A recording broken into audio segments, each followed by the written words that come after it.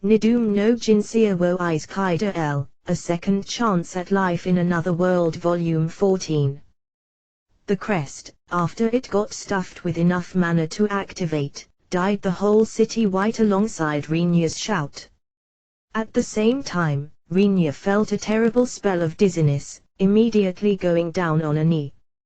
He somehow perceived how the ground began to pulsate within his giddy visual field, but the ground didn't fly off completely from just a bit of trembling. "It has activated, right?"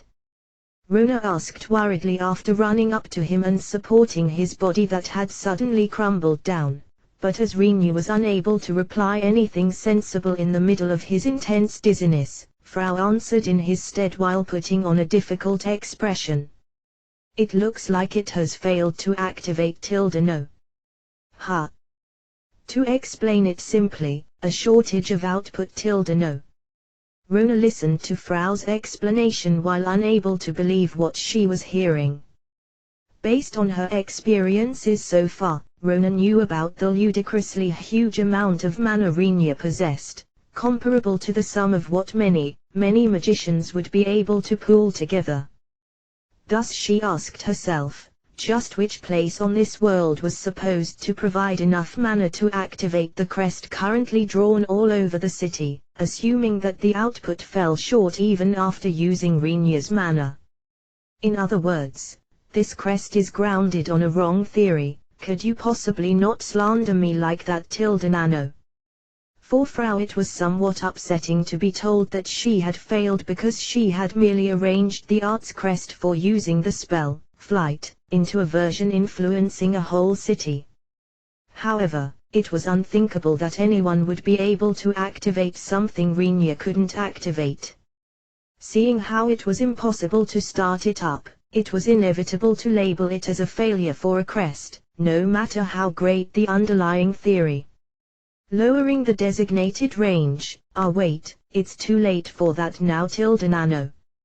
Since there's also the roots of the trees grown by Crane Summer to consider, it'd just become even more difficult to let it take flight, even if we narrowed down the range. Frau thought that it might have been better to keep the scale as small as possible from the very start, but at this point it was too late.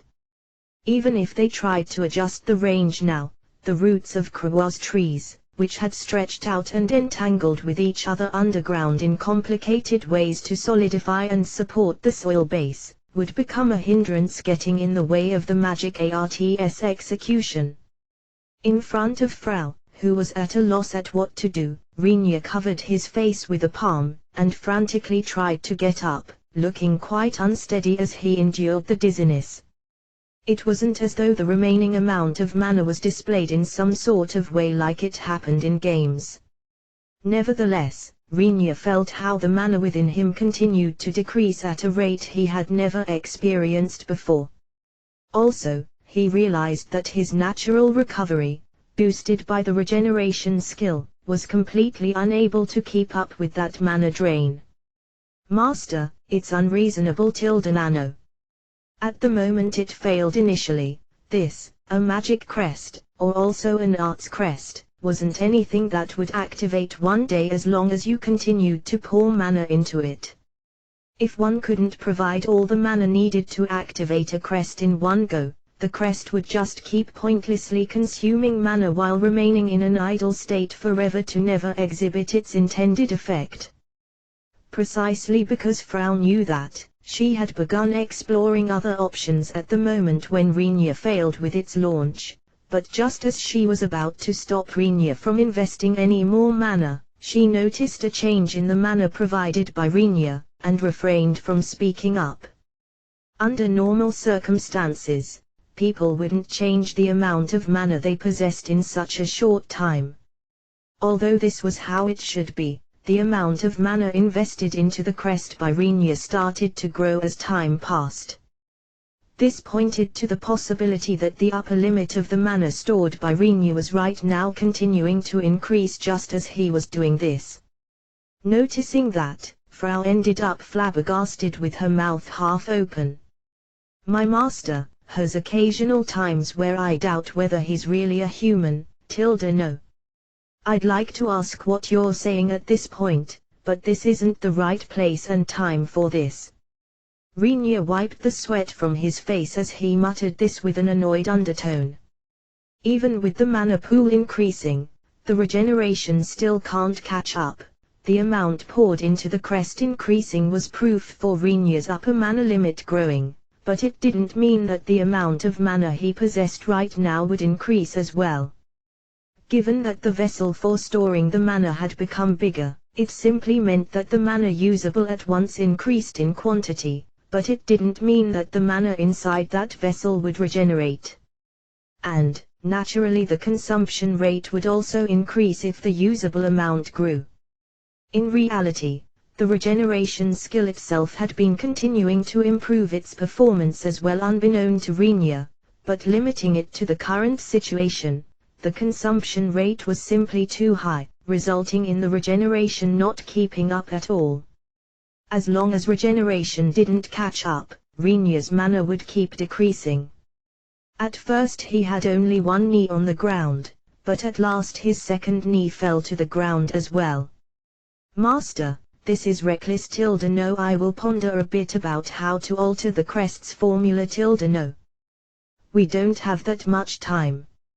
I'll somehow handle it. Somehow, you say? Normally you can't do anything about this. No. Frau said while fully aware that Rhaenyra was anything but normal. Now she regretted that she had depended too much on his abnormality. She had compiled a formula directly connecting the paths of the crest with the mana released by Rhaenyra, believing that Rhaenyra would be able to handle it, but normally you would pull the mana from somewhere first and distribute it into the paths only after gathering enough mana for an activation through something like a relay station. Since the formula would become increasingly complex the more mechanisms you added in between, the control would become more difficult as well, but it should have been somewhat easier to activate than the one right now. In short, this was nothing more but Frau making a mistake in the design. In front of Frau, who had started to ponder how much time it'd take and what she'd need to adjust if she were to add the necessary mechanisms to change the design, Rhaenyra stood up while borrowing Rona's shoulder, repeatedly breathed in very deeply many times, and slapped his own cheeks as if firing himself up. Master. I'll give it another push. Intentionally ignoring Frau, who tried to hold him back, Rhaenyra psyched himself up even further while receiving Rona's support, and invested more mana into the crest. Adding a little mana to the whole didn't change anything. Certainly, he increased the amount of mana invested when compared to before, and the crest's reaction shifted towards being stronger as well, but apparently still lacking mana to activate. The city didn't experience the effect of the flight spell, with just the ground shaking. Frau thought that she should stop Rhaenyra before he ran out of mana, even if she had to use a slightly forceful method to do so, but suddenly she noticed how the quality of the mana invested into the crest was changing. That didn't mean that Rhaenyra had started to create finer mana than at the beginning.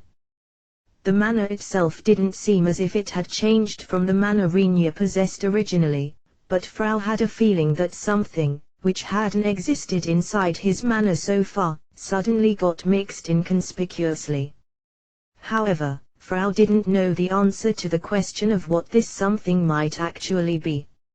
Even so, she could tell that something abnormal had definitely blended in with Rhaenyra's mana. With a slight delay, Krua, who had been watching the course of events from nearby, apparently noticed that something odd was going on, and started to scan their surroundings with a puzzled expression. Did you perceive it as well, Krua? No. Frau, just what is this? An effect from the art's crest. I haven't included such a weird function in the crest. No. In the first place, since it was a sense of discomfort stemming from Rhaenyra's mana before it was poured into the crest, it was next to impossible for the crest to have anything to do with it. But even though the fairy Frau could grasp such fine details, the elf Krua couldn't quite sense it yet. Not to even mention the human Rona who didn't know what was going on at all. While propping up Rinya's body, she carefully listened to Krua and Frau's conversation while not understanding its content. This strange feeling comes from Master's manner Nano. Even if you identify Rinya's manner as the origin, to me he looks to be in a state where his manner is going to run out very soon, as far as I can tell. Panicked by Krua's analysis, Frau checked Rinya's condition. Rinya himself seemed to suffer from just staying on feet. His manner had definitely fallen to a level where it had likely run dry very soon, just as Krua said. Frau considered stopping him forcibly, but the instant she tried to take some kind of action, a change occurred in the crest on the ground that had been shining whitely so far. The dazzling white light of the crest transformed, for some kind of reason, into such a deep red light that anyone would consider it sinister. Frau, what's this? I haven't drawn such a function into the crest Nano.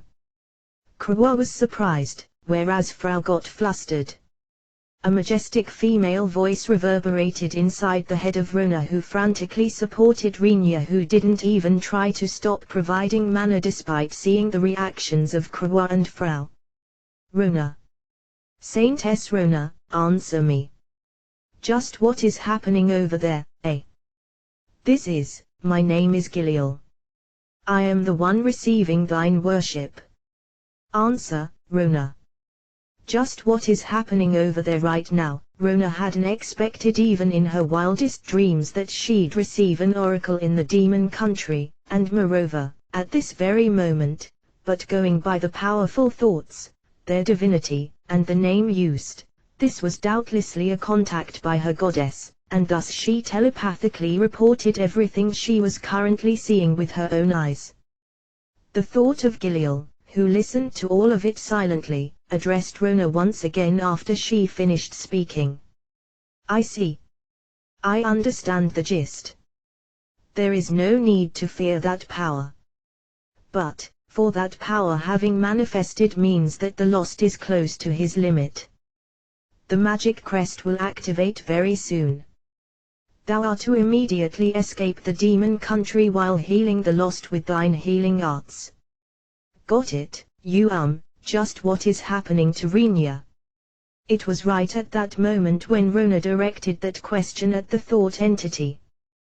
The crest, which had been casting a red light, released another, far stronger radiance, and immediately following, a thick cloud of dust shot up around the city. Cracks ran across the city, and with the sounds of things being ripped off and torn out as background, the entire city began to separate from the ground, albeit really slowly. After making sure of this with his own eyes and flashing a broad grin on his lips, all power left Rinya's body, forcing Rona to hurriedly fix her hold on him into a firm hug. No way. It activated No. Now that it had activated once, the crest would continue demonstrating its effect as long as it was supplied with the mana necessary to maintain the spell. Even if the caster himself lost consciousness, there'd be no problem as long as he had mana. And, compared to the mana needed for activating the spell, the mana necessary to maintain it was extremely low. Something like, no, now's not the time to think about this. We must pick up Shin-san and Emil-san, who are both still outside the city. I think they will come back, but we have to make sure Nano. Rona, sorry, but please take care of Rinya for a while.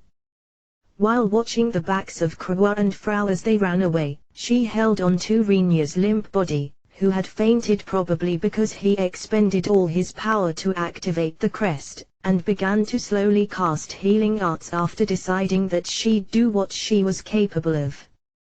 No way, for the resources, which had been scattered by adding them little by little to his huge mana pool, to be released in an almost raw state once he ran out of mana. Master, isn't this slightly dangerous? Using something like resources with the mortal body of a human, eh? Is this still connected? Please disconnect this a bit faster." Rona felt somehow lightheaded because she couldn't catch up with the situations, and as she was mostly preoccupied with Rinya, she didn't notice the still existing connection via thought with Giliel, and the truly faint voice that whispered its complaints. One might wonder what someone might have felt if they had watched the chain of incidents taking place in this part of the demon country from far away. A demon army had been swarming towards a mid-sized city, and a wall of wind blocked that army from entering the city in question. This alone could already be labeled as weird. It was very hard to imagine that magic art practitioners, who could span a wind wall big enough to cover a whole city while also powerful enough to stop an army's advance, existed, even if you searched the entire, huge continent. And if such a powerful caster were to exist, any country would set everything in motion to secure that person for themselves. But, just when the Watcher might have thought that the deadlock between the army trying to advance and the wind wall trying to prevent them from doing so would continue for a while, explosions and huge sword flashes would occur all of a sudden right in the midst of the demon army. And, just as the Watcher would turn their eyes towards the soldiers being blown away left and right, countless trees would suddenly cover the entire city, and as soon as the dragon, which flew into the city, stopped moving about, the entire city would start to glow in a bright white. Contrary to the Watcher's belief that an earthquake might be going on since the ground was faintly vibrating, the whole city would begin to emit a red light and the ground's vibrations would become more intense. And at last, the Watcher would observe the absurd spectacle of the city starting to lift off, separating itself from the ground, albeit slowly. It's so much a parade of paranormal phenomenons that anyone would feel like swooning, I'm sure. Emil and Shen were in the middle of retreating while mowing down the soldiers crowding them. They had managed to significantly close their distance to the enemy's headquarters, but just when they got all psyched about facing the enemy's commander anytime soon, they noticed how the city behind them started to float up while shedding a red light. Apparently out of time, they made a full turn in a hurry, and started to fight their way back towards the city. If we're left behind, we'll be truly forced to walk back home, huh? That's not funny in the least. Shen's face was filled with a considerable amount of tension when compared to Emil, who looked like she was on some kind of picnic. After all, they'd be left stranded in the midst of the enemy army, if they were to miss the city's takeoff. Well, it wasn't as though both would be completely helpless if that happened, but it wasn't a situation they wanted to experience by choice either. However, apparently having grasped their intent as they started to run away after turning around, the layers of soldiers trying to block Shen and Emil's retreat accordingly thickened, forcing them to slow down considerably. Somehow, I feel like our journey to cross the miasma forest together is coming closer by the minute, partner. In that case, we're going to sprint all the way until clinch. I'd really hate doing that. Seemingly imagining how the two of them were recklessly running through the wide miasma forest, an expression of dejection and aversion crept on Emil's face.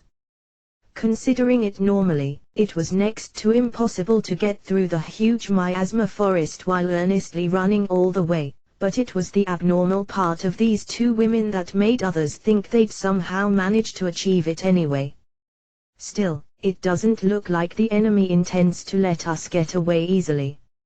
Since they'll be able to break us up if they manage to stall us here, the enemy must be serious as well, don't you think? Emil could agree with the idea that the demon army would frantically try to stop them here, if they expected possible reinforcements. If one thought about the huge combat asset on the human side with the name Rinya, it'd be a very reasonable approach to try lowering the combat power around him as much as possible. If they managed to keep dwindling down Rinya's friends one by one to isolate Rinya at some point, Rinya alone should run out of power sooner or later, no matter how outlandish his abilities might be. Having thought up to this point, Emil asked Shin with little confidence as a doubt had suddenly popped up in her head. Do you actually believe that Rinya might run out of power under some circumstances? No clue. If you have spare time to talk, use it to move your hands, partner. Even assuming that everything worked out smoothly, allowing the demons to isolate Rinya, Emil still couldn't imagine that Rinya would run out of steam or get defeated. Rather than it going beyond her limit of imagination, she rejected that imagination in itself. Deciding that there would be no point in delving any further on this if she couldn't imagine it, Emil, who had been defeating the enemy soldiers almost unconsciously, changed her mindset and tried to open a path of retreat by defeating the soldiers in earnest, but the walls of soldiers were thick, making it unlikely for the two to be allowed returning to the city easily. Is it okay for me to cut them down then? You're right. I guess there might be no other choice. Emil reluctantly agreed with Shin, who was under pressure. The vibrations assailing the city gained in intensity, and the cracks running across the ground continued to grow in depth and width. This would bend Emil's own principle for the sake of not missing their ticket out of here, but the situation had developed up to a point where she apparently had no other choice but to fight with the intention to kill and allow Shin to use the blade's sharp edge. I'm not all that happy about it, but we cannot afford to end up stuck in this place either. If you don't want to do it, leave it to me. I'll open a path out of here. Both of you, cling to the ground so you don't get blown away. No. Just when Emil had resolved herself and Shin was about to flip her katana around, they heard a voice from above. Without even time for doubting, Shin stabbed her katana deep into the ground to use it as a brace, and Emil tightly clung to Shin's waist. At almost the same time, the wind wall lost its shape in an instant, and the wind, which had formed the wall, washed across the battlefield like a raging flood. Why? Awa. Awara. Isn't this a bit too tough? While screaming in panic, Shin tightly gripped the hilt of her katana with both hands while genuflecting. She tried to somehow weather through the wind pressure. Probably because Emil, who was stuck to Shin's waist, didn't weigh much, she could hold on with just the power of her arms. Still, her body was trifled with by the wind like a flag fluttering in a storm. Seeing how Shin and Emil were in such a state despite having prepared in advance, it was pretty clear that the soldiers of the demon army, who hadn't prepared at all, would be helpless. Being pushed down by the wind pressure, they rolled across the ground unable to resist in any way. Blending with clouds of dirt and other stuff, they were swept away by the wind. Possessing the eye strength of demons, Emil saw in the far distance how a person in a black dress took on the full brunt of the wind, probably because of her clothes' big surface area, and was blown away even more spectacularly than the other soldiers, causing Emil to rejoice in her mind while sticking her tongue out. Wait a sec. What's this? What's going on here? The wind wall was released and turned into a squall, in quite an ingenious way at that. While still looking quite pathetic herself, Emil answered Shin, who desperately endured without understanding the circumstances. You could say that the person, who triggered this situation, had changed the wind direction of the wind wall which Rinya had set to blow upwards. But the ability to undo the formula of the spell Rinya had cast with his huge mana and to rearrange it into another spell was a feat impossible to achieve even with the skills of a top-notch magician, Emil deducted. Who has done something like this? Well, there's only one person who'd be able to process Rinya's magic in such a way, isn't there? While answering, Emil looked up to the sky. Feeling how Emil's gaze shifted upwards and getting drawn in by it, Shin also looked up to the sky, just to find a figure in an apron dress floating down in an extremely relaxed manner in defiance of the wind force around her. Frau. Schon ein Sommer, Emil ein Sommer, I've come to pick you up no. Buoyantly floating down, Frau quietly landed on Emil's back after worrying for a short moment where she should get down. Ooh! Emil screamed awkwardly due to the unexpected weight pressing down on her back, but Frau didn't seem to care about that at all. Without knowing what to say about this, Schon removed her left hand from her katana's hilt, grabbed Emil's nape, and pulled her back so that she wouldn't get blown away. You two are late no. The city is about to fly off no. Ah, yeah, sorry, Frau. We did our best, but our strength was lacking. Frau came here because she couldn't wait any longer no. Anyway, we're going back to the city now no. Sure. But before that, could you get off Emil's back? The surrounding wind had started to lose power, albeit little by little.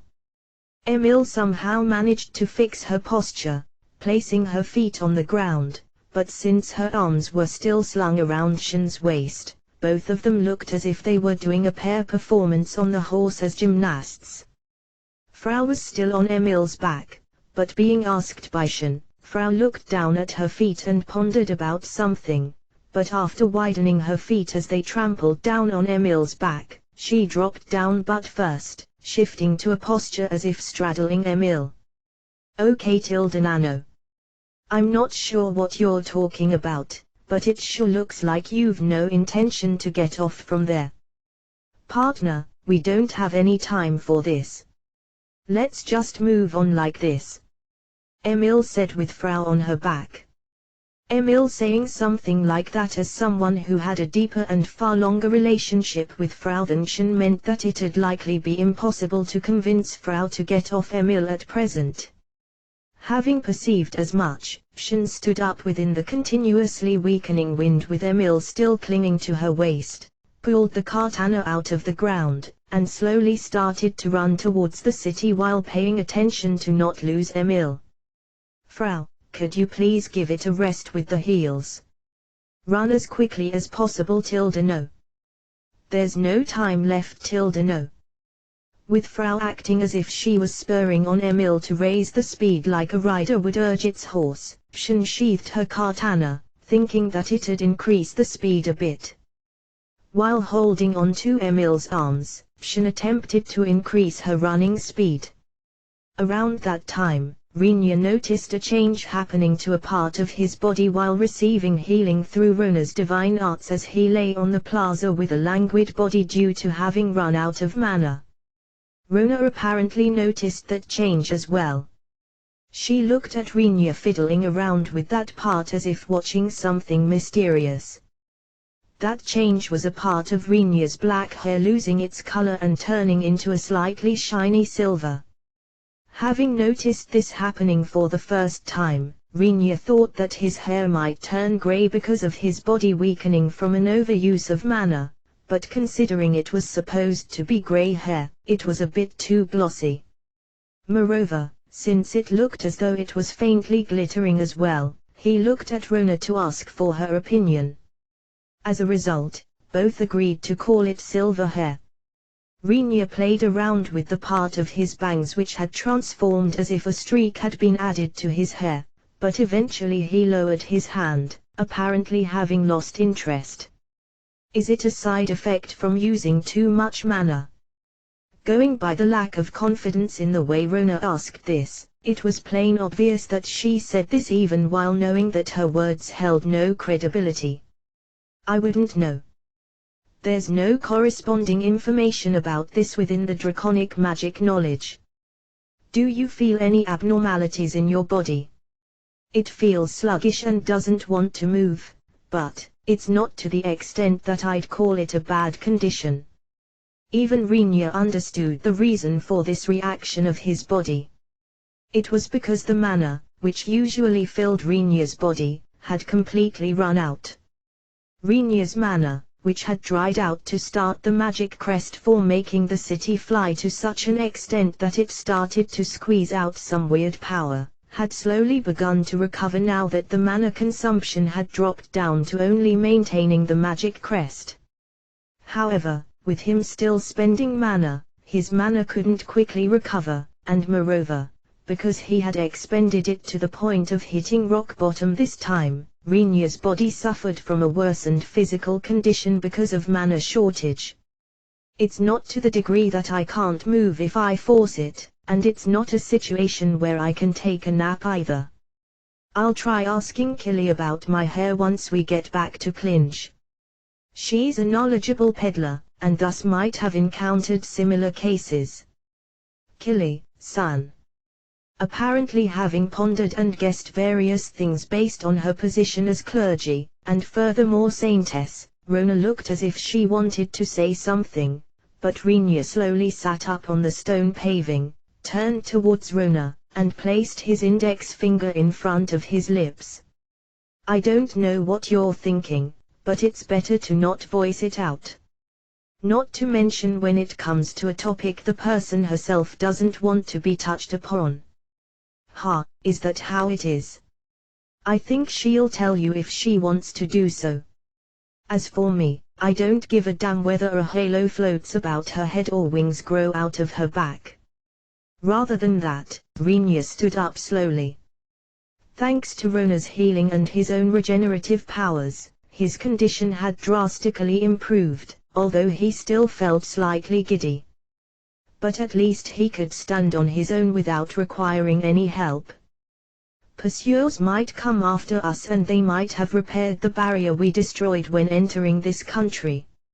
It should be fine as long as it floats, but we need to make sure to not destroy anything when landing. In the first place, it's questionable where we should land this thing. There's many things to do and consider, so it's not the time to take a rest. Given that Rinya had received a report from Frau through their telepathy that she had succeeded in picking up Emil and Shen, he didn't need to worry about that side, but he still had a lot of explanations to the citizens, soldiers, and Jade ahead of him, and discuss with the others what to do from now on. But, at present, all of this had the precondition of them safely leaving the sphere of the demon's influence. Now then, I wonder whether they're going to let us leave just like this. While thinking that he'd launch another attack if he were one of the pursuers, Rinya took the worried Rona with him and started to walk towards the place where he suspected Jade to be in order to report the current situation and discuss the future with him as the highest authority in this city. A mountain, after having turned upside down, wasn't the right way to express it, but at the same time it was true, making it a contradictory statement. The current condition of the city where Rinya's party was at right now was just like that, despite it making no sense as a description. That huge mass of the city's foundation, which had been ripped out of the ground, was flying through the air as if a crooked cone had been inverted, and although it wasn't a mountain to begin with, it now looked like an upside-down mountain. This gotta be a sight I wanna look at from the surface by all means. Emil uttered her impression, gained from the scenery she could see through the window in a room of Jade's mansion. No doubt, a huge flying mass similar to a mountain hovering in the sky was a spectacle Rinya wouldn't have been able to see in his former world either. No matter much this is a fantasy world, this must be quite a rare sight. If I should get an opportunity, I'd love to try taking a look at it from outside the city, Rinya wished, but with him being the one flying it, and since it'd be impossible to maintain the effect of the magic crest outside the crest, the city would simply plummet to the ground if Rinya were to leave the city. And, as long as no other person capable of letting such a huge object besides Rinya existed in this world, making his wish come true was naught but a pipe dream. Emil Summer, are you going to leave the city? No. Frau asked as she looked up to Emil while clinging to Rinya's waist. After Frau brought back Shen and Emil, she had been clinging to Rinya, whose physical condition was anything but perfect due to his mana shortage, not even attempting to separate from him. Seeing how she normally received her mana supply from Rinya, Frau had tried to return some of the mana she had stored in great quantities in her own body, but Rinya had turned down her offer. The reason lay in his skill, limitless growth. The aggregate amount of Rinya's mana, which got overused to the extent of running out, was slowly recovering currently as he was continuing to fly the city, but he still kept consuming a considerable amount of mana. Because of this, Rinya's total amount of mana had been growing without an end in sight. And this was still continuing at present. As far as Rinya could perceive, the gap between his total mana and Frau's had drastically widened, and thus, even if he allowed her to return the mana she had stored in her body and magic stones, he believed that she wouldn't be able to fill up his mana completely. Besides, Rinya's shortage of mana only caused his physical condition to be bad, and although everyone tended to forget it, Frau originally was a fairy, which meant that her very existence would very likely vanish if she ran out of mana. As such, Rinya believed that he shouldn't unnecessarily put Frau at risk since he just had to endure for the time of the city's flight, but from Frau's point of view, this was extremely dissatisfying. On top of Rinya having been forced to try all kinds of tricks just to get her to agree, he also had to put up with her remaining stuck to him. Yeah. I mean, it's a sight you won't be able to see often if at all, right? Emmeline Summer, you're going to leave the city even though Master's health took a hit from a lack of mana? No. You're saying you're going to satisfy your curiosity and admire this work from outside, although Master is afflicted by this state because he's continuing to fly this city? No. No, that's, Frau expressionlessly kept questioning Emil, who started to become flustered with a faint sheen of sweat forming on her forehead, obviously cornering her mercilessly. With a wry smile, Rinya helped out Emil, who was getting pounced without a chance to object, seemingly feeling somewhat guilty. While stroking Frau's head, he said, "Don't be so hard on her. It's inevitable for her to be led by her curiosity, you know." But, rather than something like this, Rinya surveyed the room he was currently in by making a full turn. The others of Rinya's party, and Jade, had also assembled in this room, all of them waiting while sitting on chairs or leaning against walls, basically doing what they wanted. It's more important to talk about what we're going to do from now on, correct? From now on means you have some idea. Jade got the ball rolling. The fact that Jade had joined their conversation without bringing guards with him could be taken as proof of his trust in Rinya's party, but him leaving the guards away was also founded on his understanding that they wouldn't actually be of any use whatsoever when taking on Rinya. Jade himself seemed to be considerably strong as a demon, but he fell somewhat short when compared to Emil. Hence, even if soldiers, who were much weaker than Jade, were present here, it'd be obviously pointless. Making the judgment that it'd be a waste to just bring them along for the sake of it, Jade sent all his soldiers to the residence. "Let me first thank you for having saved my people. Moreover, I know it's pathetic to say something like this as the one being rescued, but I don't have any plan on how to proceed. Thus I shall abide by your idea, Rinya Dorno. Being honest is best." Having been thrust upon the mighty feat of letting an entire city fly through the air, it was impossible for Jade to speak up in front of the man responsible for this feat, no matter how superior demons were regarded when compared to humans. Even if he had that official stance in front of his subordinates, Jade had no need to force himself to act condescending towards Rinya's group anymore, since even his subordinates were already in the process of accepting Rinya's party as people outside any norm. Besides, even going by the written notes during their first meeting, Jade was a man knowing etiquette, so he wouldn't take a pointlessly arrogant attitude if not necessary. First I'll bring down this city close to Clinch. I'm still in the middle of thinking how to do that, but I doubt there's any other place where we could lower the city. Well, that makes sense. AZ agreed with Renya's idea. As Lyris and AZ could be reasonably counted as being on ordinary person level among the people present in this room right now, you could call their opinion as precious and common in a certain way. However, those two were Dragoon on the one hand, and high-ranking magician on the other. They were people where it'd be somewhat doubtful whether you could really describe them as ordinary people, but it should pose no problem to categorize them like that for the time being. No matter how much you might claim that they're running away, it won't be that easy to avoid confusion if this many demons enter an area under human control all of a sudden. In this regard, Clinch is an abnormality. How rude, there was no way for Renya to be alright with the city under his rule to be called abnormal. But, given that Renya also understood that this was the truth, he didn't plan on filing any further objections. I think the citizens of Clinch will be startled as well, though. Things finishing with them just being startled would already fulfill the condition of being abnormal. Rona immediately shot down Shin's comment, which was apparently made with the intent to throw a lifeline.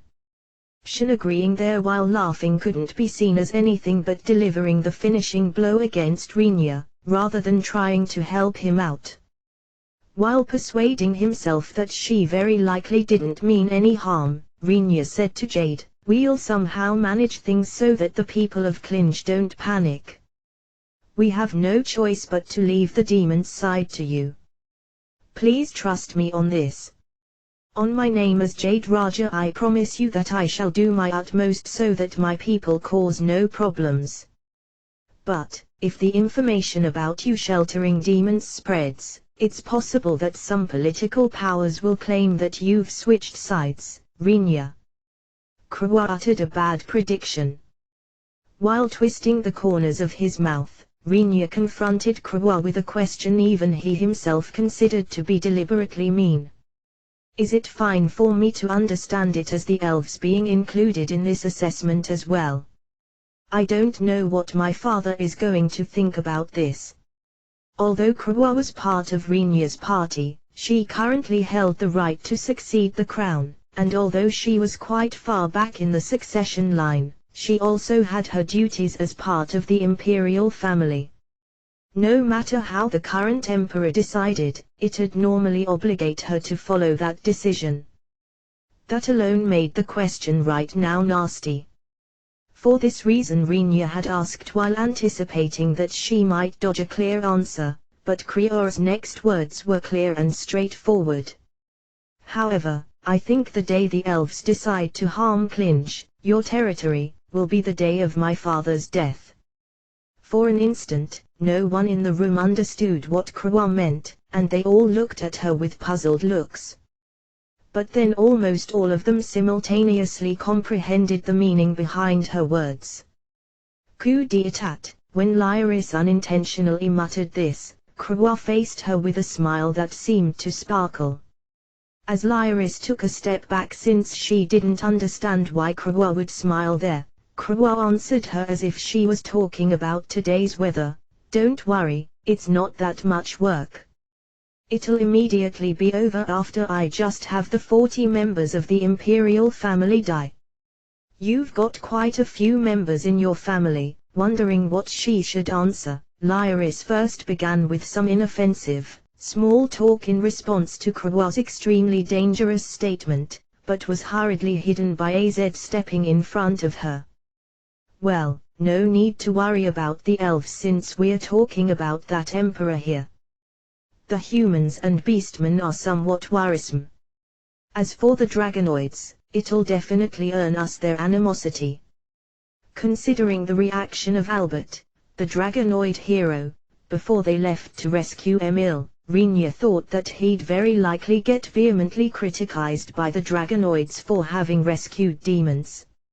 It wasn't as though he couldn't understand their feelings, seeing how they had suffered the most from the demons with their land being devastated and their people being murdered, and since it wasn't anything where you could say let bygones be bygones, it was an issue that caused quite a bit of a headache even for Rinya. However, Rinya decided to shelve this problem and forget about it for the moment. On top of having no great idea how to resolve it, it was meaningless to ponder about it now. This approach stemmed from him believing that he'd just lose himself in endless worrying over a problem with no solution, if he didn't tackle it with the hope that it'd work out one way or the other, even though it was an irresponsible and haphazard approach. Maria and I will persuade Mother for the human side. At present our Trident Principality is the strongest power among the humans, so we should be able to avoid chaos, even if only on the surface, as long as we manage to get Her Majesty's approval. There's no other choice but to leave the Beastmen to Keed and Leopard, but I suppose I'll have no choice but to deal with personally in the worst case. The Beastmen tended to place more importance on physical strength than logic. Rinya believed that it'd be fine if he could persuade them through reasoning and their hero's support, but if that didn't work out, it's been necessary for him to head out and give them a good beating, if there were complaints. Recalling the Beastman's situation, who had remained silent for a fairly long time now, and wondering whom he should use as contact person in such a case, Rinya speculated that it'd be probably alright to go with the queen called Lobelia. Anyway, all of this only matters if we manage to get back home safely, though. You're saying there will be further problems? Shin asked while pondering, but even after considering whether there might be some issue until they'd reach Clinch, she couldn't come up with any specific threat. Even though there was the option of a pursuit by the Demon King's army, she had trouble imagining that the Demon King's side, who had only deployed ground forces, had troops at hand who would be able to follow a flying city. If they had such forces, they should have sent them out when attacking Jade's city. It might have allowed the Demon King's army to annihilate Jade and his men before the arrival of Rinya's party by pressuring them on the surface and from the sky. Even at the time when they allowed Drakun to trespass into the city and let Shin and Emil cut into the Demon King's army, there was absolutely no assistance by airborne units, so Shin found it hard to believe that the army had such forces available. Assuming I was the Demon King, for some reason everyone froze on the spot upon Rinya's words, voiced out with the intent of being hypothetical. Even Frau, who was still clinging to the waist, was the same. Rinya wondered whether he might have added anything so shocking to the remark he made just now. It's just figurative speech, okay? Why yeah, that's right, isn't it? It's just figurative speech, yep.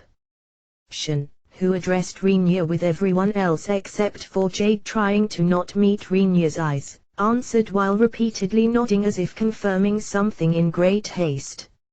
I'm pretty sure it'd work even if you left the hypothetical part away, Emil. Rinya will be able to hear you. Krua and Emil were whispering amongst each other, but their voices were clearly audible to Rinya. Even he didn't know whether the two really believed that he wouldn't be able to hear their whispers or whether they deliberately allowed him to hear their words, but it was wholly unexpected that he didn't feel uncomfortable about being called Demon King. After clearing his throat unnaturally, Krua and Emil quickly shut up. Anyway, if I consider things from the standpoint of the Demon King's side, I wouldn't have any intention to let us get away just like that, even if I wouldn't be able to have the army pursuit. They should definitely stand in our way through some kind of method. But, a pursuit by the army is impossible. Even combat forces like the evil dragons who appeared a while ago would lack firepower when faced with the mass of an entire city, don't you think? Shin's view was very reasonable. If they sent out evil dragons like the ones Rinya's party fought before, they might be able to cause some level of damage, but they wouldn't have enough power to block the path of a flying city. Moreover, right now a huge wall of plants, overgrown to the extent that it'd be impossible for Drakon to get out of the city without getting stuck, covered Jade's city. Renia answered Shin's doubt whether the Demon King's side would deliberately dispatch airborne forces like dragons to deliver damage that could be at most counted as harassment. There's a method to stop our advance reliably even without sending out any dragons. What would that be? The barrier. They just need to redeploy the barrier we destroyed when entering, matching it with the city's progress. Or, if they've already fixed it, this city is going to smash into it as long as we don't tear the barrier open again. Even if they couldn't deploy a barrier covering the entirety of the demon territory, placing a barrier in the city would become plenty of a snare. In such a case, the Demon King's side would lure them in until the last moment before making it appear so that they wouldn't be able to avoid it. Or it'd also be fine to have the wall appear along the city's flight path to make it collide with the city. If they were able to accomplish this, the Demon King's side would be able to stop or bring down Renia's side even without starting any pursuits.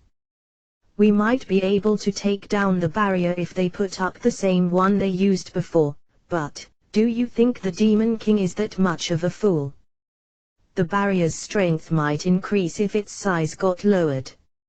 And even if not, it was quite imaginable that the Demon King would set up some countermeasures so that it wouldn't be destroyed this time. It was a fact that they were able to take down that barrier without Renia's help when they entered the demon country. But this time they would need to pass through a barrier, which would be very likely different from the previous, without the guarantee called Renia.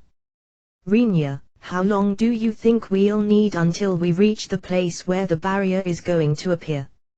Ultimately it's just my guess, but we should have something around a full day, I think. We're flying slowly when compared to a dragon, but even so, we're heading straight for human territory. Got it? Renia, you keep up the magic crest. We'll come up with an idea how to pass through, okay? Shin looked around her. Everyone deeply nodded at her words. Now then, let's start the fun meeting, shall we? The first one to speak up after they moved to another room was Emil. Shin, Krua, Emil, and Frau had changed locations for the sake of coming up with countermeasures on how to deal with the very likely interference by the Demon King. Renia didn't join this little get-together in order to fully concentrate on recovery, and Rona stayed at his side for the eventual case of a sudden change in Renia's condition. On the other hand, Jade headed out to explain the situation to his citizens and soldiers, and AZ and Lyris stayed clear of this place as it didn't seem like they'd be of much use. It's no fun, partner. If we fail, all of us are going to be bound straight for the netherworld.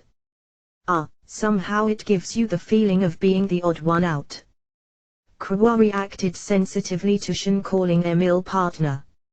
Shin shrugged her shoulders with a wry smile. No need to worry, we won't leave you out, okay? I keenly feel like it's going to be a drawback during majority votes, if we've got different opinions. In that case, Frau is going to become Krua Sommer's ally no. Emil looked down inevitably so because of their difference in height at Frau, who proudly declared that this would turn the situation into a 2 versus 2, and bluntly said, how dumb. You think you can win with your impromptu combination against the combination of Shin and me, so unparalleled and mighty that you won't find it anywhere else in the wide world. How ridiculous Nano. You'll immediately bite the dust if you look down on the impromptu combination of Frau, who can easily be called the strongest being on this planet thanks to the huge mana supply of Master, and Krua Sommer who is the child of the Elven Emperor, even if only the 35th in the succession line no. Either of us is like trash in front of Renia, though, wanna duke it out with a fist fight, all of you. Frau, Please tell me the reason why you're casually dissing me even though we're supposedly allies. Shin knew that Emil and Frau weren't serious, but since both ran the danger of going too far with things, which then would truly develop into a small skirmish, if she didn't give them a warning, Shin interrupted their little argument with a displeased expression. Krua, on the other hand, scornfully glared at Frau, seemingly feeling unhappy about a part of the introduction used by Frau. In response, Frau quickly scurried behind Emil, using her as a shield. Since we don't have too much time, let's discuss this seriously. I'd have loved you doing so from the very start, partner. So, do you have some kind of plan? If we take the orthodox approach, we could deploy a defense barrier covering the entirety of this flying object, and break through the Demon King's barrier just like that. That'd be the standard route. Once Emil glanced at Frau to get her opinion, Frau shook her head behind her. That's not realistic, no. If you don't have mana at the level of master, it's absolutely impossible to cover an entire city with a barrier. Please also keep in mind the strength the barrier would require, nano. What if we use the usual method of drawing a magic crest and pouring mana into it? Just as before, Frau also denied the idea Shin came up with.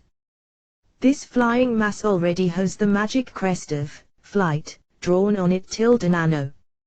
If we drew a barrier crest on top of that, the crests would get mixed up, resulting in the first crest stopping to work normally, no. How about opening up a hole by attacking the barrier's wall as we did when we came here? This time it was Emil to reply to Krua's suggestion. That'd assume the wall is already existing like it did when you came here. Since I could sense it being destroyed over at my place as well, wouldn't the Demon King put it up just before we are about to pass the barrier's boundary or while we're passing it? It'd be just like Rinya said earlier. How about raising the altitude of this flying object? With the idea of flying over the barrier's wall. Krua's new proposal suggested that it might be possible to pass the barrier above without being forced to break it, if it was nothing more than a wall-based barrier. Emil and Frau looked at each other while brooding for a short moment. Finishing their deliberations, they faced Krua again at almost the same time, and simultaneously shook their heads. I really can't recommend this method since we'll be stuck if the upper part of the barrier isn't open. This land mass is being held together by the roots of the plants grown by Kruanasama nano. Unreasonably increasing the altitude would add to the burden of the whole, and in the worst case, it's possible that the whole object would fall apart, so I can't recommend it no. Things might have been different if this land mass consisted of sturdy bedrock, but the foundation of Jade's city was simple earth.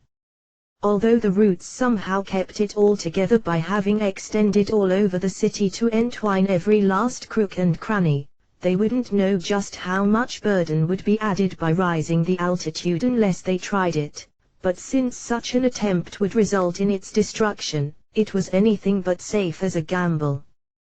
What if we borrow Rinya's katana and use it to destroy the barrier?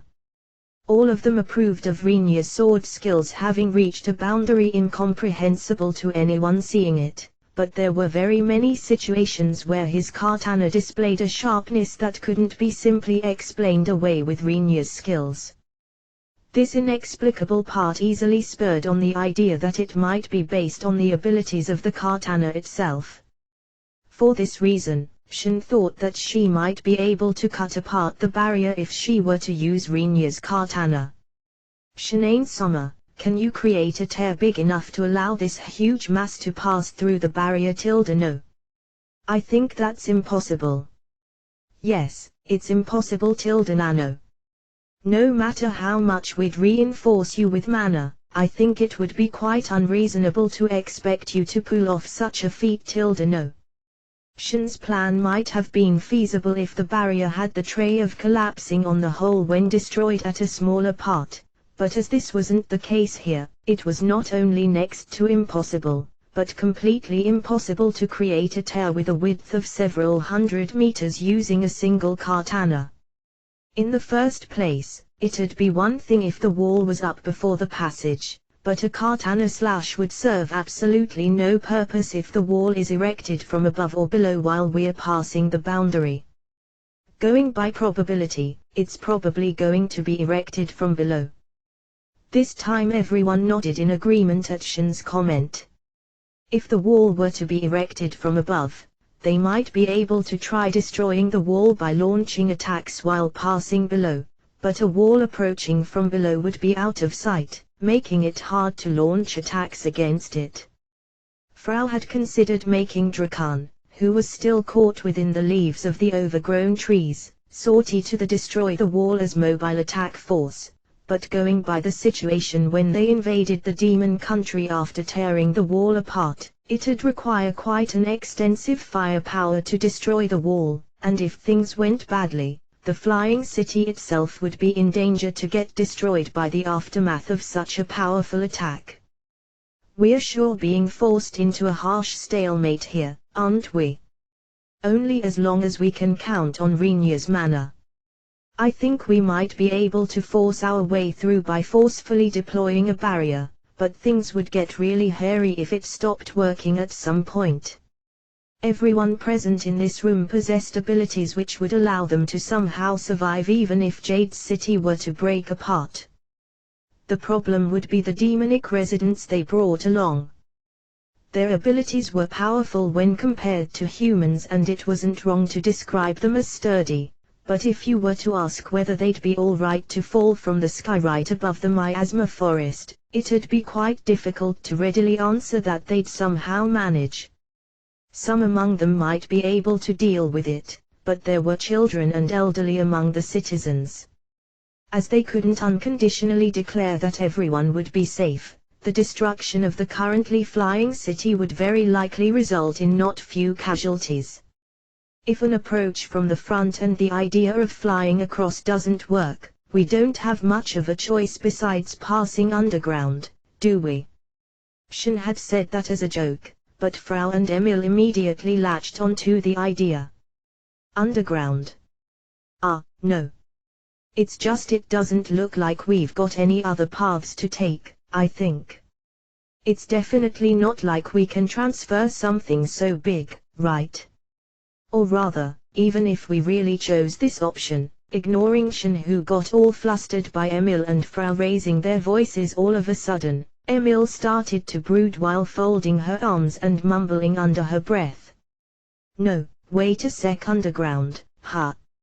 I see, it shouldn't be that silly a barrier that you can pass underneath by digging a hole nano.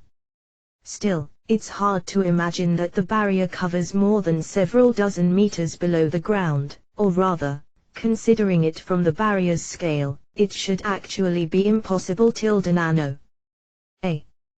Somehow it looks like you're seriously considering this option.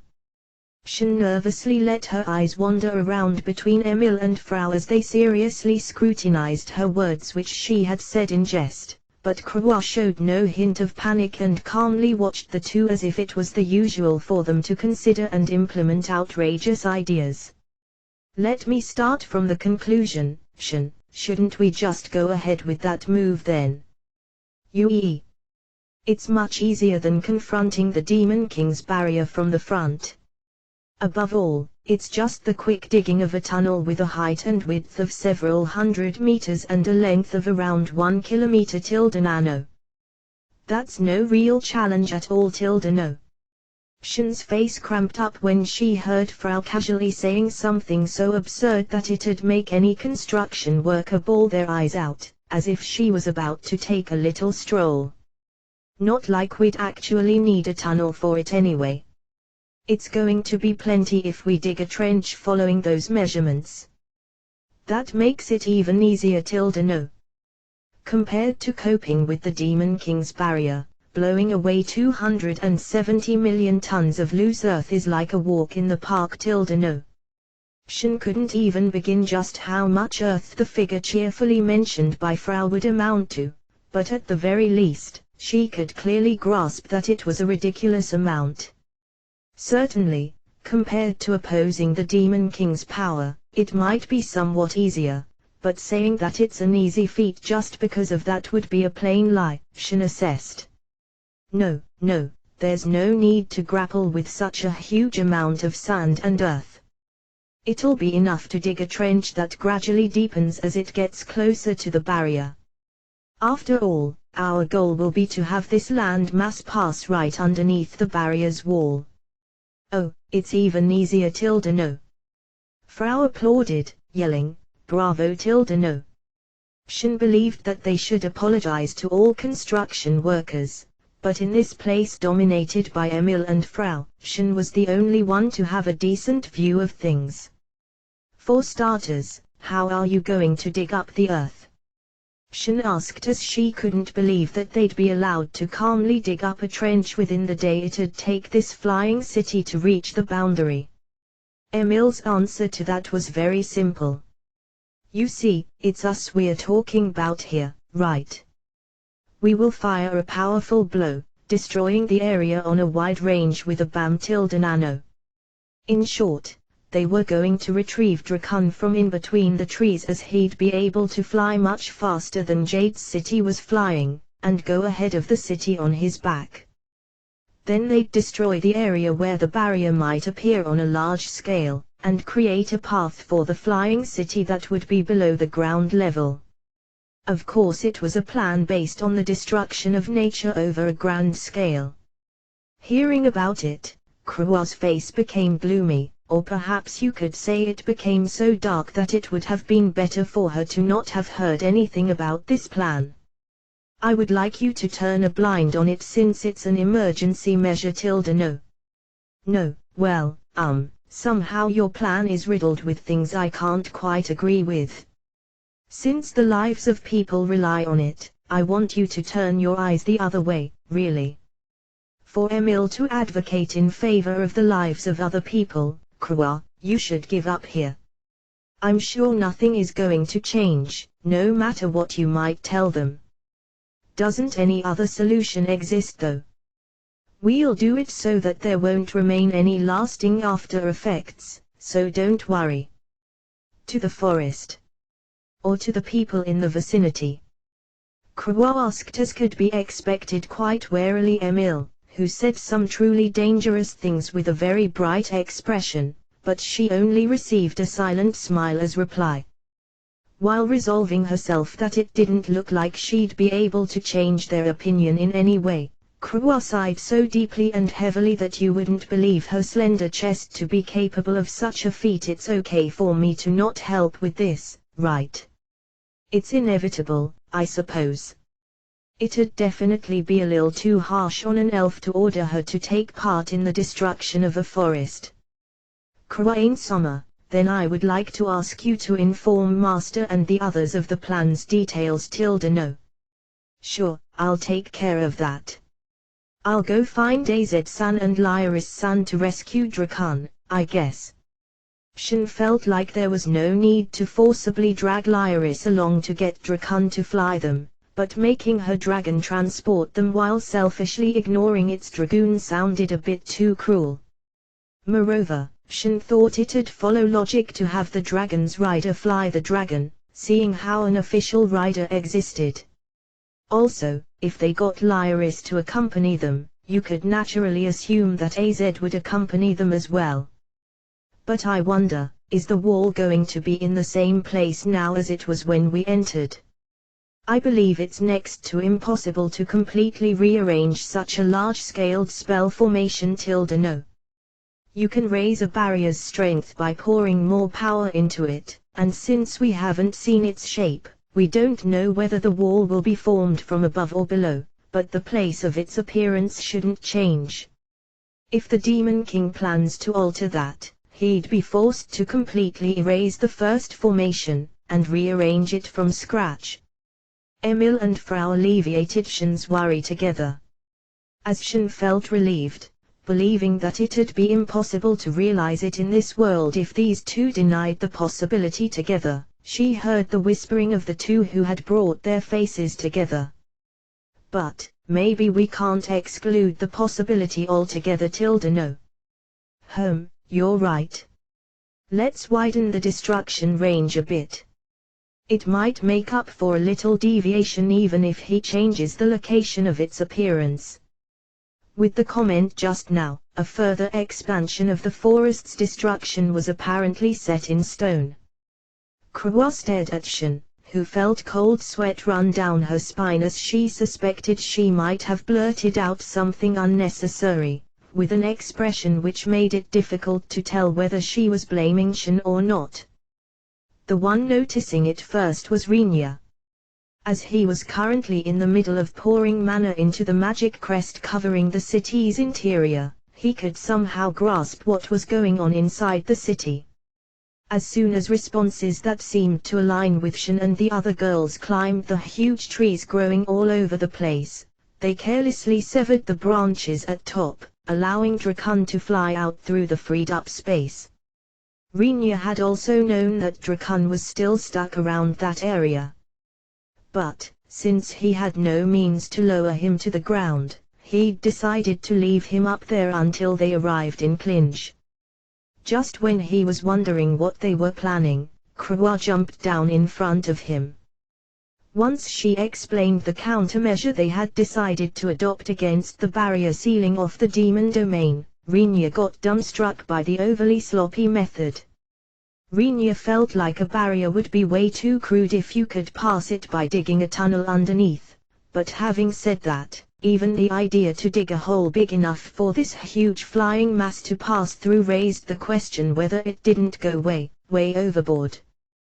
But, he had no right to complain about it. After all, he was currently preoccupied with recovering his mana and couldn't move about, on top of not having an alternative plan to the one proposed by Shin and the other three. Since Rinya had the belief that it was presumptuous of a person, who couldn't do anything, to complain to someone trying to do something, he had no choice but to pray that things would work out, no matter what method it might be. Being unable to do anything is really tough.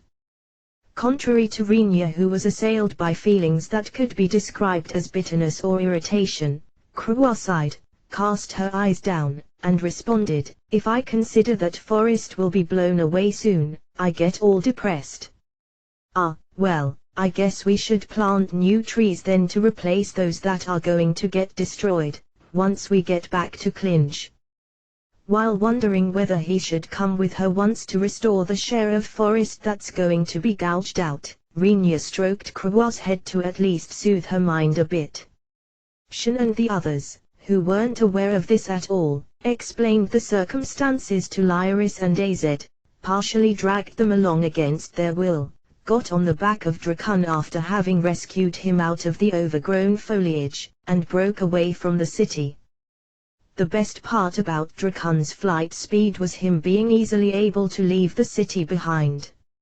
Moreover, Shin, Emil, and Frau weren't regarded as enemies by Drakun, but once he got urged on by such terrifyingly threatening beings, even Drakun frantically flew as fast as possible, and left the city in the lurch as he dashed across the sky. Drakun, calm down a bit. His flight speed was so fast that Lyris got worried about him being able to control it, but as any delay in the arrival at the barrier's wall meant less time to build the necessary trench, Shin and Emil entreated Lyris to keep flying at top speed, even if it was somewhat unreasonable. Only Frau sat cross-legged on Drakun's head with her arms folded, continuing to ponder about something during the entire flight. "Frau, you're doing well to sit in such a narrow space. Make sure to not fall off, okay? I think it'd be wise to stop thinking of Frau as normal Silky at this point, you know." Shin looked at Emil while rolling her eyes as if regarding it as pointless to mention it at this point, but there was a clear difference in the level of recognition between someone actually spelling something out, and everyone present vaguely thinking something. If someone didn't really know about Silkis, they might get the wrong impression of Silkis being like that, if Frau claimed to be one. There shouldn't be any real harm in that, but if you didn't always make sure that silkies were correctly recognized for what they were, things would become troublesome if something happened. Looking at it from this angle, Emil's comment might have been something that had to be mentioned by someone sooner or later. But, if that's the case, it leaves the question how to perceive Frau then, right? You're right. You can think of her as a soul, which is almost perfect in a certain sense, as she used a silky as a core, and compensated for the lacking parts by absorbing countless souls while cutting out the undesired parts. Emil brooded for some time while mumbling, if you look at the shape of her soul, it's easy to tell, but eventually squeezed out, somewhat reluctantly or unhappily, with a sulky tone, it might be weird to hear that out of my mouth as a researcher, but I've been wondering whether that hasn't become something close to a god by now, while donning an expression that made clear she knew she was being watched by Shin from the side. All living beings possessed some kind of deficiency in their soul. That was a common trait shared among all souls in this world, but what if there existed a soul without any deficiencies? What if a soul with an exemplary shape of a true globe, which had cut off all unnecessary parts of itself as if to set all of the countless parameters to the same value, really existed? According to Emil, the owner of such a soul could probably only be described as a god. It's a theory I can understand, but close means that it's not perfect, right? Yes. I mean, Frau doesn't possess any divinity or some such, does she? Emil evaluated with a grin. Being told so, Shin directed her eyes to Frau's back, then looked back at Emil, who was sitting next to her, and nodded in agreement. But right at that moment, two objects similar to pebbles came flying from the front, hitting the two on their foreheads. The objects themselves were small and light, not causing much of a damage at the places they hit. But once Shin looked at the object that had fallen into her lap while rubbing her forehead, she identified it as small candy. As Shin picked the candy up, wondering why something like that was there, Frau yelled from atop Drakon's head, "I can hear you loud and clear, nu." "Ah, sorry, but why candy?" Shin asked, guessing from the direction the candy came from that Frau must have thrown it. With her conjecture appearing to be correct, Frau answered while straining her voice, rather than blabbing about unnecessary things, "You might as well eat a candy, no." "Okay, thanks." Frankly giving her thanks, Shin tossed the candy into her mouth. The gentle sweetness, which immediately spread inside her mouth, allowed to infer that a fairly good sugar had been used for making this candy. Sugar itself was a spice that could be obtained on the market commonly, but ordinary sugar had lots of impurities, a bad color, and many components blemishing its taste. But this pure sweetness surprised Shin, who estimated this sugar to be of a finer quality than the one she had eaten when she still was a princess. Was sugar being produced in Clinch? Shin knew that sugar of such quality wasn't available on the markets of the Trident Principality. Frau proudly threw out her chest in response to Shin's thoughtful question. "It's homemade, nano." "Ah, somehow this made me doubt the quality for a moment there. What do you mean by that, no?" Shin felt it'd be cruel to spit it out, and thus continued to suck on it just like that. But she grimaced as what she had perceived as gentle sweetness moments ago now tasted somewhat black for some reason. Frau created it with all her effort, no. "Shin summer, you're really mean, no. Somehow it feels like the blackness has gone up in level, doesn't it?"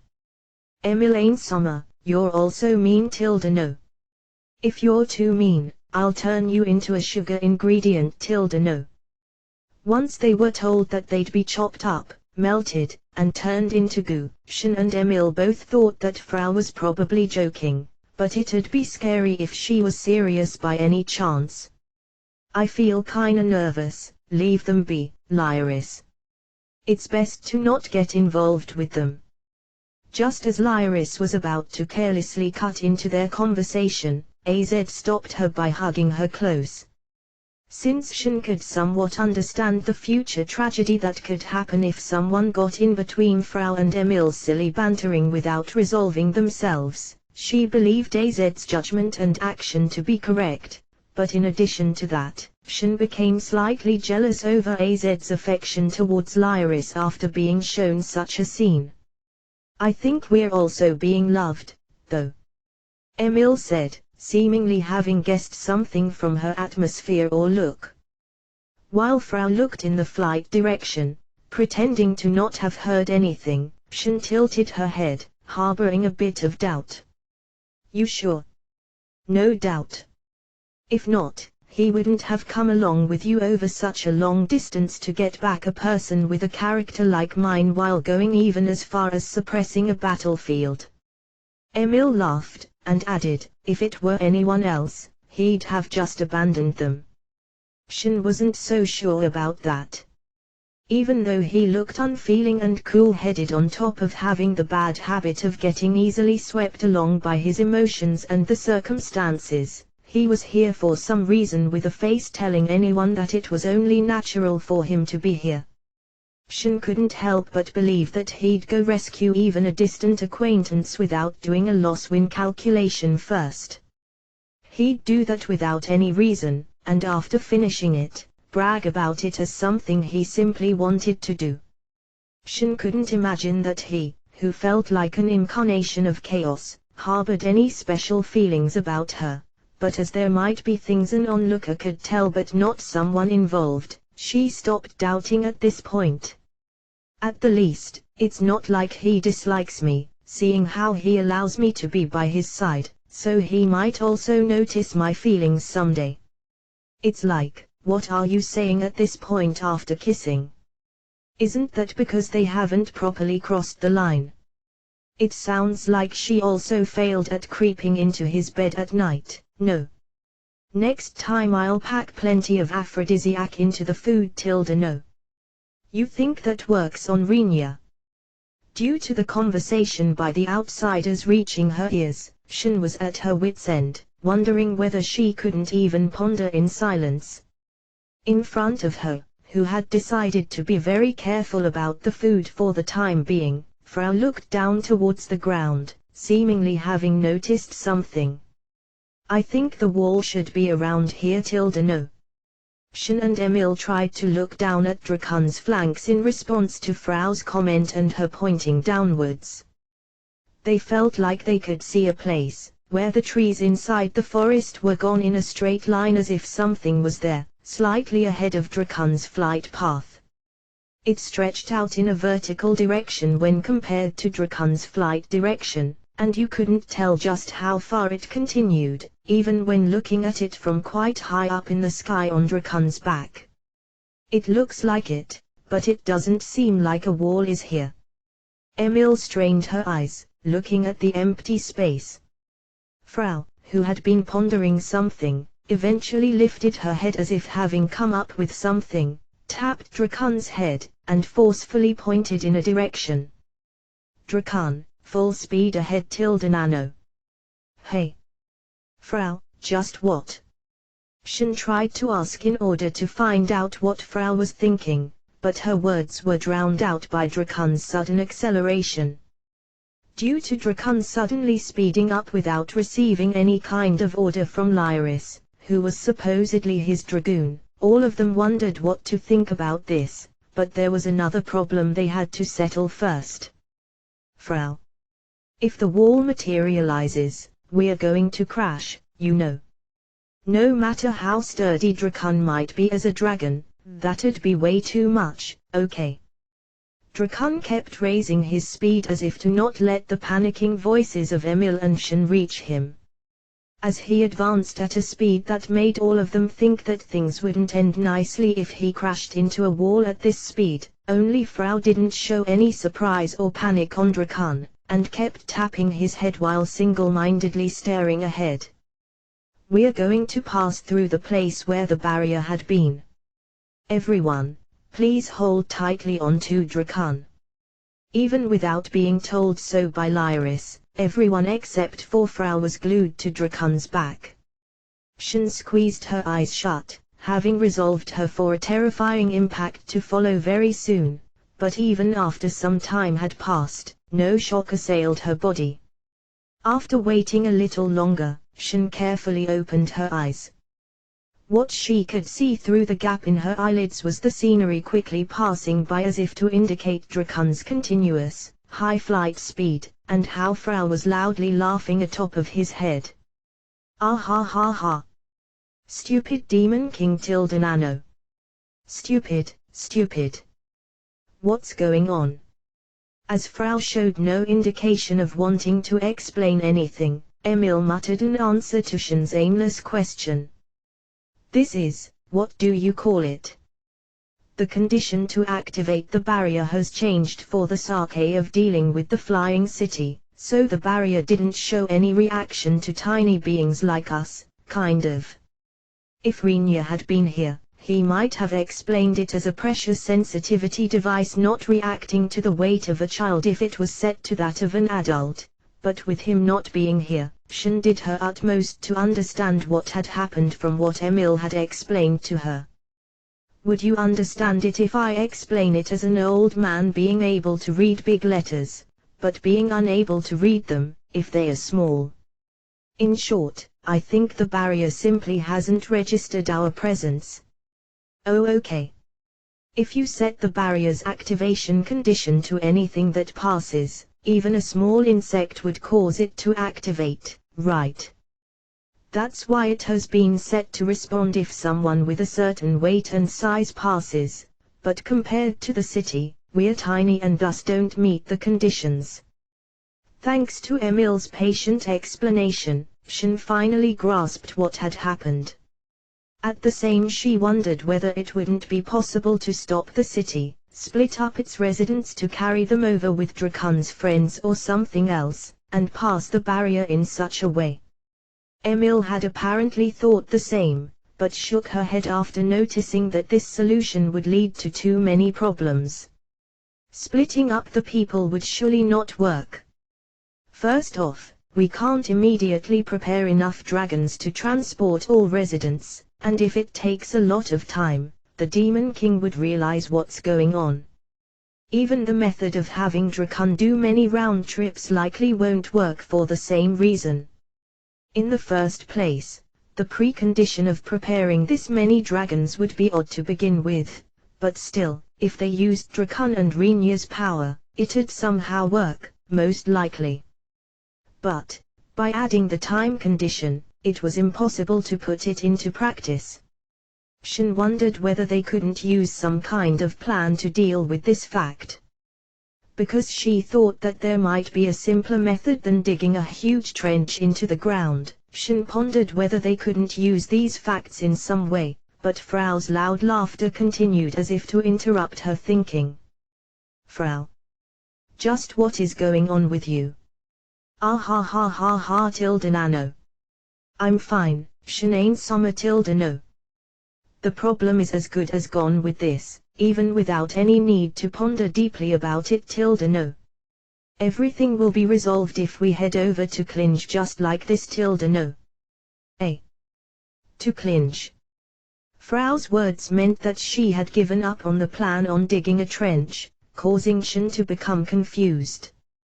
Because Frau stated that it was no problem so far as it went, Shin believed that she had some kind of plan in mind, but she had absolutely no clue what that simple solution might be.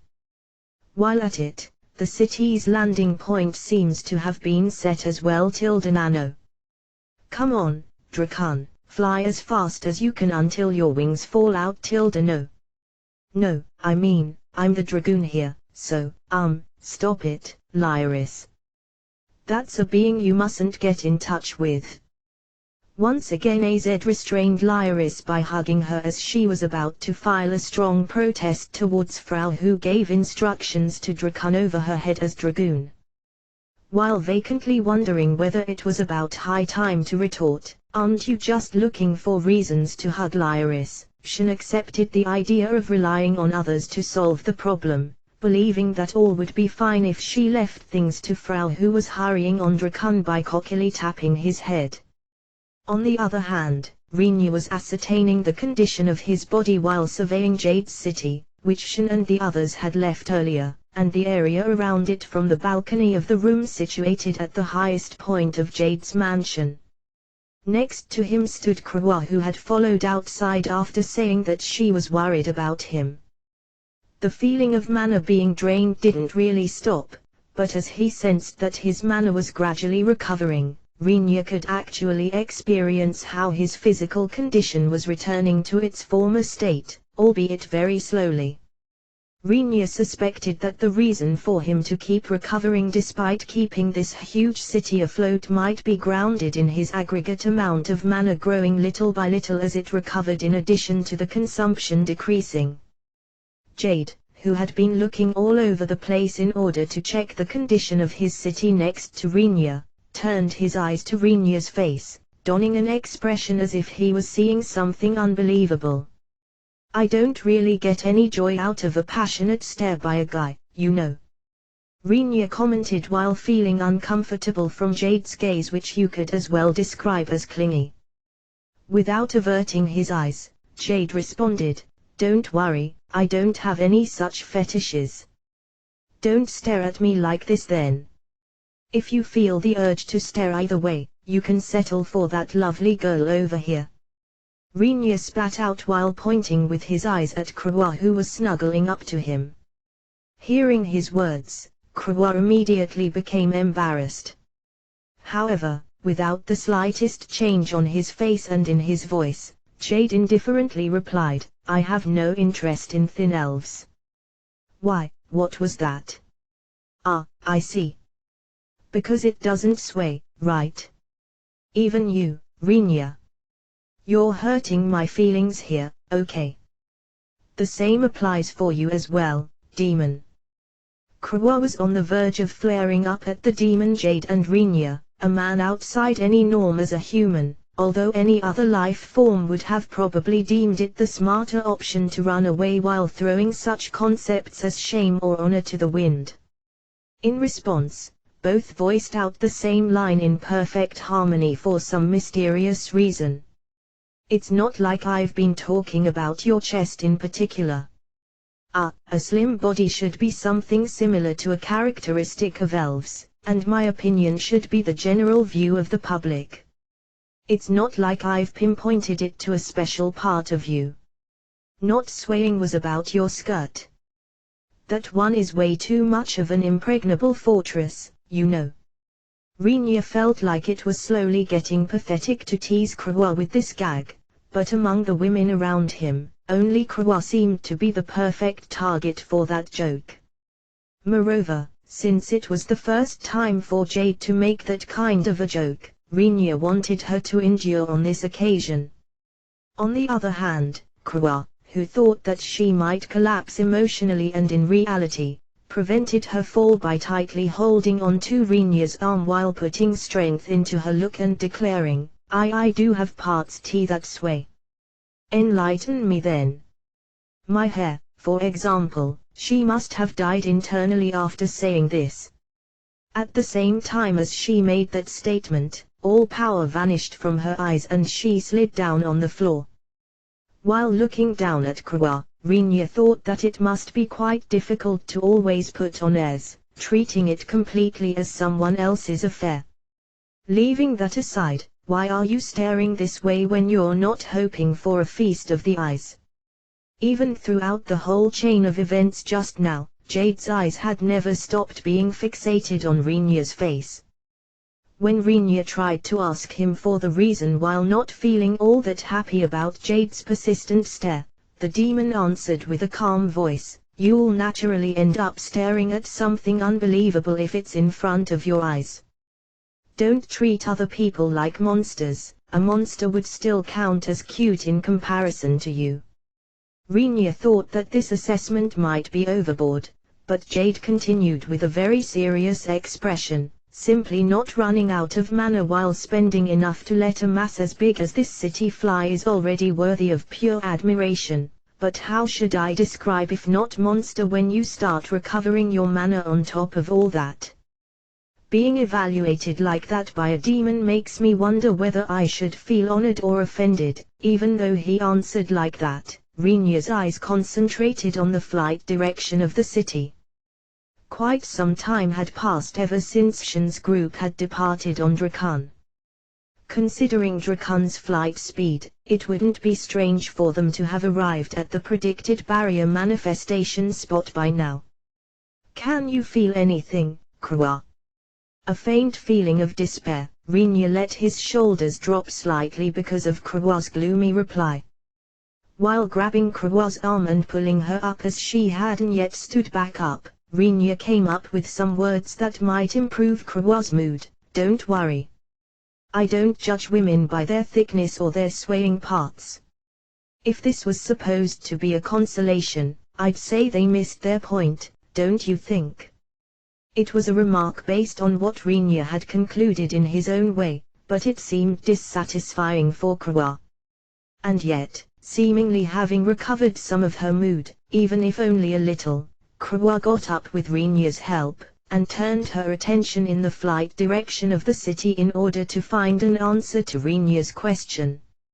I feel like we'd immediately see something outrageous, even before I sense anything, if Shin's group were to do something. You've got a point, they have Shin, Emil, and Frau with them after all. Depending on the circumstances, those three were far more dangerous than the likes of a demon king in Rinya's eyes. Since they had departed to destroy something, it'd be no wonder at all if something outlandish were to happen at any moment, just as Krua said. However, there were no conspicuous movements in the flight direction of the city, with only the forest endlessly continuing to stretch out. I can't feel the sensation of the trees in the forest disappearing either.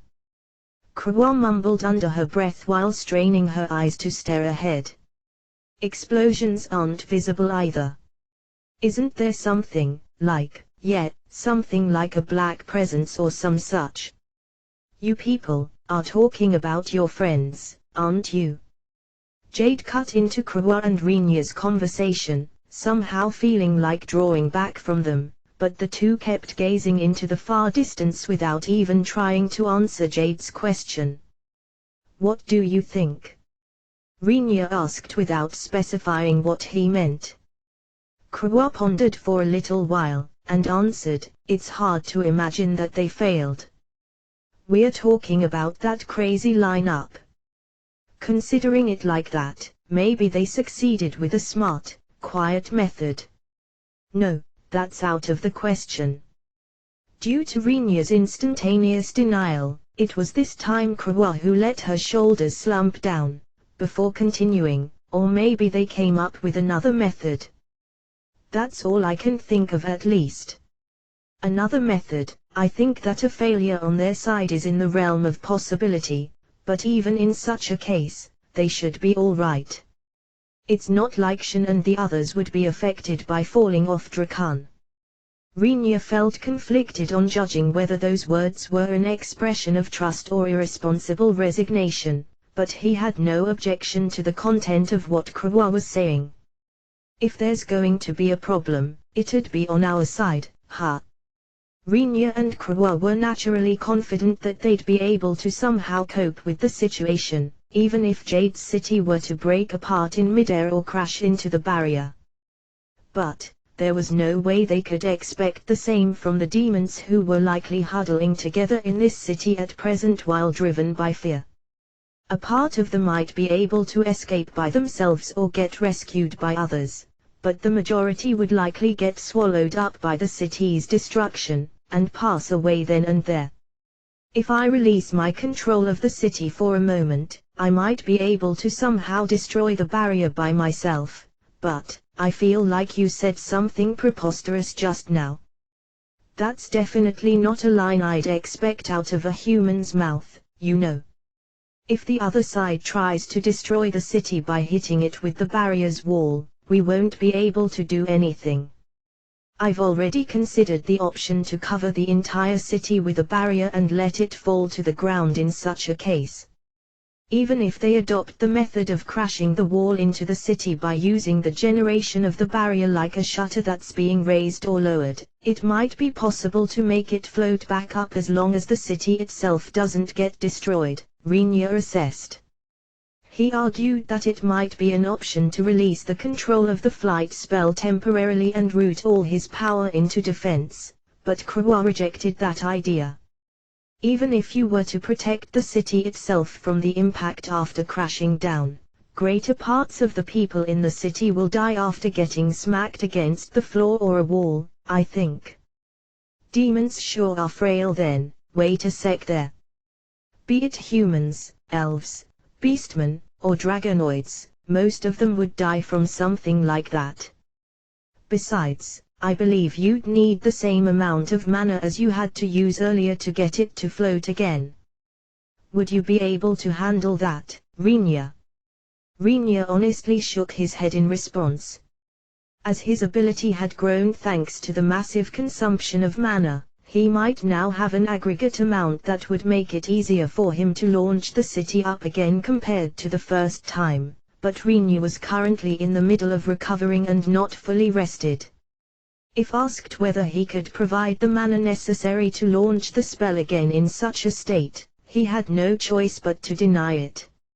Finding the time to recover enough mana to launch the spell again while having people with you that need to be protected right in the middle of the miasma forest would be an impossible undertaking. I can't really recommend attempting it. Looking at it like this, demons, who are always feared as dreadful existences, unexpectedly aren't all that tough, are they? Even demons have all sorts of different people. Stop assessing people while using yourselves as standard. No, I'm judging with Emil as standard. Once Rinya answered, probably feeling bad about having continuously ignored Jade, who repeatedly raised his voice in protest. Jade fell silent while donning an indescribable expression. If he were to honestly voice out his thoughts, he'd probably ask to not be lumped together with that, but he appeared to be quite hesitant to use such wording for his blood-related sister, and since he had no means to object without speaking up here, his only option was to remain silent. That was the impression Jade gave Rinya. Well, let's leave the teasing of the serious lord at this.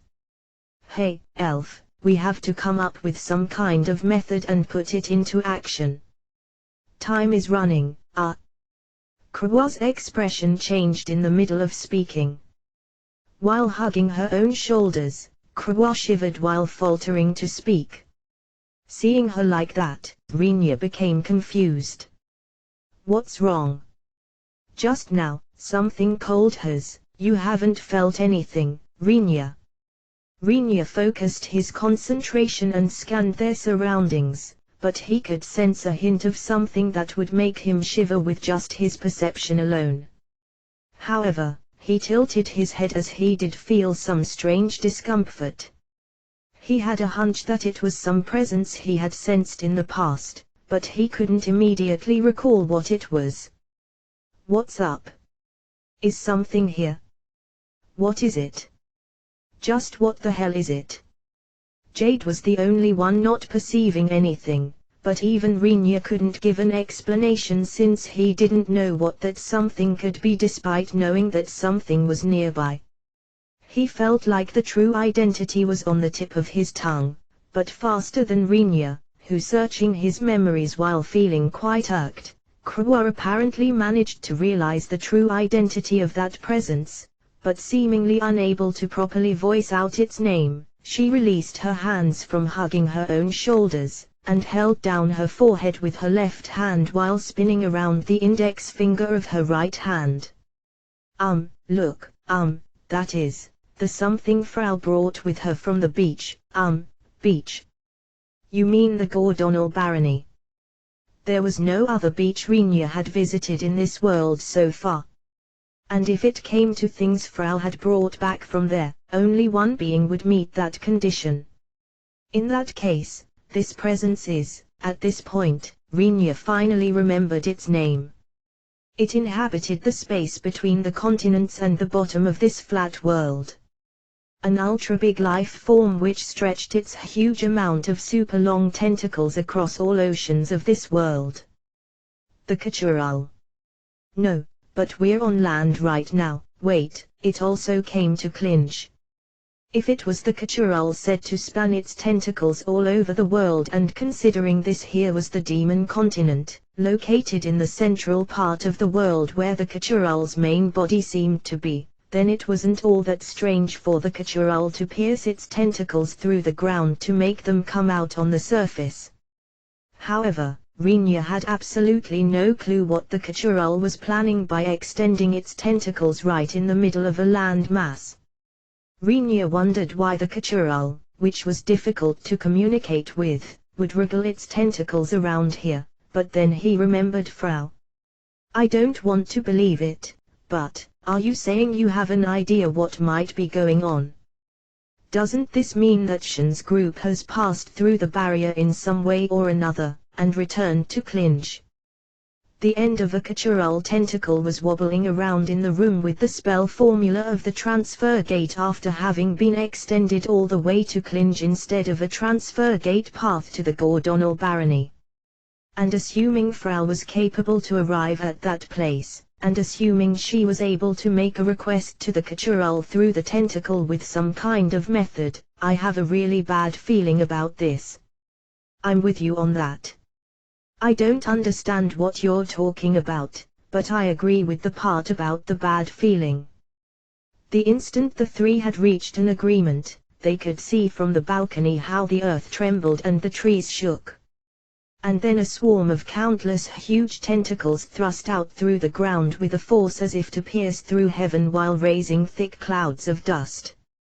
It might be too late, but Jade, tell the residents to not look out. See, never mind, I guess it's too late after all. Looking down on Jade, who had fallen down with a thud after fainting and was now completely still, Rinya only prayed that there would be no casualties among the residents and soldiers. Currently you could watch a scenery far apart from any common sense, a city flying above a carpet of trees stretching out beyond the horizon. And as if to top off the absurdity, the land below was pulsating with huge tentacles extending upwards, seemingly trying to pierce the sky. Each and every single of those tentacles had a length and width you could label as ridiculous, but as if to thoroughly and utterly finish off the last traces of common sense, it wasn't just a few of those monstrosities, but a swarm.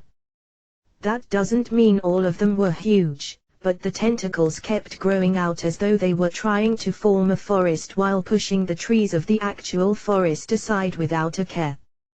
Before long, a fairly extensive range of the city's surface was buried in nothing but wriggling tentacles. Watching that abnormality, Krua flatly commented, "Disgusting." Yep, my words. Even though he knew the identity behind those tentacles, Rinya agreed with Krua that the sight of countless tentacles squirming and wriggling below them could only be described as revolting. When he saw them underwater, they didn't really irk him as he registered them as huge octopus tentacles, and the tentacles required to form the path between Clinch and the Gordonal barony didn't give him much of a shock either, since they were only few in number.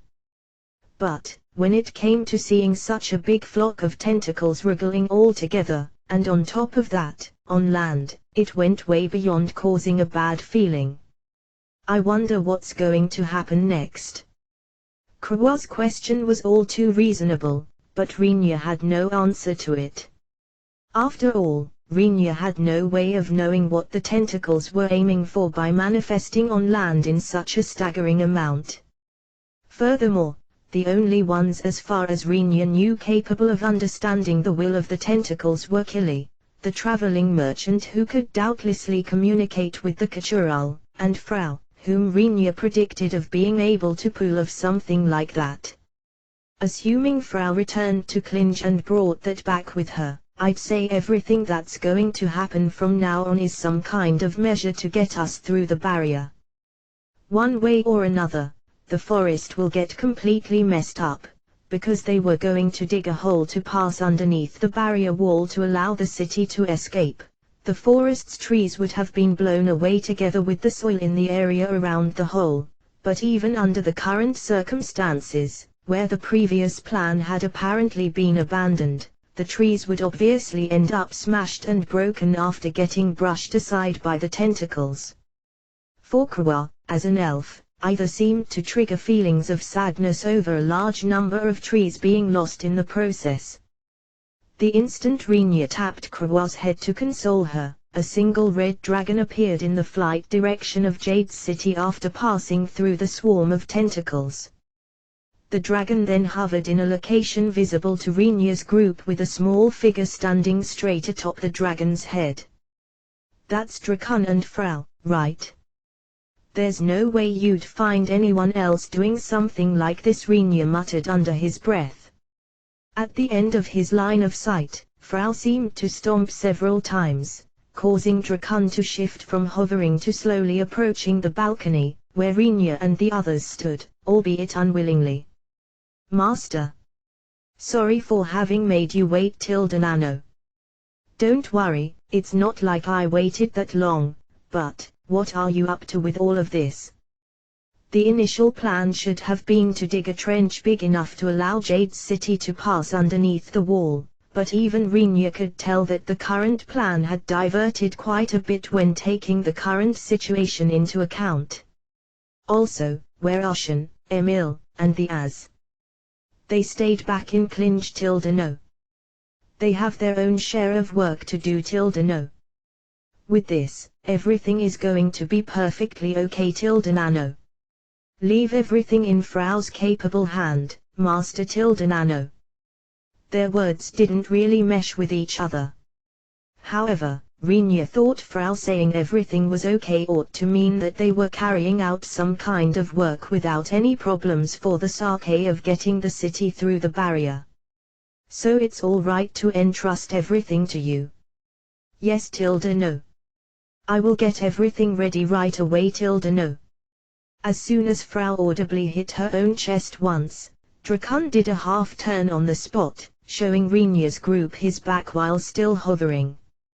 Standing on his head, Frau widely spread her arms, and shouted at the top of her lungs, "O great dreamer Kachural, in the name of mine master, Rinya Kunujai, I implore you to show us a path for the sake of all the demons trying to escape the Demon King's sphere of influence while under the protection of my master." Somehow I've got an idea now what's going to happen. Apparently having heard Frau's shouted plea, the tentacles, which had been wildly and chaotically wriggling so far, stopped moving all at once.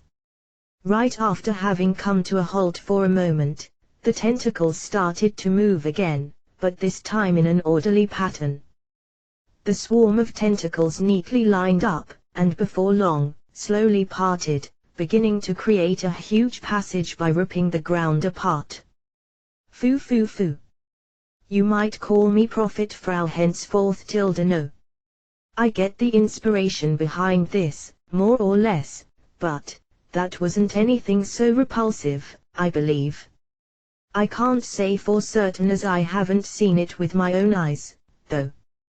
The tentacles split the ground, revealing a trench with tentacles forming its walls. Of course, the entire vicinity will be filled with nothing but tentacles if we pass through that place, so it's going to be a sight that's going to give anyone a devastatingly heavy, visual impact, Rinya grumbled. It's wrong to be too demanding. Nano. Once you get used to them, they actually look cute. Nano. I don't really want to get used to them, though. I agree with Rinya.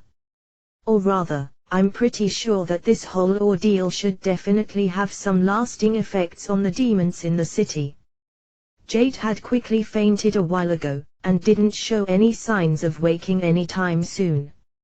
Seeing how a demon of Jade's caliber had ended up like this from just sensing the presence of the Kachural through the ground, one could say that it was highly likely for several demons to suffer mental damage with the tentacles having appeared above the ground and the prospect of the city advancing through a path created by those very tentacles, but Frau laughed off Krua's concern. "It's going to be fine, Kruane Sommer tilde nano.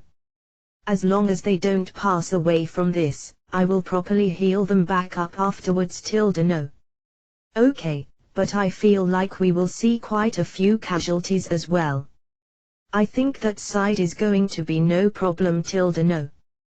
Probably, everyone inside the city has fainted by now tilde no. Disposing the feces should be much more of a problem than the mental damage tilde no." Naturally, in response to Frau's statement, Rinya and Krua's looks shifted towards the lower half of Jade who lay on the floor. In some cases extreme fear would cause the sphincter to give way, resulting in stuff leaking out that mustn't leak out under normal circumstances.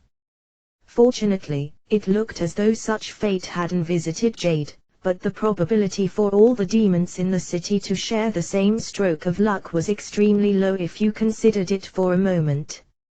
Regardless of gender and age, it was predictable that all of them would take a hearty dose of mental damage for a reason other than the shock caused by the tentacles after they woke up. Demons were beings feared all over this world, weren't they? At this point I think we have no choice but to pretend to not have seen anything, no matter what happens. Neither Rinya nor Krua wanted to put into words what exactly they were making the demons leak, nor did they want to think about it, but then again it was hard to imagine that anyone except for the residents of Clinge would actually believe such a story anyway. It was a joke that would only be ridiculed as the blathering of a drunk, but when it came to the actual proof laying around all over the place, things were different. Rinya decided that he wouldn't allow any humans to enter the city after they landed it near Clinge before they didn't clean up the whole mess. "Master, putting that aside, you need to fly the city through the finished path tilde no." Just as Frau said, a huge trench surrounded by tentacles had been deeply carved into the ground. It was a fairly gigantic and spacious trench, but when Rinya judged by eye that it had a width where it was unclear whether Jade's city would be able to pass through, he put on a sour face. "It looks like things will get really hairy if we crash against the walls, doesn't it?" "It's fine tilde no. It possesses a generous broad mind, so it will forgive us for something of that level tilde no." It had a mind. "Master, I think you will hurt its feelings with that line just now tilde no." Even while they were having such a casual and relaxed conversation, Rinya slowly kept lowering the altitude of the entire city. For the sake of guaranteeing a crossing underneath the barrier, which would likely be put up by the Demon King, it was necessary for the entire city to fly below ground level, and flying such a huge mass without hitting or scraping the tentacles that formed the wall required a fairly high level of precision. When they flew at a high altitude, the control was simple because a deviation in the flight direction was no problem, but now that such precision was demanded of Rinya, the difficulty of the spell immediately jumped up by several degrees, compelling Rinya into naturally lowering the speed of the city. While the city slowly but steadily lowered its altitude, it reached a point where its entirety was about to completely sink into the tentacle trench, and just when the city was about to reach an altitude below ground level, a part of the tree's leaves suddenly went up in flames alongside an explosion. "What's going on tilde nano?" Once Frau looked up above her head, a huge amount of burning leaves and ash leaves that had already burned down completely were slowly fluttering down towards her. The leaves, which had grown out so thickly and bulky that they ensnared Drakan, had completely blocked some kind of attack, but since they were wood and leaves, it was only logical for them to catch fire if hit by flames. Albeit slowly, a fire continued to spread across the canopy of leaves covering the city. "I'd say we got attacked. It's probably someone working for the Demon King," but the way they attack is problematic. Even if you were to argue that the trees would block attacks for them to a certain extent, there was still the danger that all trees would burn down if the means of attack was fire. Once that happened, the fire would also spread to the city, but even firefighting would be impossible since the demons residing in this city were out cold due to the mental shock from the tentacles. Moreover, it was an established fact that the one being above had an overwhelming advantage in an air battle, and Rinya's group had no way to overturn that disadvantage as they were trying to navigate the city to fly beneath ground level. In addition, this huge mass Rinya was making fly at present was originally nothing more than a city, and thus dogfights hadn't been taken into account during its establishment. If it came to anti-aircraft weapons, ballista had been set up at Jade's castle and at various spots all over the city, but the dense layer of leaves, which was protecting them from the enemy attacks, would likely block any anti-aircraft projectiles from the city as well, and on top of that, there were currently no demons around to man those ballista. I have no means to fight back. Given that Rinya had his hands full with controlling the city's flight, he didn't have any leeway to focus on attacking, regardless of whether he'd have the spare energy to do so or not. If he unwisely started to attack the enemy, he'd fail in his flight control, and it was very likely that the entire city would crash or majorly bump against a wall. I guess it's only Frau, Drakan, and me who can take care of offense. Krua snarled with a grim expression while looking up to the leaf canopy, which had started to burn furiously after receiving several more attacks, and Drakan roared once. It looks like he's sensing the presence of evil dragons. No.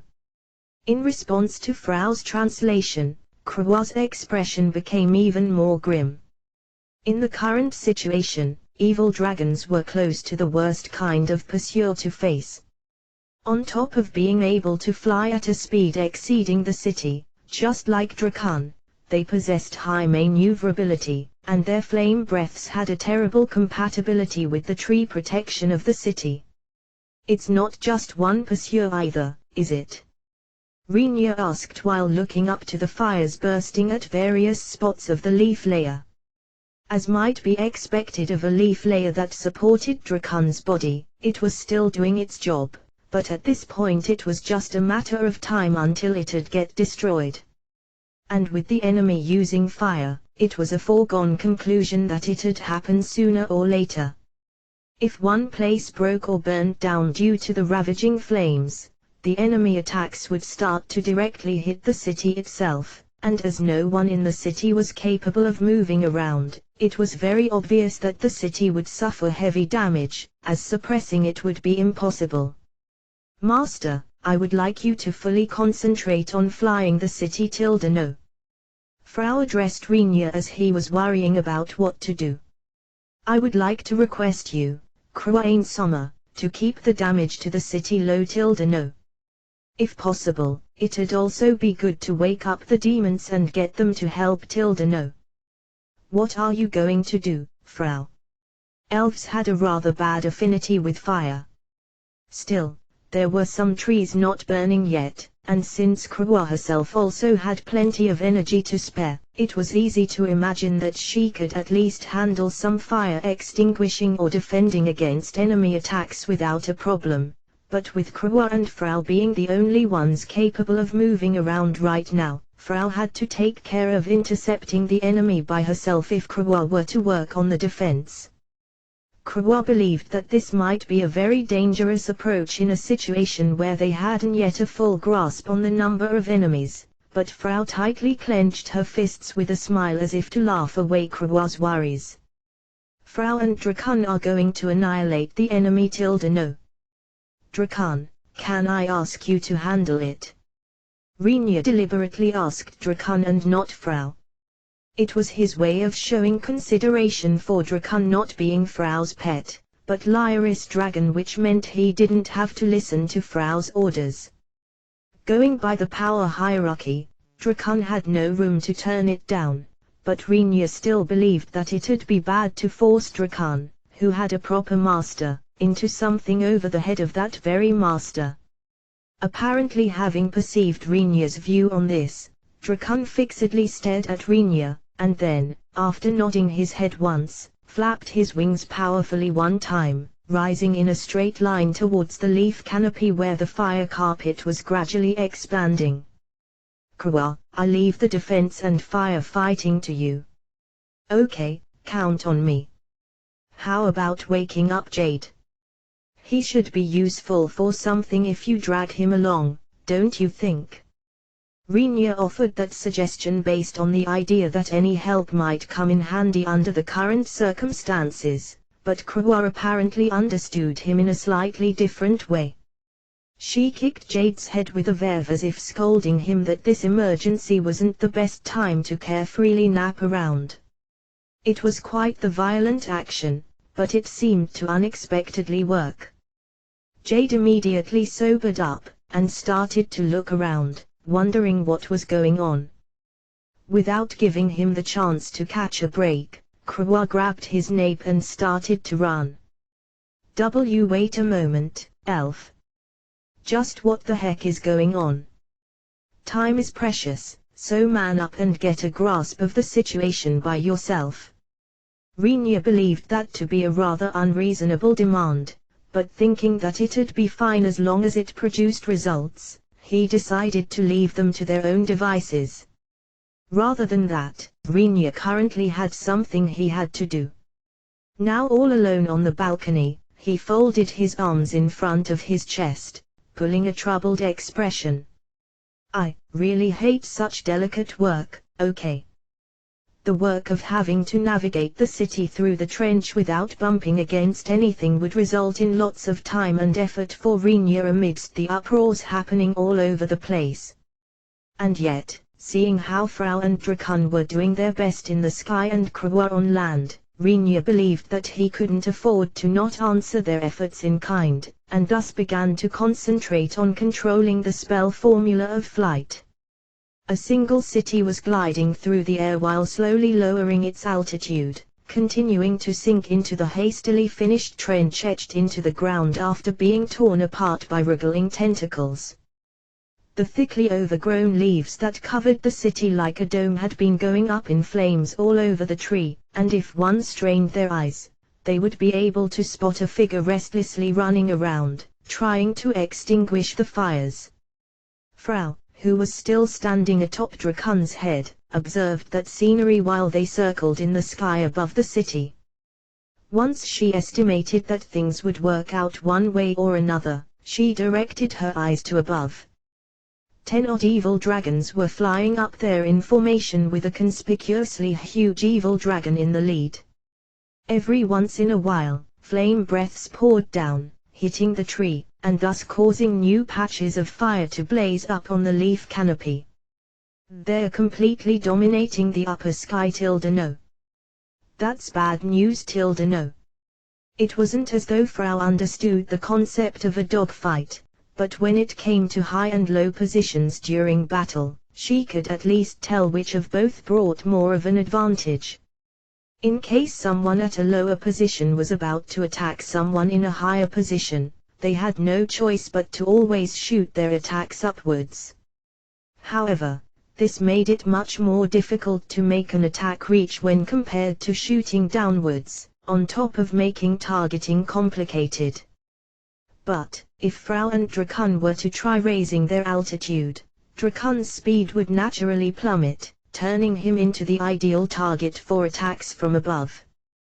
Drakon, full speed ahead no. Either way, it was necessary for them to gain speed in order to not be easily targeted by the enemy. Following Frau's instruction, Drakon began to fly levelly while using the highest flight speed he could muster. And as if having waited for that, the evil dragons started to attack him with breath attacks. They sure do as they please no. The breath attacks piercing through the skies kept missing while only grazing Drakon's body within the quickly passing scenery, but below Drakon and Frau was the city, which Rinya steered, and the path created by the tentacles for the city to pass through. The missing attacks directly hit those, scorching a part of the tentacles and causing new seeds of fire on the tree. Frau grimaced atop of Drakon's head, not knowing is something frightening tilde nano. The attacks that impacted on the city couldn't be helped. The goal of the evil dragons, who had very likely been ordered by the Demon King to attack them, was to not allow Rinya's party to enter the human realm. However, it was bad news for a part of the attacks to hit the Kachural's tentacles.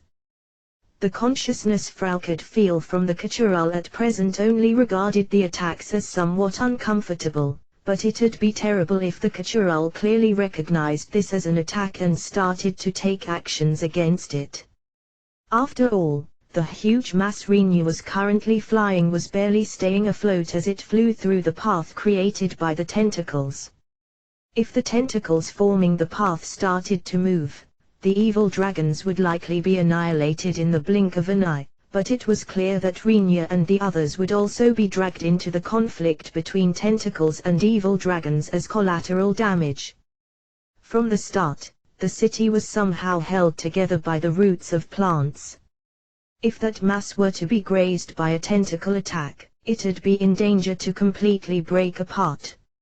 Even if it's slightly dangerous, we must counter-attack at once tilde no. It was necessary to rise in altitude for that sake.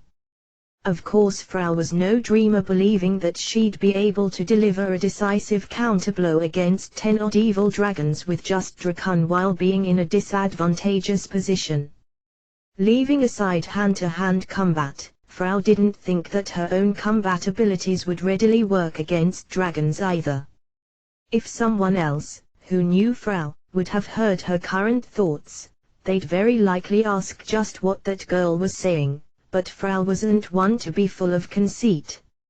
Her approach was to be on the safe side in this precarious situation that didn't allow for failure by being too careful when it came to an unfamiliar air battle. Drakon, lift your head tilde no. Frau hurled an order at Drakon, after sensing an attack that would block Drakon's flight path. Once he lifted his head as told, his flight route began to loop, and even though it cost them speed, Drakon began to gain altitude while looping. Take good aim. It's not just one opponent. A black figure clambered on the back of an evil dragon. It was Sazan who followed Rinya's party after borrowing an evil dragon unit from the Demon King. Currently she was sitting on the biggest dragon, and tightly clenching down on the reins so as to not fall off. Meanwhile she gave orders to demons with hollow eyes, who were riding the other dragons, in a shrill voice. Fire away! We're going to shoot down that eyesore of a dragon, and while at it, we'll also destroy the city. In accordance with Sazan's order, the demons steered their dragons, causing several streams of fire to be shot at Drakon who was still in the middle of ascension. However, after pulling off a loop at the very last minute by shifting to an inverted flight, Drakon immediately demonstrated a barrel roll, before moving to a level flight and evading the evil dragon's attacks by increasing his speed again. What the hell are those maneuvers? If Rinya had seen that spectacle, he might have been able to name Drakon's maneuvers. However, Sazan didn't know how those maneuvers were called. This air maneuvers with the name Himmelmanturn had originally been invented to pursue an enemy plane that had flown past oneself, but Frau had chosen it as a means to gain altitude while at the same time evading the enemy attacks from within Rinya's knowledge that was linked with her. After switching to a level flight and speeding up again, Drakon performed another U-turn in vertical direction, bringing him up to almost the same altitude as the evil dragons through a second Himmelmanturn. Why aren't they even grazing them? Sazan screamed hysterically, but there was no one around to give her an answer. The evil dragons were cooperating with Sazan upon the Demon King's order, but the demons riding them were like dolls who were manipulated by Sazan's ability. Lay out a barrage. We're dealing with just one bloody target here, goddammit. As soon as Sazan shouted this order while violently hitting her dragon's back, the breaths of the evil dragons assailed Drakon in response. "Aren't you looking down here way too much on our Drakon tilde no?" While Frau shouted on his head, Drakon slipped through the breath attacks with his fairly huge frame with magnificent evasive maneuvers by weaving his way through the openings between the fire breaths. Opening his muzzle widely so as to return fire, a strong, crimson gleam became visible inside his mouth. Fire tilde no. The breath, which had been boosted by Frau's mana on top of Drakon's own firepower, directly hit a somewhat small evil dragon that failed to dodge. The demon on its back used defense magic at the moment he understood that they wouldn't be able to evade, but Drakon's breath pierced through the defense originally owned by the dragon alongside the demon's defensive barrier. The massive heat caused the air and water inside the dragon's body to swell, resulting in an instantaneous explosion. It went without saying that this spelled the end of the evil dragon's life. Likewise, the demon on its back helplessly turned into a lump of charcoal before crumbling apart. "What the fuck's that?" Sazan muttered in terror while following the fragments of what used to be an evil dragon dropping towards the ground with her eyes. The shape and power of breaths between the evil dragons and Drakon were worlds apart.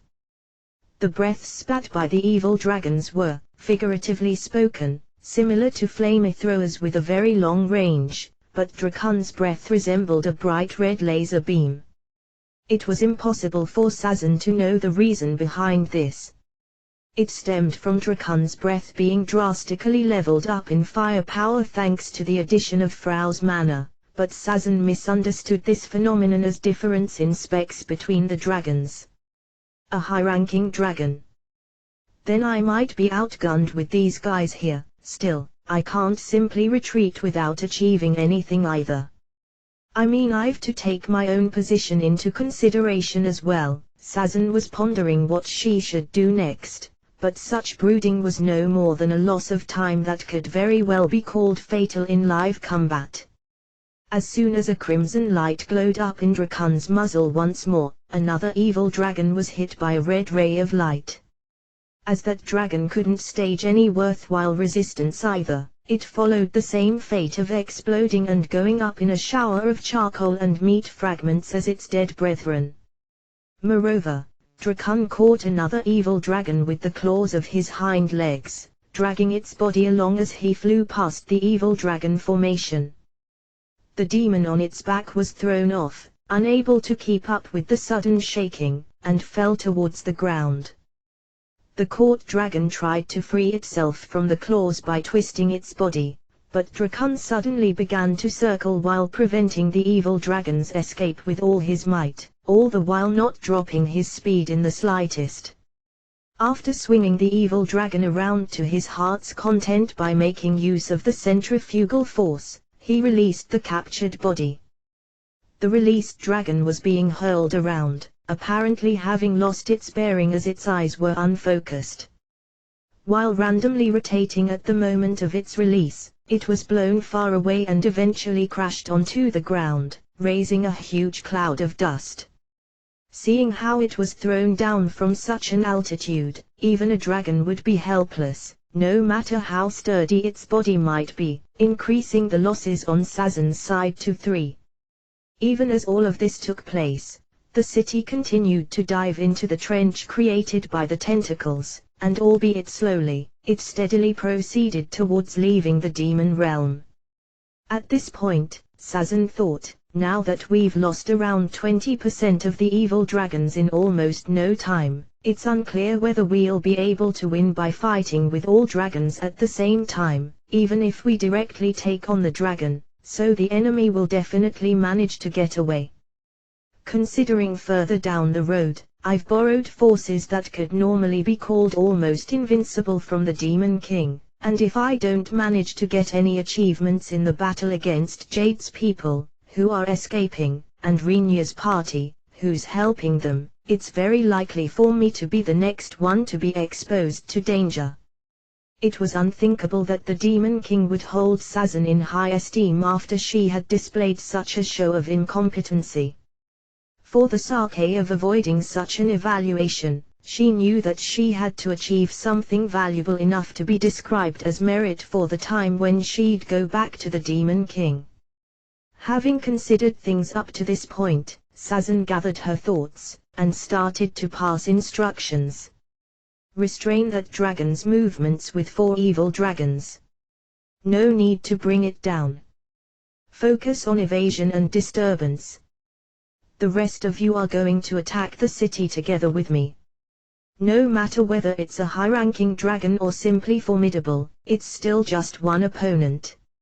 It'd be pointless to focus too much on it and let Jade and his people get away because of that, Sazan judged. The Demon King had ordered her to make sure to kill Jade and the others within the demon territory. As long as she could accomplish that order, Sazan believed that she'd have an excuse for the Demon King, even if she couldn't hold a candle to the higher-ranking dragon. What a pain, no. Sazan's plan was immediately passed on to Frau through the movements of the evil dragons. Having said that, anyone would likely perceive the objective, if the still more than 10 evil dragons split up into 2 teams with the bigger part getting ready to descend whereas a small number circled around Drakan. For Frau it was crucial to lower the number of evil dragons, but her highest priority was the defense of the city. She wasn't amused at all when she saw the evil dragons gathering up to attack the city. However, in order to do something about the dragons that were about to attack the city, she had to first get rid of the evil dragons surrounding Drakan and her. Otherwise, they'd likely suffer a serious blow from behind when forcing a pursuit. Frau chewed on her lips, frustrated about lacking options. The only combat force she had at hand were Drakan and her. The enemy could adopt many more strategies. Get out of the way, no. A crimson flash surged out of Drakan's muzzle, but this time the evil dragons focused on evasion, and since they maintained a good distance, Drakan's breath fruitlessly tore through empty space. Frau tensely ground her teeth out of vexation, but because they had to take evasive maneuvers to avoid the counter-attacks by the dragons around them, they were in no position to chase after the detached force. At this rate, the city will end up destroyed, no. The tree's protection was strong, but not strong enough to endure repeated dragon breaths. With the number of dragons which had begun their descent, it'd be just a matter of time until the breath attacks would break through the tree protection, reaching the city itself. Once that happened, the tree would burn down, and it'd become tough to keep the object together with the roots. The city's foundation would very likely crumble apart due to the collapse of the buildings and the tree. Frau also considered to become unreasonable by forcing a huge amount of mana into Drakan. However, Drakan's true owner was Lyris, meaning Frau had merely borrowed Drakan from her right now. Making the mount try the unreasonable without the acknowledgement by its master might contradict courtesy too much, Frau assessed, hindering her from putting it into practice. She asked herself what she should do. Seemingly having guessed her distress as she was on his head, Drakan roared once. "Can I leave it to you, Drakan no?" Frau checked back, seemingly having felt something from that roar. In response, Drakan howled loudly. His noise spread such a strong shock wave that it made the atmosphere tremble while causing the evil dragons to stop on the stop. Frau stood upright on his head as if having made up her mind about something. "Drakan, I will entrust this place to you for a while no." The instant she said so, Frau jumped off Drakan's head. Naturally, Frau's body immediately was afflicted by gravity, entering a free fall. The evil dragons, who tried to chase after her, were restrained by Drakan. If the enemy tries to deal with us by splitting up in 2 groups, we just need to do the same. It was an extremely simple conclusion, but for Drakon it meant an increase in risk as his combat power had fallen in proportion to having lost Frau, who had been adding her mana to his attacks. And yet, he had howled as if telling her to leave it to him. In such a case, Frau had only one path she had to take here.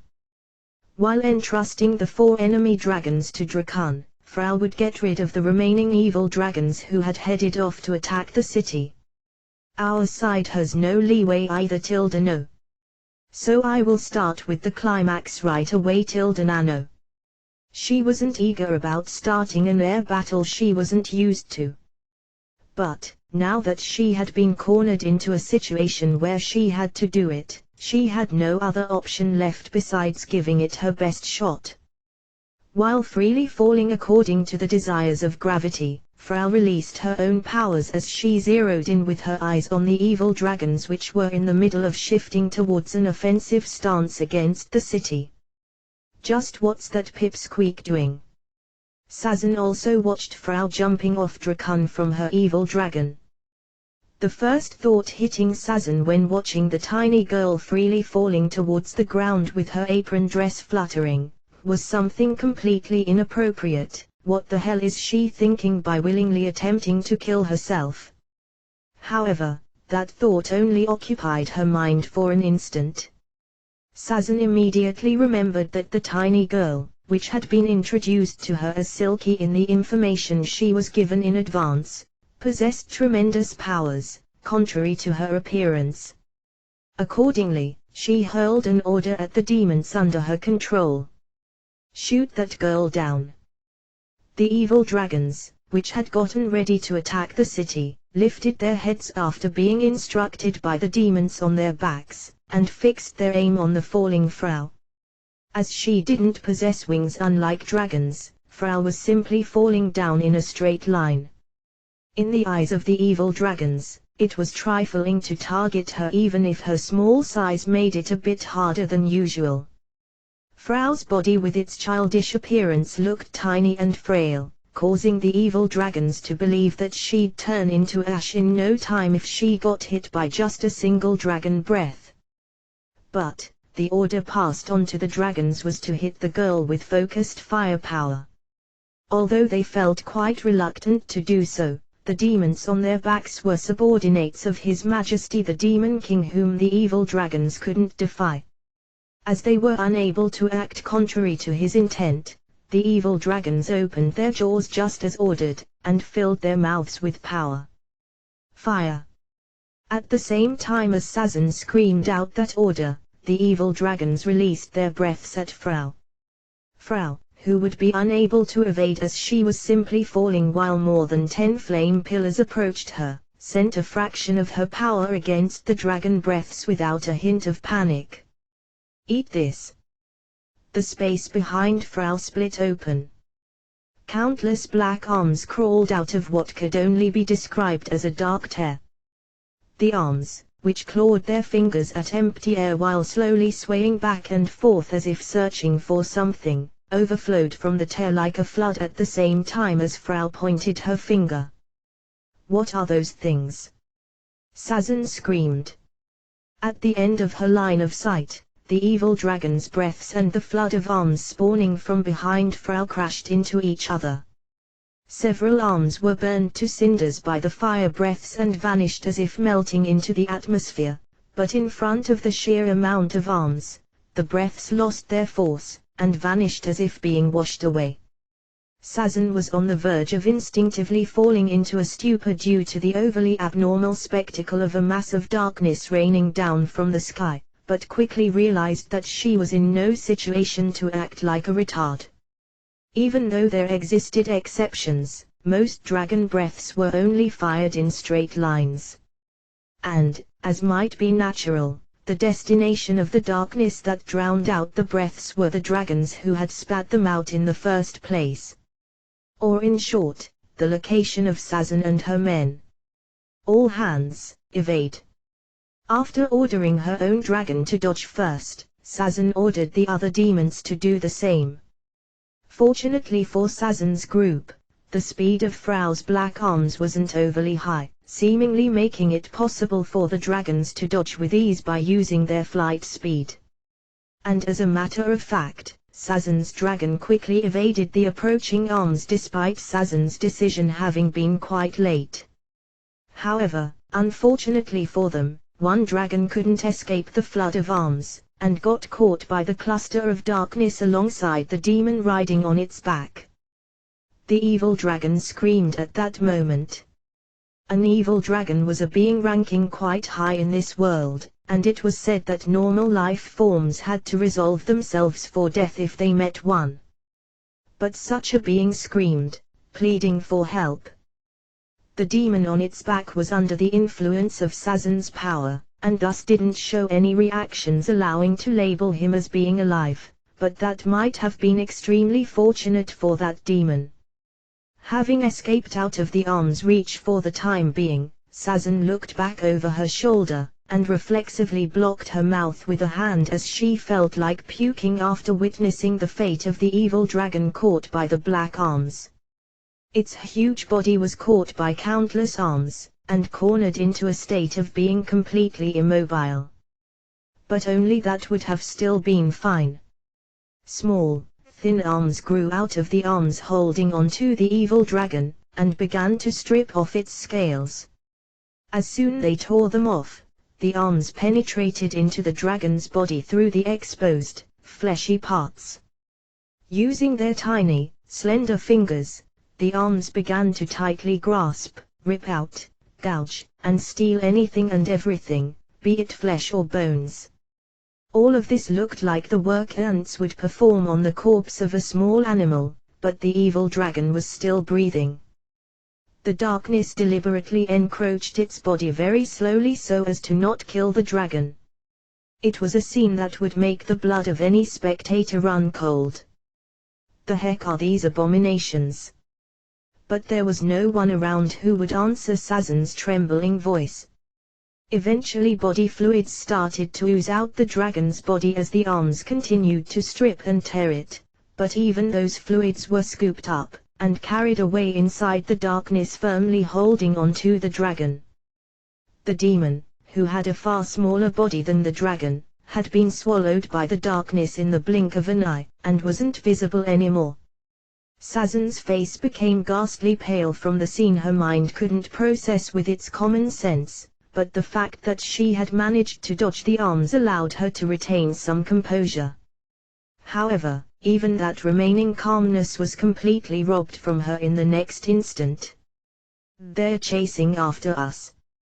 The darkness, which had poured down after having lost its target thanks to them evading, seemed as if it'd continue falling towards Jade City. However, just one successful evasion didn't mean that the darkness was done with the pursuit.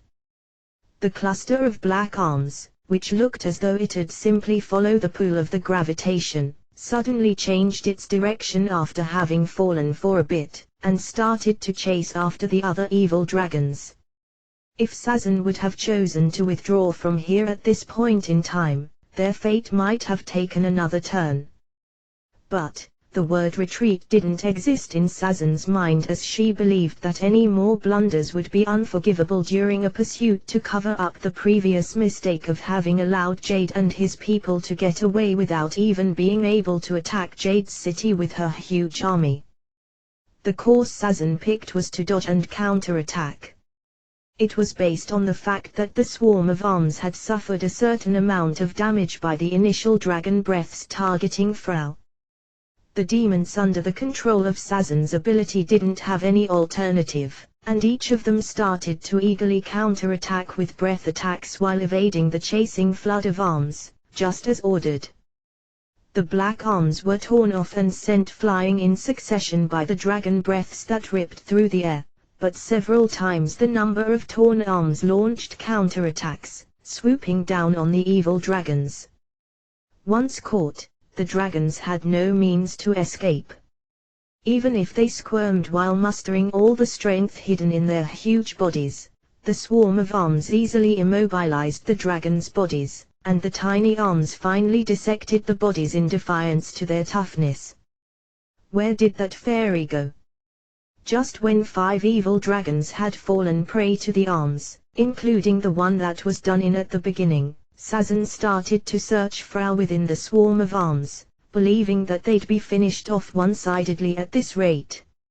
Around that time, the black arms, which appeared to endlessly spill out of the tear that had manifested behind Frau, filled most of the space around the evil dragons, cornering them into a situation where they soon wouldn't be able to dodge any longer.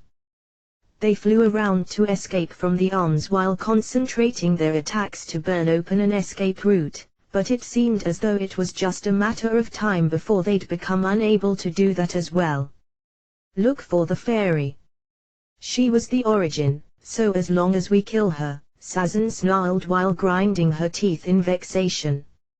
You're too late in noticing that, no. Once Sazan looked in the direction from where she heard the answer, she spotted Frau hovering in the air with the hem of her apron dress flapping in the wind. At first Sazan believed that Frau was using some kind of magic art to fly, but as soon as she strained her eyes, she noticed black arms tightly holding on to Frau's shoulders. It looked as if Frau was moving through the space buried by arms while being supported by arms. Although it's the standard tactic to take the high ground in an air battle, I think I made a little mistake there, no. Frau chose this means of attacking for the sake of taking an advantageous position by being above the dragons, but then noticed all of a sudden that the after effects of her own attacks would likely affect the city beneath the dragons as she'd shoot downwards at the dragons from a higher ground. Frau became perplexed, thinking that it'd be better to attack from below then, but she couldn't do anything about it now. What she devised as a last resort was the swarm of black arms. Foo, it is fine for you to tremble in fear when faced with this power, no. No need to worry. After being carefully dissected and processed, these children will devour you with delight, no. Watching Frau gently caressing the black arms squirming around close to her, Sazan glared at her with half-open eyes while experiencing pangs of dread. Hey, do you understand that this is anything but a line you'd hear from a fairy? You may become nourishment for me, no. Lost from another world, nano. Just as I thought, you guys are the villains here. Sazan shouted loudly while thrusting out a finger at Frau.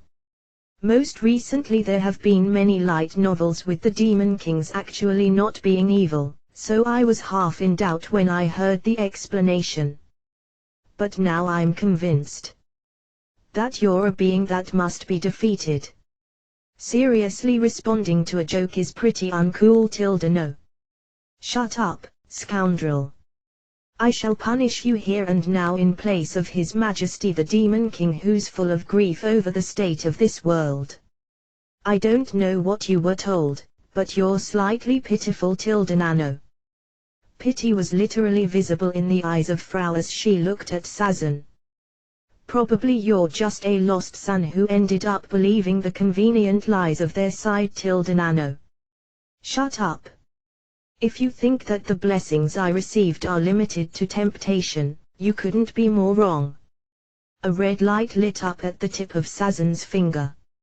Frau's body was quickly pulled away from Sazan by the arms holding her shoulders as Frau had immediately realized the identity of that light. And as if to protect Frau, a swarm of arms blocked the path between Frau and Sazan. Eat this. Flame lance. A fire lance, which possessed a brilliance and thickness so strong that it easily surpassed the evil dragon's breaths, pierced through the swarm of arms protecting Frau.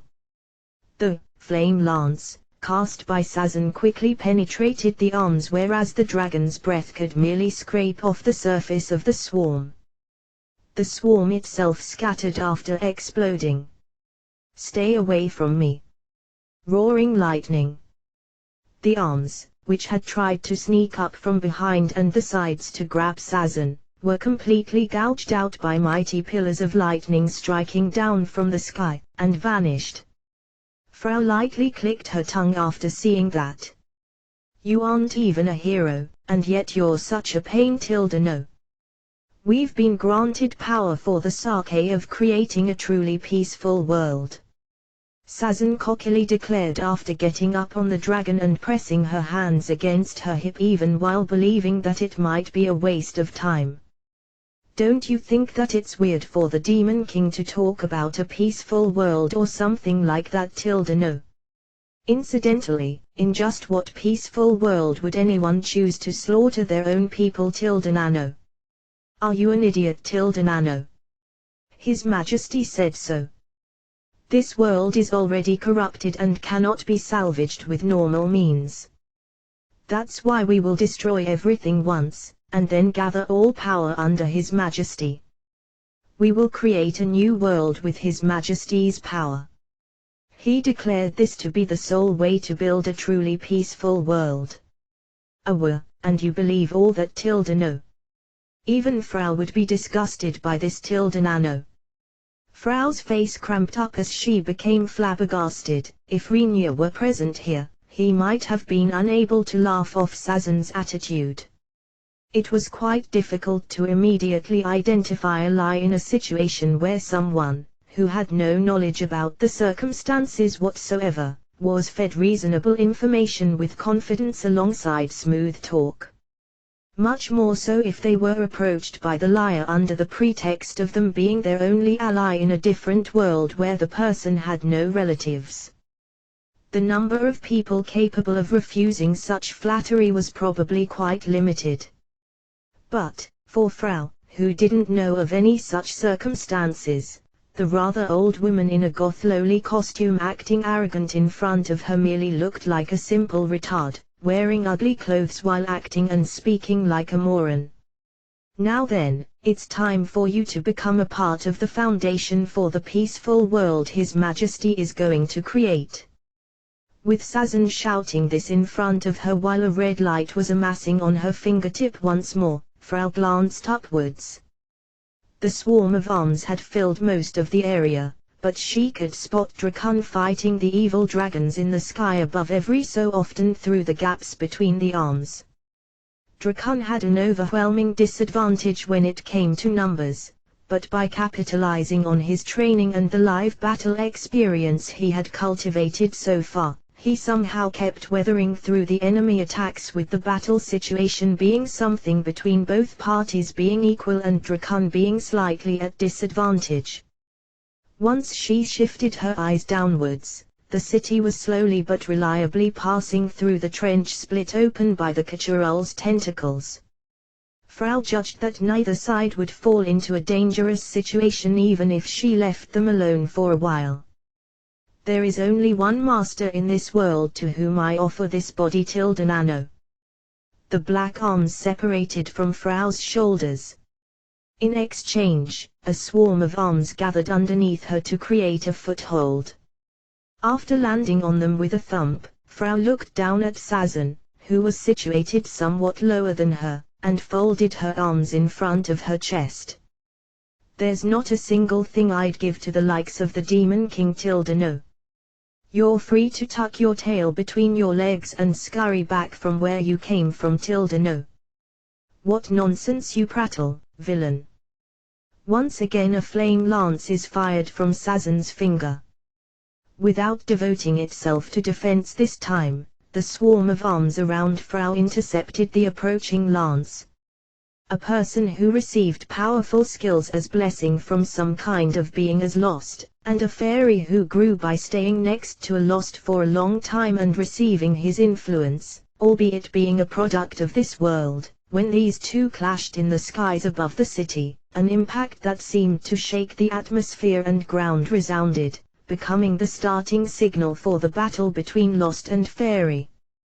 The battle between the Fairy and the Lost was also visible from Jade's city. Originally that shouldn't have been possible because of the densely growing trees and their leaf canopy covering the sky, but thanks to the attacks by the evil dragons, burning holes had opened up all over the leaf cover, allowing a peek at the sky. A huge, decisive battle between Kajua, won after having come back without so much of a notice. Rona directed a puzzled look at Rinya, who had reflexively muttered that comment while staring upwards, not understanding what he was talking about. Rinya shrugged his shoulders, assuming that it was inevitable for her to not know what a Kijua might be in this world that was usually overrun with dragons and other such monstrosities. No, it's nothing. Is that so? Leaving that aside, is Frau-san going to be all right up there? Rona worriedly looked up, but as far as Rinya could tell from the evil dragons flying through the black cluster, which he could spot through the trees, while spitting their breaths, he couldn't visualize a future where Frau wouldn't be all right. The silkies of this world are damn amazing, I gotta say. Even if I only come to this realization this late in the game. I think you'd receive vehement protests by all other silkies, if they heard this comment just now. Moreover, they'd likely loudly complain to not lump them together with that silky, Rona added in her mind. At this point Frau was disconnected from common sense, and rather a part of the absurdity called clinch. Thus, if someone were to demand the same standard from other silkies, any silky would very likely choose suicide after discerning that they'd be unable to meet that demand. In the first place, they'd reasonably ask what kind of hero Frau-san was supposed to be, seeing how she's fighting demons who riding dragons, and gave the Demon King even if only a copy of him a run for his money. In addition to Frau not really being aware of it herself, she didn't actively bring up this topic, seemingly because silkies weren't counted as race in this world. But if someone were to fully cover all that Frau had done up until today, it'd easily result in the picture of a person who could be labeled as hero, although it'd add a somewhat bad reputation to the title. Thinking about it now, I've had nothing to do this time, have I? Rona placed a hand on her forehead and shook her head in exasperation at Rinya, who grumbled that he didn't feel like he'd done much, especially considering that he'd been the one who suggested searching for Emil. Don't worry, just making this huge city fly through the sky goes well beyond the work of any average person. My calling is to be a swordsman, though. Bah, then tell me why a swordsman is doing something that even the strongest magic practitioner on the continent wouldn't be able to pull off in their wildest dream. Rona muttered with a sigh, and then after pondering for a moment, looked up to Rinya. So, is your physical condition holding up? It's taken a change for the better, I'd say. Given that the mana cost for making the city fly had been tremendous, Rinya's condition wasn't quite returning to normal, but now that the mana recovery has overtaken the consumption, it'd continuously recover as long as he didn't use it for anything else, so Rinya's condition had improved significantly. Rona stared at him as if to examine his state through his bearing and expression, and after confirming that Rinya didn't lie, she breathed out in relief. I've been telling you repeatedly, but just making a city fly could already be described as an unprecedented, big achievement, so isn't it fine with that? I'm sure this will make its way into history books, you know.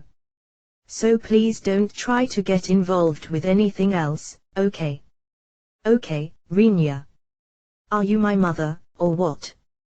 Rinya answered while rolling his eyes at Rona, who flooded him with requests at a rapid rate. Hearing that, shock dyed Rona's face for just a moment. Rona gestured claws with her hands, seemingly itching to grab Rinya, who wondered whether he'd mentioned something that offended her, while keeping her silence for a short time, apparently enduring something, just to glare at him. Seeing her behavior, Rinya assumed that she had somehow managed to resist jumping at him on impulse after considering that he was currently in the middle of maintaining the spell to keep this city flying. While Rona kept glaring at him as if trying to stare daggers, she clearly declared, I'm not so old that it'd be appropriate to call me a mother. That was just an allegory, even though she should be at the same age as Shin. Rona looked a lot older than her. Rinya guessed that she somewhat had a complex towards being regarded as old even if she didn't go as far as voicing it out. Seeing how she had insisted on it with a fairly serious look, he held back on giving her an unsavory reply that would show his lack of interest. Rona continued grumbling something under her breath, directed at Rinya, but apparently realizing that it'd be in vain anyway, she took several deep breaths as if to get her breathing in order after a short while, and asked Rinya once more, "As there's no issue with your condition, how is the control of the city coming along?" "Because they've been exchanging heavy fire above, it's become troublesome to adjust it. Even though the city is flying through magic arts, somewhat big spells are being fired all over the place, so the interferences are causing the flight to become unstable." What Rinya was talking about was the city's spell formula losing its balance because Frau and Frau's enemies were successively unleashing big spells above the huge art crest which was necessary to keep the city afloat. Moreover, Frau was still alright since she seemed to be acting while paying attention to this fact, but because their enemies were releasing spells without a care about the effect on their surroundings, stray shots had started to hit the city, causing parts of the city to start collapsing here and there. Furthermore, with the ground being gouged out by those stray shots, sections of the art crest drawn there were eradicated at the same time, resulting in the difficulty of controlling the spell formula going up by several degrees. "We'll be in trouble if she doesn't get rid of them quickly, but the opponents don't seem to be ordinary either." Rinya didn't know just what Frau had summoned up there, but the enemy was strong enough that her calling that black something as if to cover the entire sky with it and using it to fight wasn't sufficient to bring the enemy down. He was filled with a strong desire to back her up, but most of Rinya's concentration was directed at controlling the spell, so he didn't have any leeway to use any other magic arts. Managing an art crest which got erased at several places and had been partially damaged wasn't anything but ordinary. After all, the magic practitioner would need to compensate for the missing parts by themselves. Thanks to the skill allowing him to run spell formula in parallel, Rinya was somehow able to divide the part controlling the crest itself and the part responsible for compensating the crest. But if he put AZ in charge of controlling it, for example, he should easily fail with the throughput due to the sheer amount of information processing. Because Rona knew this, her warnings had become so numerous, with her also being worried about Rinya. Still, Rinya sighed while looking around himself. The city had mostly sunken into the trench created by the Kachural, with only a little remaining. Of course, the tentacles that created the rift were towering like a wall on the left and right in the direction of the city's flight path. It was a sight that would clearly make anyone lose their mind over time, but since this also had its advantage, Rinya couldn't completely dismiss it as gross either. The advantage lay in crushing the possibility for their pursuers to board the city. Seeing that the city was traveling beneath ground level to pass underneath the barrier, it meant that it'd be possible to jump onto the city from the edge of the rift. Because the city's speed wasn't all that fast, the act of jumping on the city wasn't overly difficult if you could use simple magic art to control the fall. However, since the Kachural's tentacles were forming a wall, the enemy would be forced to scale the tentacle wall to jump on the city, and even for demons this was anything but a simple feat. As a result, Rinya had only to worry about attacks coming from the sky. Assuming that they'd be forced to engage in an urban warfare after the enemy jumped onto the city, just the troops under Jades would never be able to fully protect the city and its residents. Well, it doesn't change the fact that it's disgusting, though. The experience of slowly advancing through a corridor surrounded by walls of squirming flesh wasn't anything anyone would want to go through, and even Rinya couldn't hinder his mood from taking a heavy hit. As Rinya held his forehead and sighed due to the surrounding scenery, which made him feel like he'd start seeing some kind of dream if he kept gazing at it too long. Rona repeatedly poked his shoulder from the side. "What's wrong, Rona?" "No, it just somehow looked like you were depressed, Rinya." While saying so, Rona suddenly bent herself backwards as if stretching. Of course it resulted in her body line, which boasted the biggest volume even if only among Rinya's friends, to be emphasized, naturally drawing Rinya's eyes to a certain part. "How about you get your mind off things by looking at me then?" Rinya instinctively revealed a wry smile at Rona, who was shaking her body a bit as if trying to lure him into looking at her. "No. I appreciate your concern, but it seems like that would actually cause me to drop my control over the spell formula." If he ended up fascinated by her, he'd naturally concentrate on her, and neglect the control of the spell formula. Even though a precise spell control is already indispensable even under normal circumstances, the entire city would graze against the walls formed by the Kachural's tentacles if Rinya's focus were diverted by something unnecessary. As someone who had been visually hurt by tentacles and flesh walls, Rinya felt tempted to seek some salvation from Rona's voluptuous body, but he resisted that allure, tearing his eyes off Rona with an iron will. Due to Rinya's reactions, Rona had recently started to sense that she might have a chance to get some response if only she pushes a bit further, despite him having resisted advances previously. As if he hadn't noticed, Rona, who had reaffirmed her determination to become somewhat pushy if the mood was right once things settled down, Rinya looked up to the sky while chasing Frau, who seemed smaller than a speck of dust, and the evil dragons with his eyes. "Well, let's leave it at that." Perceiving Rona, who apparently had come to some kind of conclusion within her mind, making a gesture as if she was putting something in front of her aside, Rinya shifted his eyes back to her while asking, "I'm really not in the mood of wanting to ask what you're talking about, but is something wrong? I was wondering whether we'd soon reach the location of the barrier." Being told so, he followed Rona's line of sight, just to realize how something like a barrier was being formed in a place where nothing had been before in response to the huge city mass continuing to approach. The space which had shown no response whatsoever when Drakan passed through with his mass being far lower than that of the city, but it apparently reacted just as configured to the city's approach. The barrier wall seemed to even dig into some parts of the trench created by the Kachural's tentacles, but got completely cut off in the middle. Rinya identified a room that would allow the city to somehow pass underneath the barrier. "It looks like it's going to work. Although it's going to be quite close. Shouldn't we try to prune the tips of the trees we're using as reinforcement of the foundation?"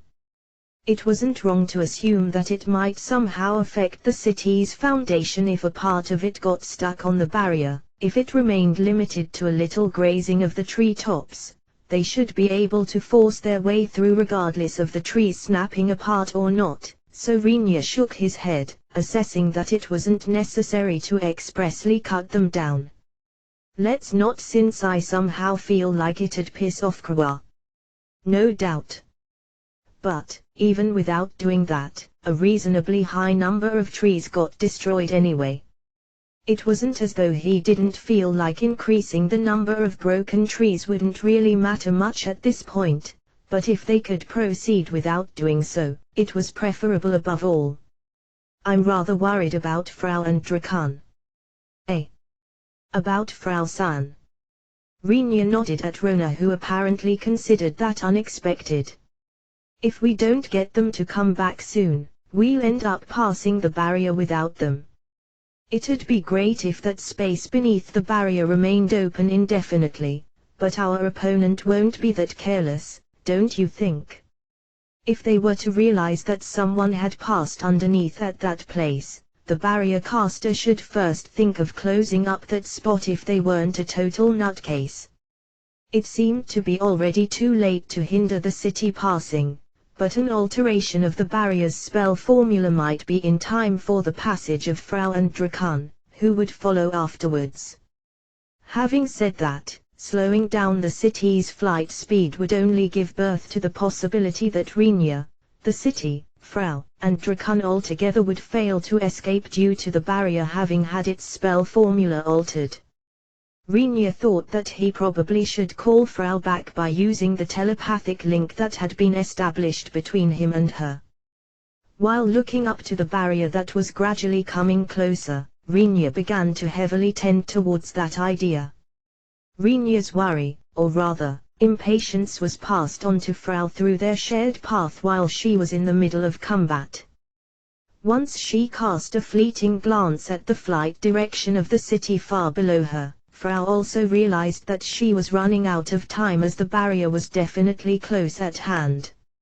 However, even if she comprehended as much, it didn't mean that her enemy would obediently let herself get defeated. "I finally understood your weak point," Sazan shouted with a complacent smile from atop her evil dragon. "The range of your attack is wide and it possesses quite a lot of firepower, but its downside is that it doesn't work when faced with maneuverability. You sure run your mouth like a know-it-all no." Using the black mass pouring out of the tear she had created as a foothold, Frau quietly ground her teeth in vexation while glaring at the evil dragon as it flew around. Actually, it wasn't as though Frau's power didn't work against maneuverability. But, since Frau had concluded that a power she could manipulate precisely wouldn't be overly effective against evil dragons and that it wouldn't be able to bring down Sazan, who was unleashing spells with tremendous force, she had fallen back on broadly relying on a power that possessed a certain extent of range.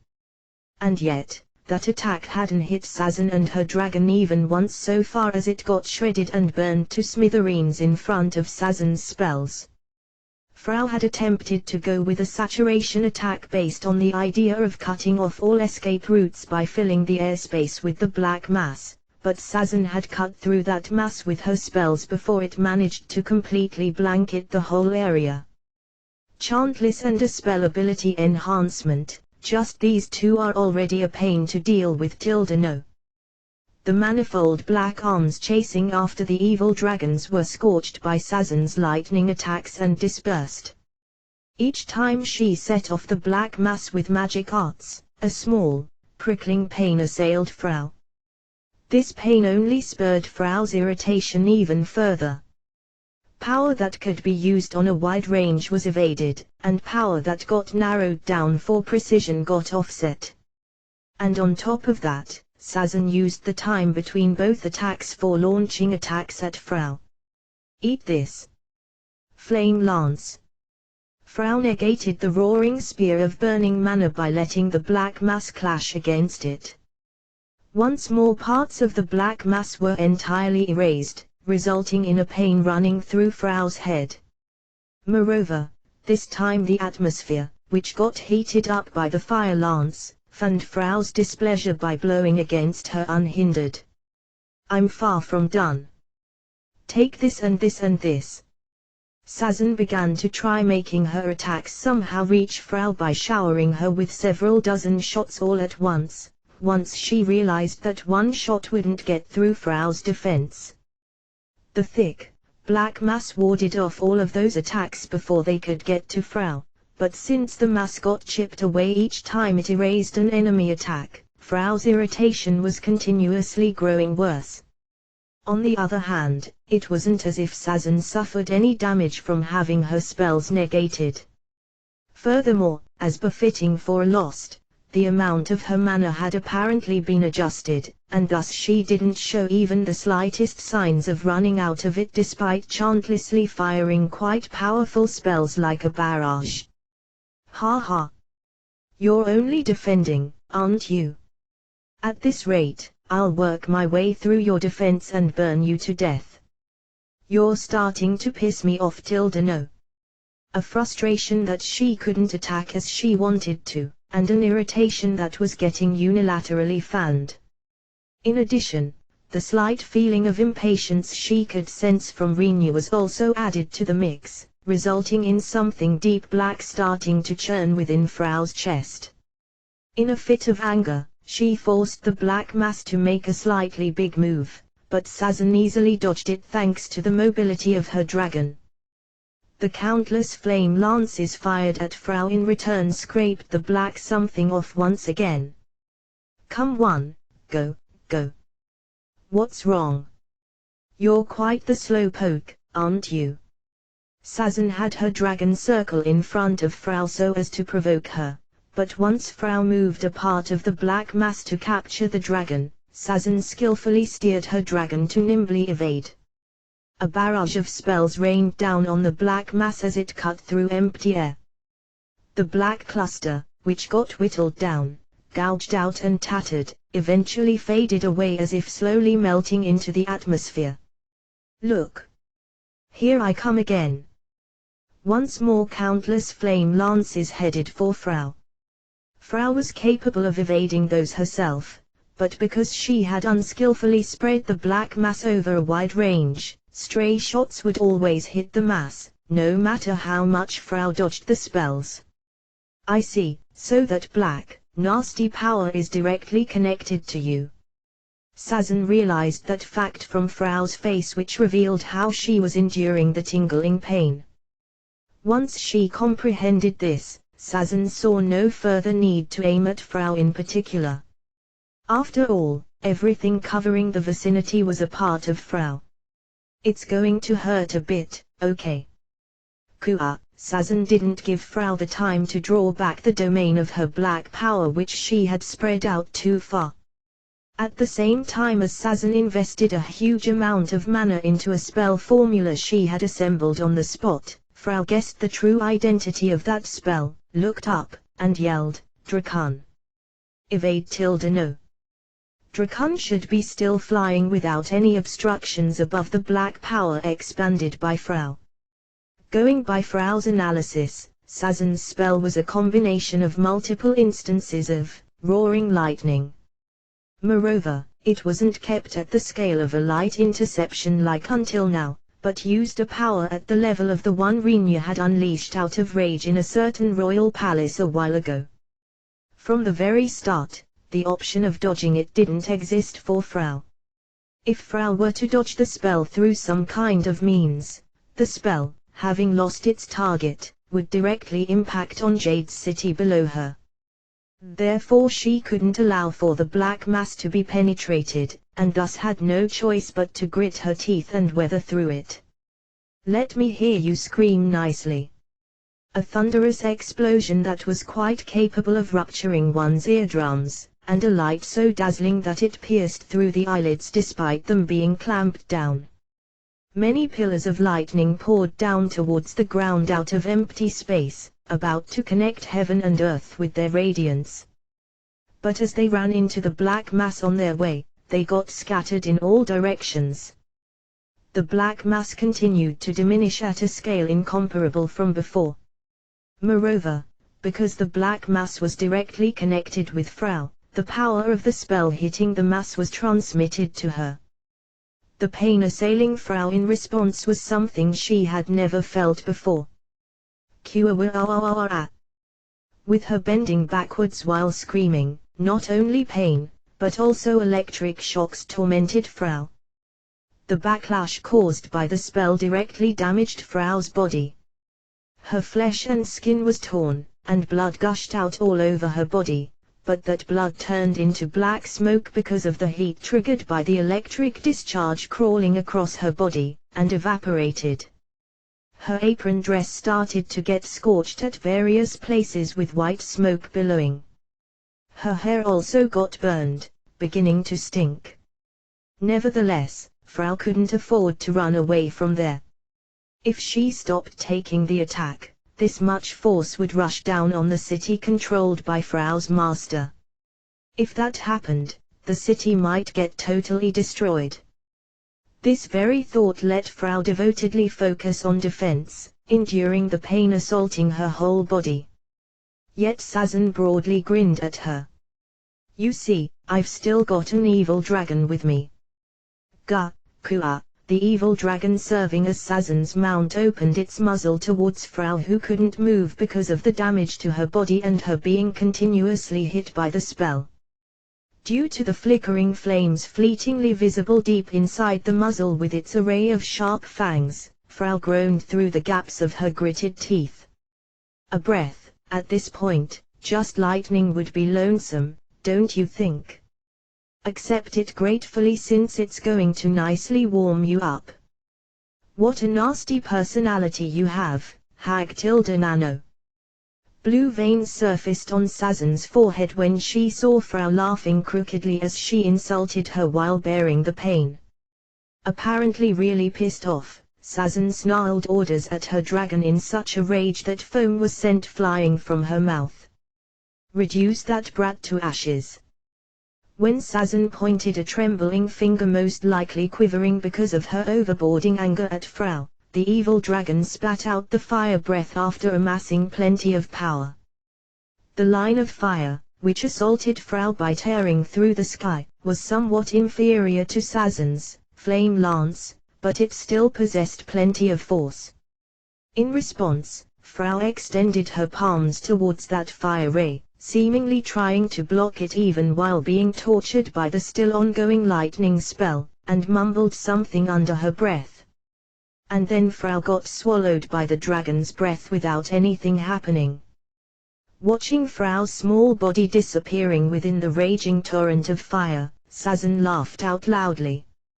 Ha ha ha ha. Serves you right. I killed you. Just as I thought. You people have to be obliterated.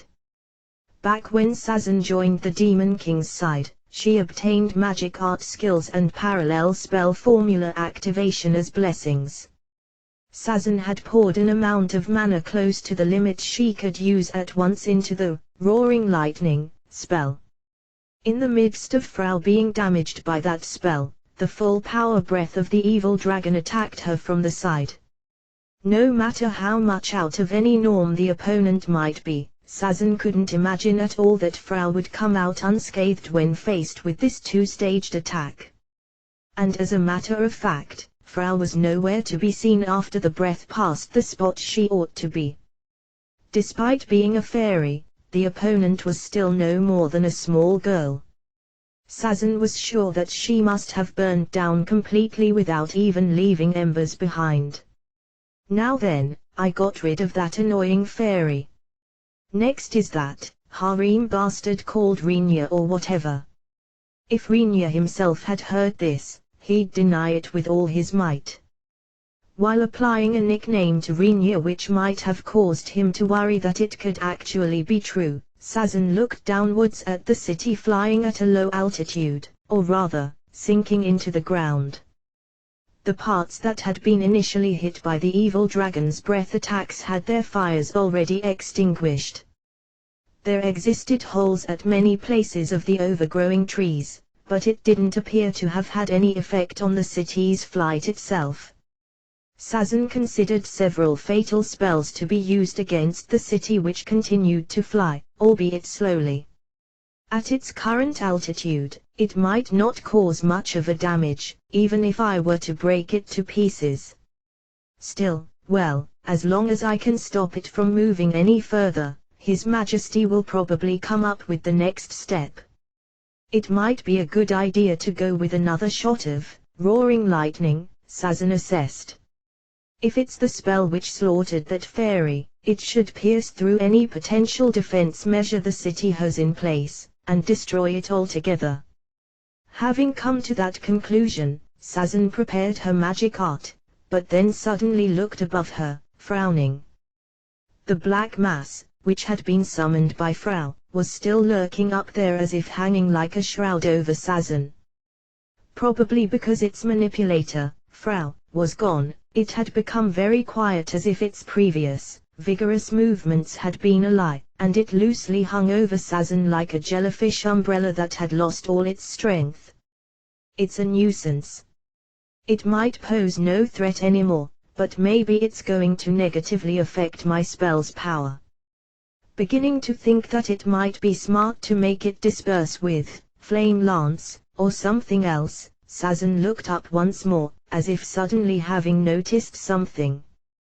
The black mass was still there, maintaining a shape similar to an umbrella. When Frau had manipulated it, the mass, which had more or less blocked the roaring lightning unleashed by Sazan, was originally something supposedly linked to Frau. Now that Frau, the source of its power, had been vanquished, it wouldn't be odd for it to have vanished as well. And yet the black mass still existed while keeping a clearly defined shape. Something bad is going on. As if stirred by that thought, Sazan suspended the roaring lightning she had been preparing, and tried to switch to another magic art. But, at that moment, the black something, which was hovering like a thundercloud, began to emit low, heavy sounds, similar to distant thundering, and a flash of light from within, just like you'd actually expect a thundercloud to act. That fairy, don't tell me. The instant Sazan instinctively directed her eyes to the city below her after having noticed something, the entirety of the black mass floating in the sky turned into bright red fire and burst alongside a loud explosion. Of course, Rinya and the others could hear the explosion below as well. Hold on to something. It's going to shake. Rinya called out to Rona in panic due to the crimson explosion of fire covering the entire sky. At the same time, he devoted his thoughts to flying the city, trying to restrain the effect of the heat blast that would arrive anytime soon so that it wouldn't cause an impediment to the flight.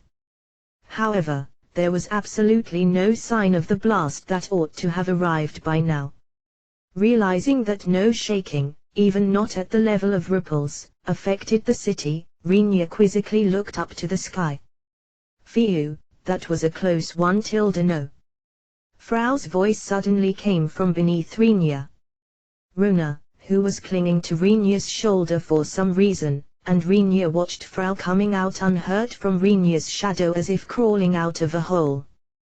While unable to process what had happened just now, Rinya and Rona looked at each other with their faces almost touching. Frau. Just what the hell is going on here? I will explain later. Nano. I will not go as far as telling you to stop getting intimate with each other, but master, you need to quickly cross the barrier. No. Sure. Interrupting Rona, who was trying to get an explanation out of her, Frau pulled her body out of Rinya's shadow with that comment. Rinya grasped that asking her for an explanation had to wait, and immediately replied with a confirmation the city couldn't really fly all that fast, but since the barrier itself wasn't overly thick either, just crossing it wouldn't require that much time. But, Rinya was worried about Drakan still not having returned. That worry proved to be unnecessary since Drakan had lowered his altitude while flying big circles outside the range of the explosion, which had likely been caused by Frau, plunged into the leaf canopy that had become full of holes and burns at this point, and remained there. It was a way of landing that could be described as an emergency landing, but the city itself didn't have any space allowing Drakan's huge frame to land on, and the number of branches was too lacking to allow him to perch on them. As a result, he landed on a place with a high density of leaves and branches, apparently having judged that this would be the safest means. Drakan's appearance as he lay with his belly on the densely overgrown leaves vividly reminded one of a bird rather than a dragon, but Drakan himself looked somewhat smug over having pulled off what he believed to have been a skillful landing. Frau, please tell us about the situation. Did you take down our pursuers? The city had crossed the barrier. Or rather than calling it crossed, it'd be more correct to describe it as sliding past, but either way, the city, which had left the barrier's boundary, began to slowly rise from the Kachural's tear through Rinya's control in order to get up to its previous altitude again.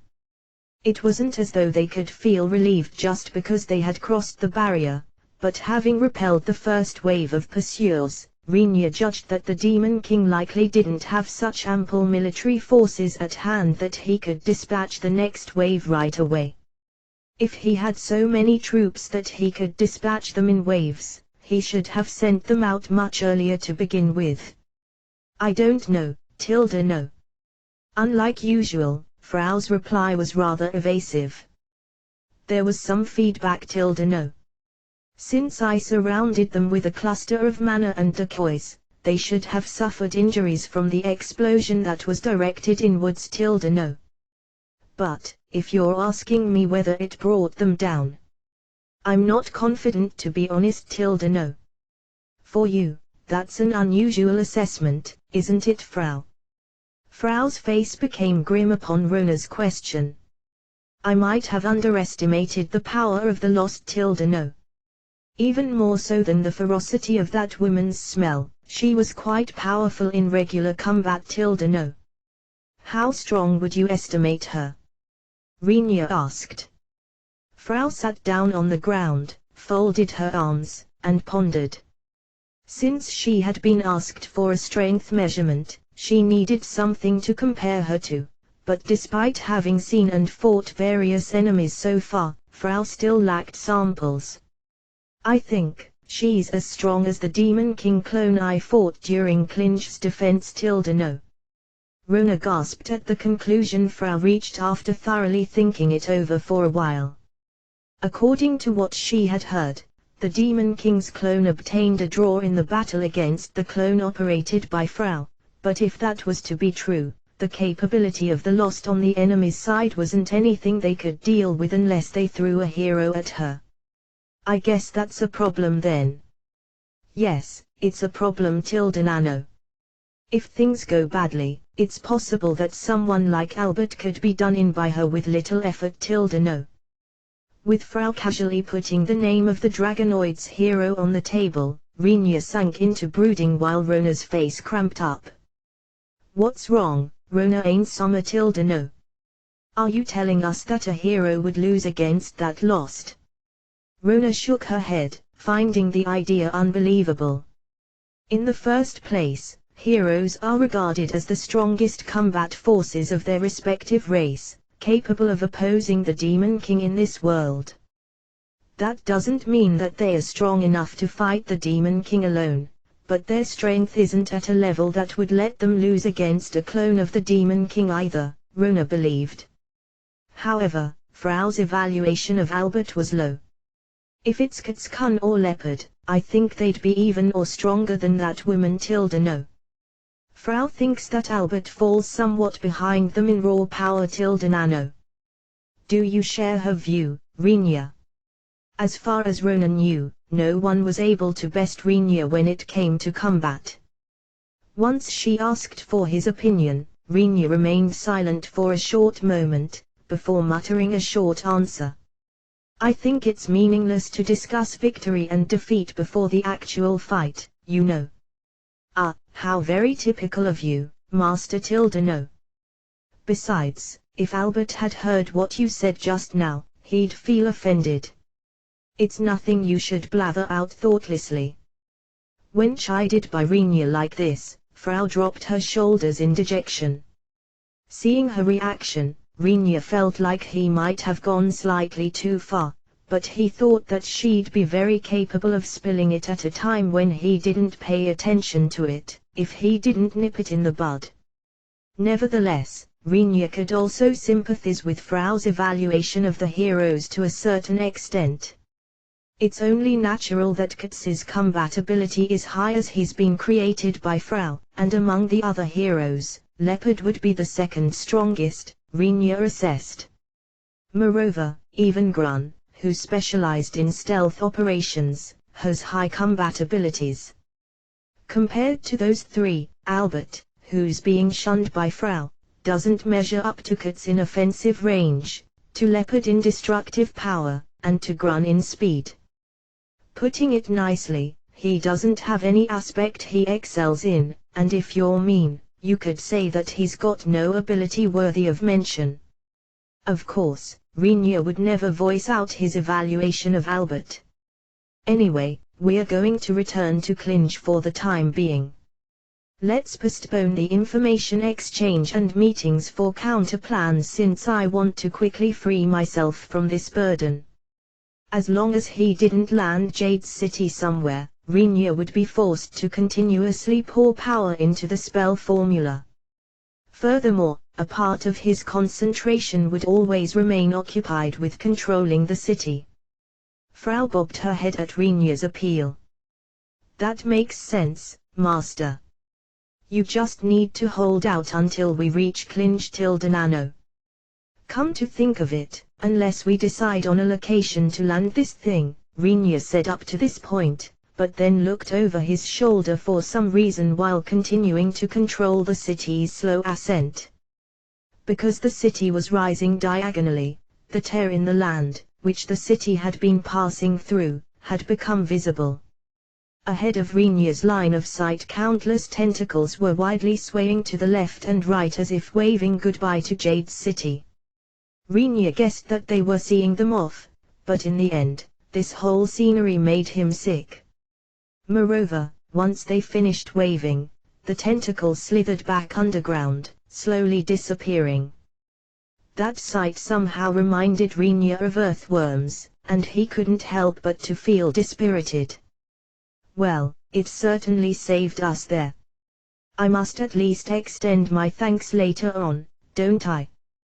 The other side was a cluster of tentacles, but Rinya believed that he should follow up on the debt of gratitude. There's no problem about the landing point either. No. You will know once we reach Clinch-No.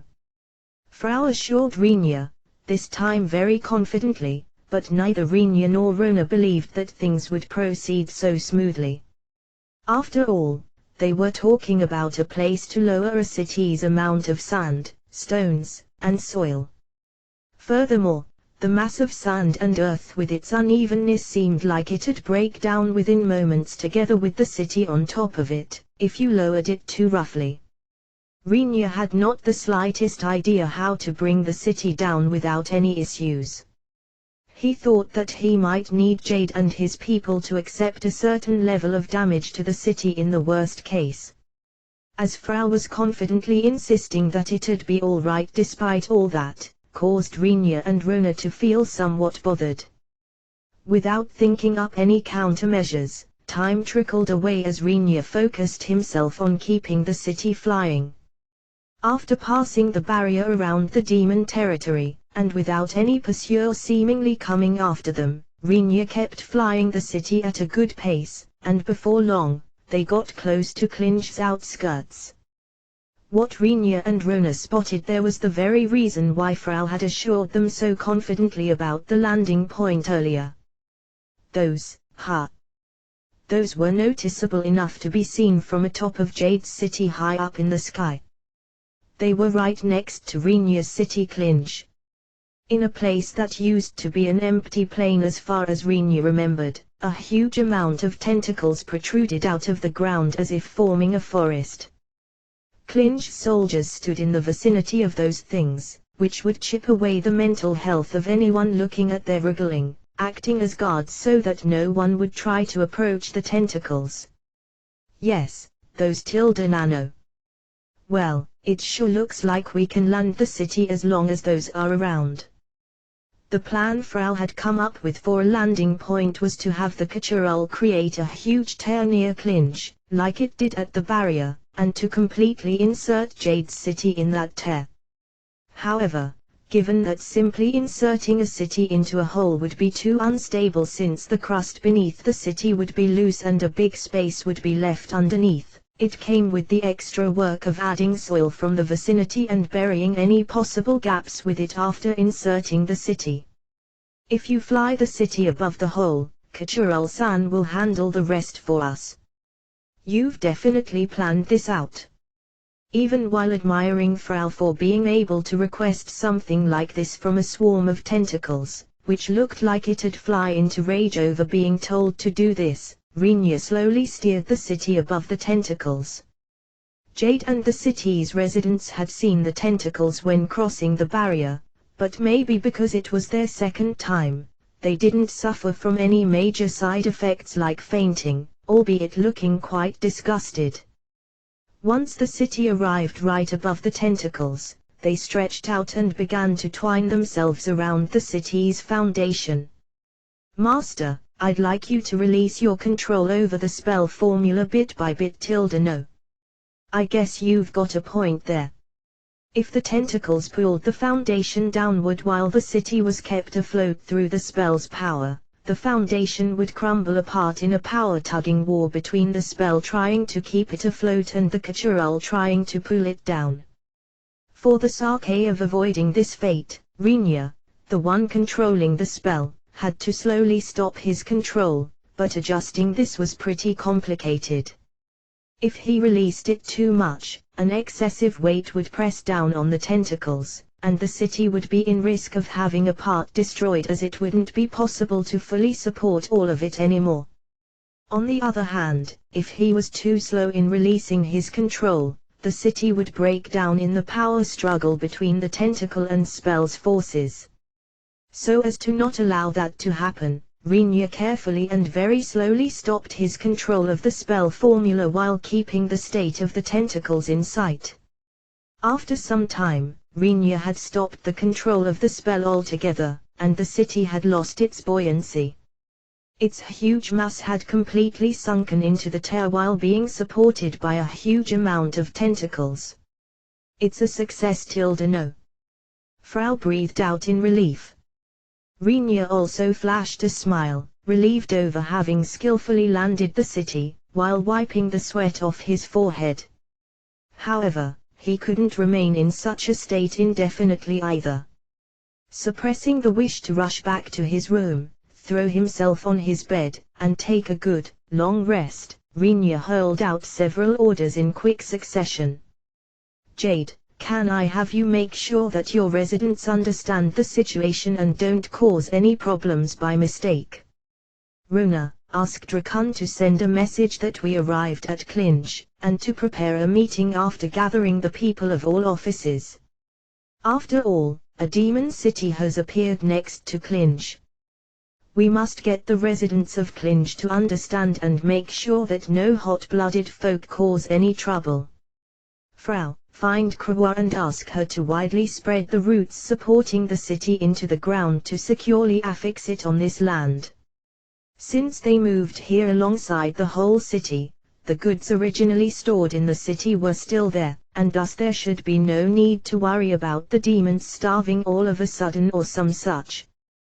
But, even those goods were limited in quantity. If they didn't come up with some method to replenish the stock, the city would run out sooner or later, which would cause issues for the demons' lives. Hence it was necessary to think about the future together with those in charge of managing the goods distribution, and it was also necessary to send out various notifications to Clinch soldiers and similar so that no problems would crop up between humans and demons. Even Rinya had known from the start that things wouldn't be over with him bringing the city here, but now that he considered all the things that had to be dealt with, he felt a strange weight pressing down on his shoulders, even though he had just moments ago freed himself from the weight of Jade's city. If he were to order for things to be put in motion to some extent, he hoped that he'd be able to leave the rest to Maria and her civil officials. If Maria and her subordinates heard that, they'd immediately run away at full speed. Letting such thoughts wander across his mind, Rinya spotted a figure roaring noisily while kicking up a cloud of sand as they ran this way from Clinch. "Shin. Rinya. Welcome back. I'm so happy to see that everything worked out well." Shin had run up all the way without even catching a breath, but before Rinya could greet her back, she tightly grasped Rinya's hands. Shin tried to pull Rinya, who was surprised over having his hands grabbed all of a sudden. Sensing that, Rinya quickly shook off her head, causing her to tumble on the ground. Standing up without a single scratch despite having fallen down quite flashily, Shin pointed a finger at Rinya, and protested, "What are you doing?" "That's what I should be asking you." Just what happened? You'll know once you follow me. I can't handle it myself. So I'd like you to accompany me at once. Once he looked at Shin's face, he somehow knew that Shin was under pressure. However, albeit he had asked her to explain what had happened, her answering that he'd know if he followed her either meant that she didn't know how to explain it with words or that she thought he wouldn't believe her even if she explained it with words. Okay. Frau, I leave this place to you. Can you handle it? Renia judged to prioritize the situation at hand. Leave it to me, no. Please be careful, master. Okay, it's in your hands then. All right, lead the way, Shin. This way. After hearing Frau immediately confirming his request, Renia urged Shin to guide him. Shin started to run, which triggered Renia to run after her. Though I'd love to take a rest, even though he grumbled this, it wasn't as though the problems in front of him would simply vanish into thin air. A part of his forebangs had become white, but even as he worried about the possibility of his other hair turning white soon as well, he concentrated on running for now. Shin told Renia that she had encountered an issue she couldn't handle herself. Going by her words, Renia believed that it likely wasn't a problem requiring physical force. After all, Shin should be capable of resolving any such matter with her own physical abilities. Considering this wasn't the case here, Renia could deduct that something of a logical or spiritual nature had happened in clinch, or at least nothing that could be resolved with a brute force approach. While pondering what it might be, Renia had his hand pulled along by Shin. At present it was difficult to imagine that anything overly troublesome would occur in clinch. Of course there was the matter of Renia having gone to the demon country and brought back an entire city including its residents, lord, and retainers, but this piece of news shouldn't have had enough time to spread yet, so it was hard to believe that it had suddenly caused problems. On that topic, even though the world might be fairly vast, not many people would be able to directly complain about this as a problem to Renia, even if it became a well-known fact. This was something Renia was aware of as well, but since it'd be no more than rubbing it in if he actually voiced it out himself, he refrained from expressly putting it into words, probably because his nature as Japanese was at work here. Could I have you give me an explanation of just what's going on? Please? You'll understand as long as you come with me. Or rather, Emil is in danger if you don't come with me. Give me the location. As soon as she noticed that the tone of his voice had dropped by several levels, Shin perceived how she was lifted up in Renia's arms in the next instant. While witnessing how the scenery, which had streamed past at a speed that could somehow be followed by her eyes so far, suddenly accelerated to an extent that it became one big blur, Shin barely managed to squeeze out an answer. Your mansion, parlor. Gotcha. Renia had judged that it was a race against time, considering that it was an incident that Shin, someone who possessed strength that'd make anyone doubt whether she was actually human, couldn't cope with and put Emil, a demon, in danger. As soon as he started to run at a speed that drew on all his power, he closed the distance from outside Clinch to his mansion in almost no time. Clinch's residents, who saw a shadow carrying another shadow zoom past inside the city, had rather kind and curious looks than ones colored with surprise for some reason.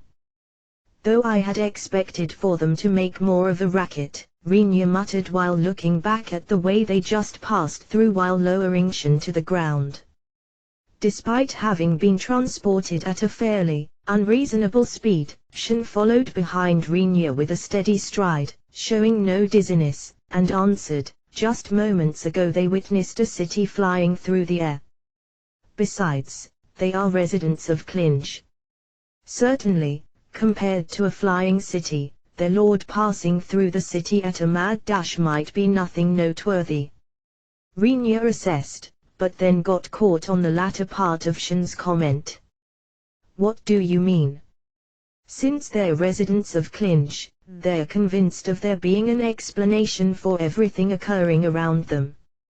Rinya believed that there had to be a limit to flexible thinking, but rather than being baffled by his people's adaptability, Emil was more important since she seemed to be in danger. Of course it was impossible for him to run through the mansion at the same speed as through the city, but Rinya still headed to the parlor mentioned by Shin as fast as he could. As soon as he arrived, he entered without even knocking on the door. Excuse me, it seems I've got the wrong room. After leaving that short apology, Rinya tried to close the door he had just opened. The one who rushed out of the room before the door was fully closed and clung to Rinya was Emil, who was supposedly in danger, according to Shin. Can't you wait just a sec? Why are you running away, for heaven's sake? Idiot, this place is hell. That is no place where humans should intrude upon. Aren't you a brute to leave a single, frail woman all alone in that hell? Don't mess with me. I'm sure someone like you is going to be all right. Even hell would pose no problem for you to live in. Rinya tore off Emil and attempted to somehow flee the place. Opposing that, Emil put even more strength into her arms as she clung to him while bracing her legs to hinder him from getting away by all means. Standing behind Rinya, Shin folded her arms and pondered what she should do under these circumstances. Shin, help me to tear off Emil. Partner, you won't abandon me, will you? You won't do anything like that, right? It's difficult to decide whom to support here, in a situation where she'd earn herself resentment by one side if she assisted the other. Shin noticed that her longing and duty were in perfect balance once she weighed both options. In other words, there exists only one action I should take here, Shin quickly decided. Sorry, you too. It was the option of fleeing the scene by herself.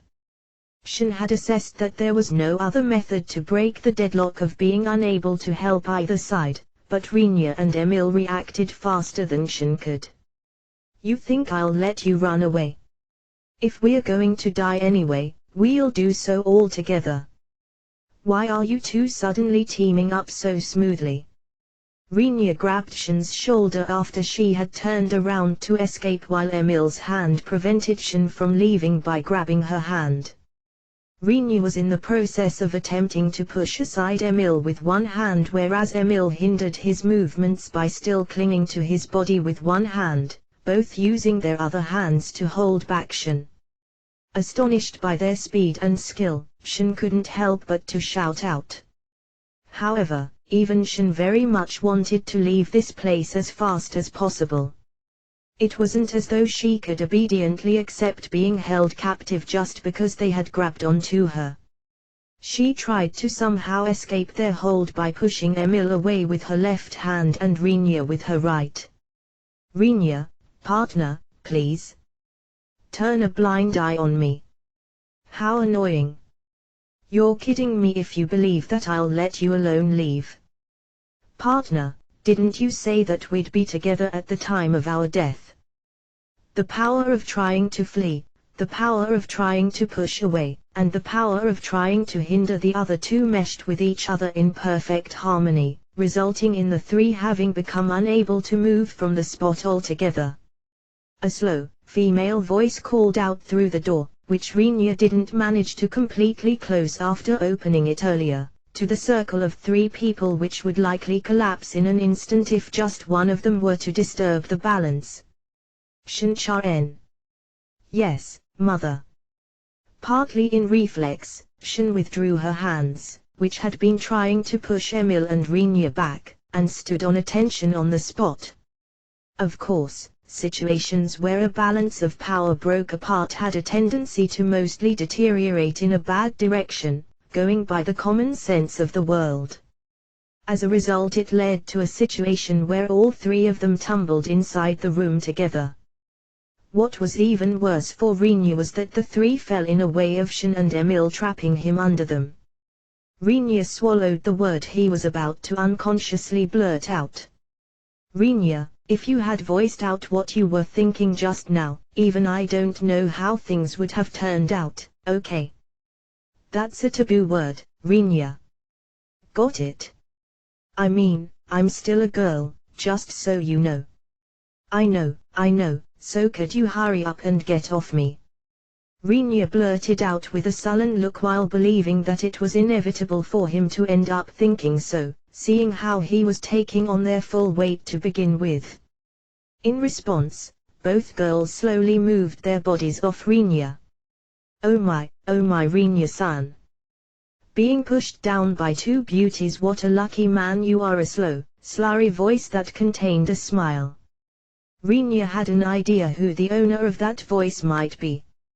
Long time no see, Your Majesty. You seem as healthy as ever. The one Rinya addressed with a voice full of resignation while still lying on the ground was the Archduchess Lydia Femme Fatale, who was holding the supreme authority in the Trident Principality. She was squinting while laughing as she held a hand against her cheek, but her chest still had the same outrageous volume as when he had seen her last. Its majestic size stood out even further when he was looking up to her from the floor. Long time no see, Margrave Kunujai. Everything okay on your end? Well, yes, somewhat. Huh. You don't really sound overly happy, though. If the other party consisted of only the Archduchess, Rinya wouldn't need to choose the option of turning about and running away all of a sudden. However, other figures were also sitting around the round table located in the center of the room. The heart of man is something fickle. I guess even Margrave Kunujai Dorno isn't excluded from this fact. Your Majesty Emperor Royce Pastafilet, as he couldn't afford to stare up to the Archduchess for eternity, Rinya got up just to meet the bright look of Emperor Royce Pastafilet, the highest authority of the Elven country, at the end of his line of sight. The one sitting opposite of the Archduchess with the Emperor between them was a beast-omen with the tail and ears of a leopard and a dress that looked disheveled and messy rather than casual. Rinya tried to search his memory as he felt like he had seen her face somewhere before, but it only resulted in a frustrating state where her name lingered on the tip of his tongue but didn't want to quite come out. Well, we've not spent much time with each other. You can't recall my name, right? I've remembered after hearing you speak, Your Highness Queen Lobelia Panther. Rinya had finally retrieved the Queen's name, who had been kicking the Fang King at the Beastman's royal palace, from the depths of his memory, but the Queen shook a finger while repeatedly clicking her tongue. Rinya was afraid that he might have been impolite by possibly making a mistake, but without minding that, Lobelia added a correction to Rinya's information. You'd been right before, but now it's different. Has His Majesty the Fang King possibly passed on? That moron is still going strong. But, he stopped being the king.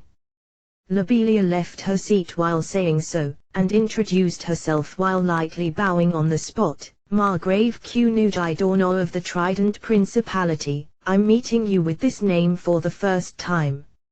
I'm the sole rule of the Beastman, Lobelia Panther.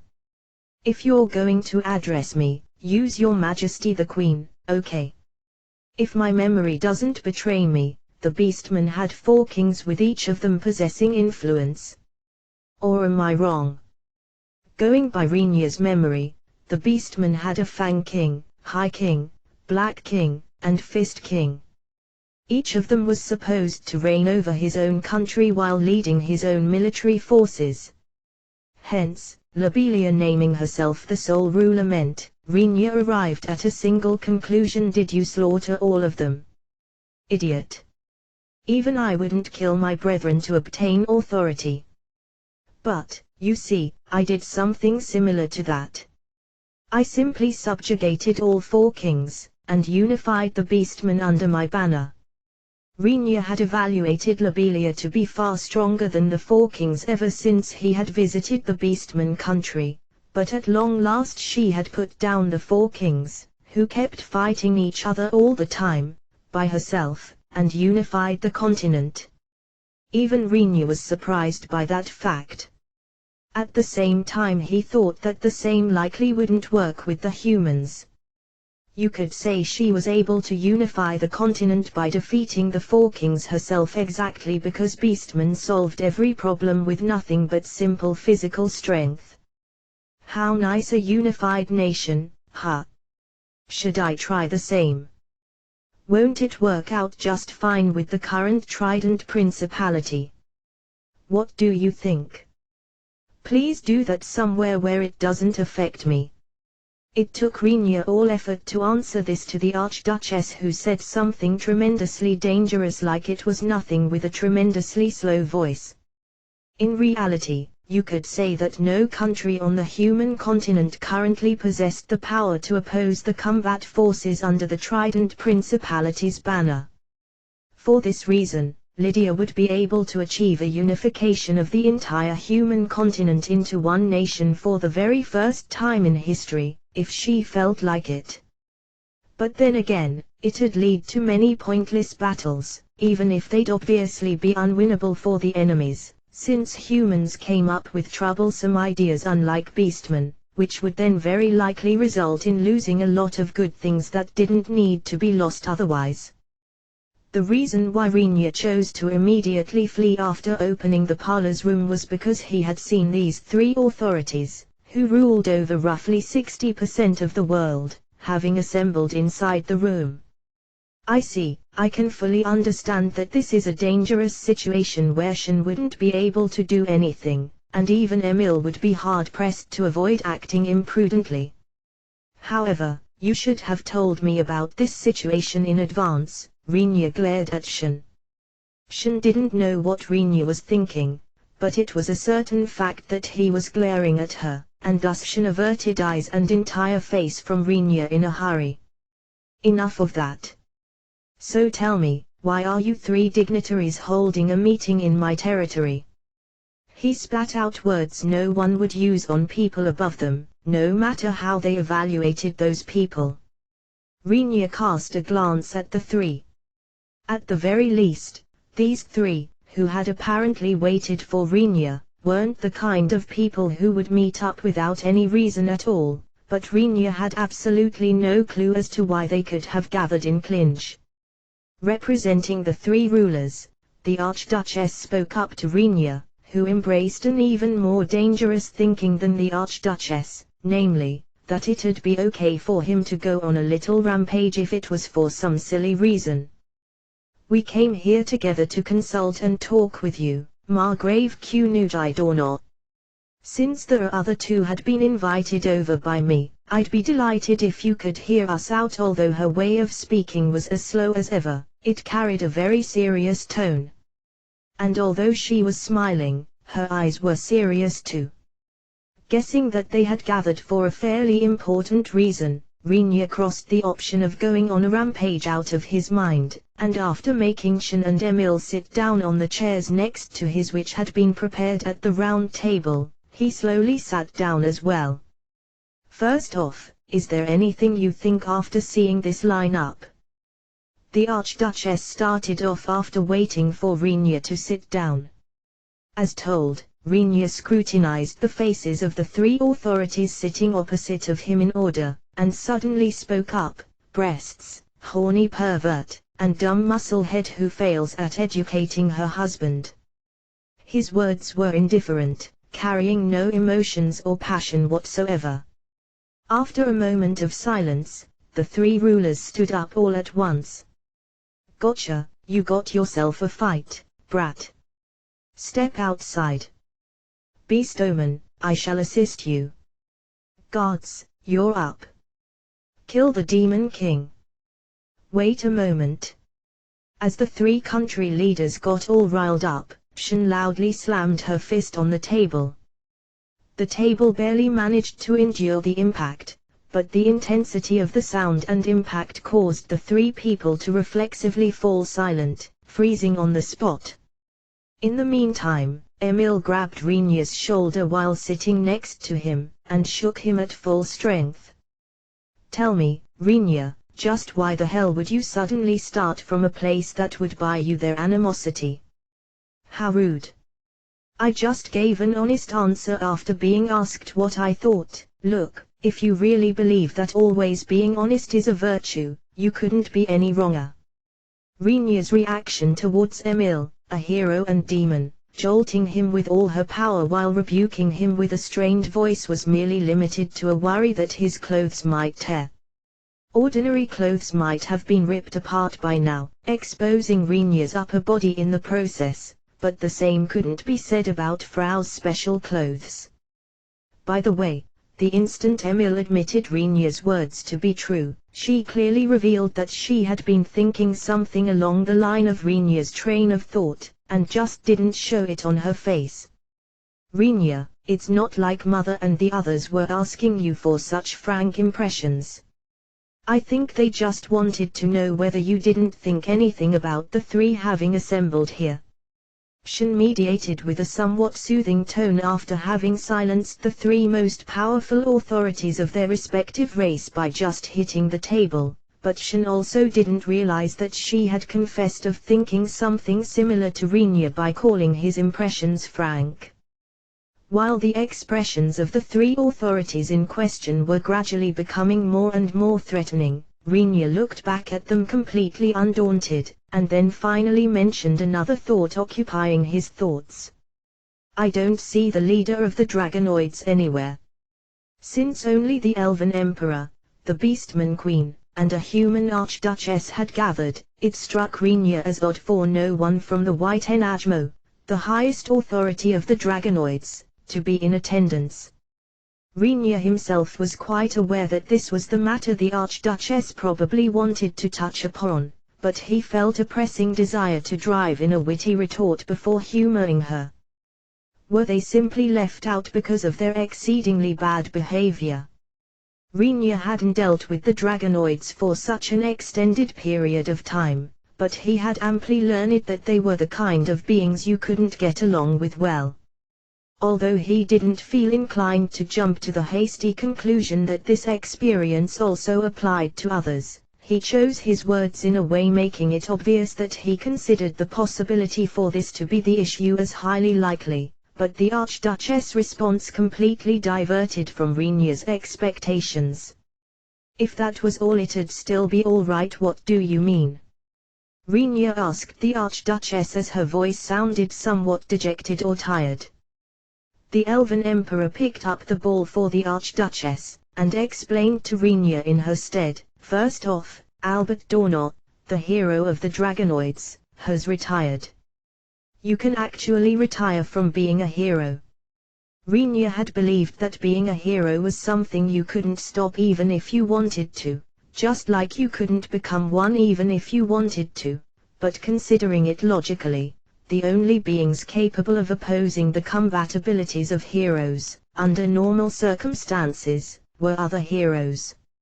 If a hero suddenly started to talk about not wanting to do the job anymore or going back home, only the other heroes would actually be capable of stopping the hero in question from doing so.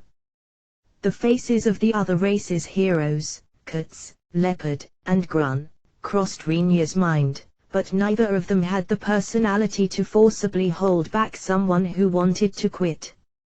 Rather, all of them would very likely encourage any hero mentioning that they wanted to retire. In the first place, Rinya had told Albert that it was all right for him to go back to his country if he wanted to before departing for the Demon Continent. He seems to have gone back to the Dragonoid continent through a transfer gate, but since all transfer gates to that continent ceased working afterwards, we've become unable to get in touch with him. Were their transfer gates destroyed? This was the easiest method to stop transfer gates from functioning. The transfer gates, which always worked in pairs, would lose their function as gates if one of either gates got destroyed. Most likely. Moreover, a hero can't destroy a gate on their own judgment. In other words, transfer gates were extremely crucial facilities as they allowed for information and goods exchange as well as people traffic. It was unthinkable that someone would destroy them on their own discretion, even if they might be a hero. That means the Dragonoids either chose to sever the exchange with the other races and oppose the demons on their own, or to stay out of the conflict this time around by secluding themselves. Lobelia nodded at Renia's deduction. This basically meant that the Dragonoids as a race had dropped out of the war against the demons. I think it might be inevitable, the Elven Emperor declared with a grave tone. From the very start, the Dragonoids have been hating the demons far more than us. Moreover, this time they not only blundered by having the territory under their influence stolen from them, but they also lost a substantial number of kin. Well, it's not that I can't sympathize with that. It's only understandable that the Dragonoids and their hero would loathe the idea to cooperate with us after hearing about a human noble heading out to save a demon. The Elven Emperor's eyes shifted away from Renia. Following his line of sight, Renia noticed that the Elven Emperor was now staring at the person sitting next to him, Emil. And to be precise, the Elven Emperor wasn't gazing at her body or face, but her hair. "Oi Emil, your hair." "Ah." Upon having it pointed out by Renia, Emil covered her violet hair with both her hands while yelping duppily. Of course, the Beastman Queen and the Elven Emperor had already seen Emil's hair color, making it pointless for her to hide it at this point. Renia had told Grun and Leopard about Emil's true identity before going out to search for her, but he hadn't considered at all just how far that piece of information might have circulated. Renia's body stiffened up as he thought that they might get blamed or singled out over this, but the Elven Emperor immediately averted his eyes from Emil, and the Beastman Queen's look at Emil didn't contain a trace of interest in the demon girl to begin with. As Renia thought that his worries had apparently proven to be groundless, the Beastman Queen said, "Well, it's you we're talking about here after all." Indeed. Did they realize only now, or had they been informed by their respective heroes in advance? Either way, the two statesmen talked about it with a carefree attitude as if they had given up on it from the start, or rather, as if it didn't matter anyway, not showing any surprise at Emil's true identity. "You okay with that?" Renia reflexively asked the two in disbelief. Demons were supposed to be the enemies of all living creatures on this planet. Not only had Renia saved her, but he was even now keeping her close to him. "Even if we told you to quit it, it's not like anyone could enforce it anyway.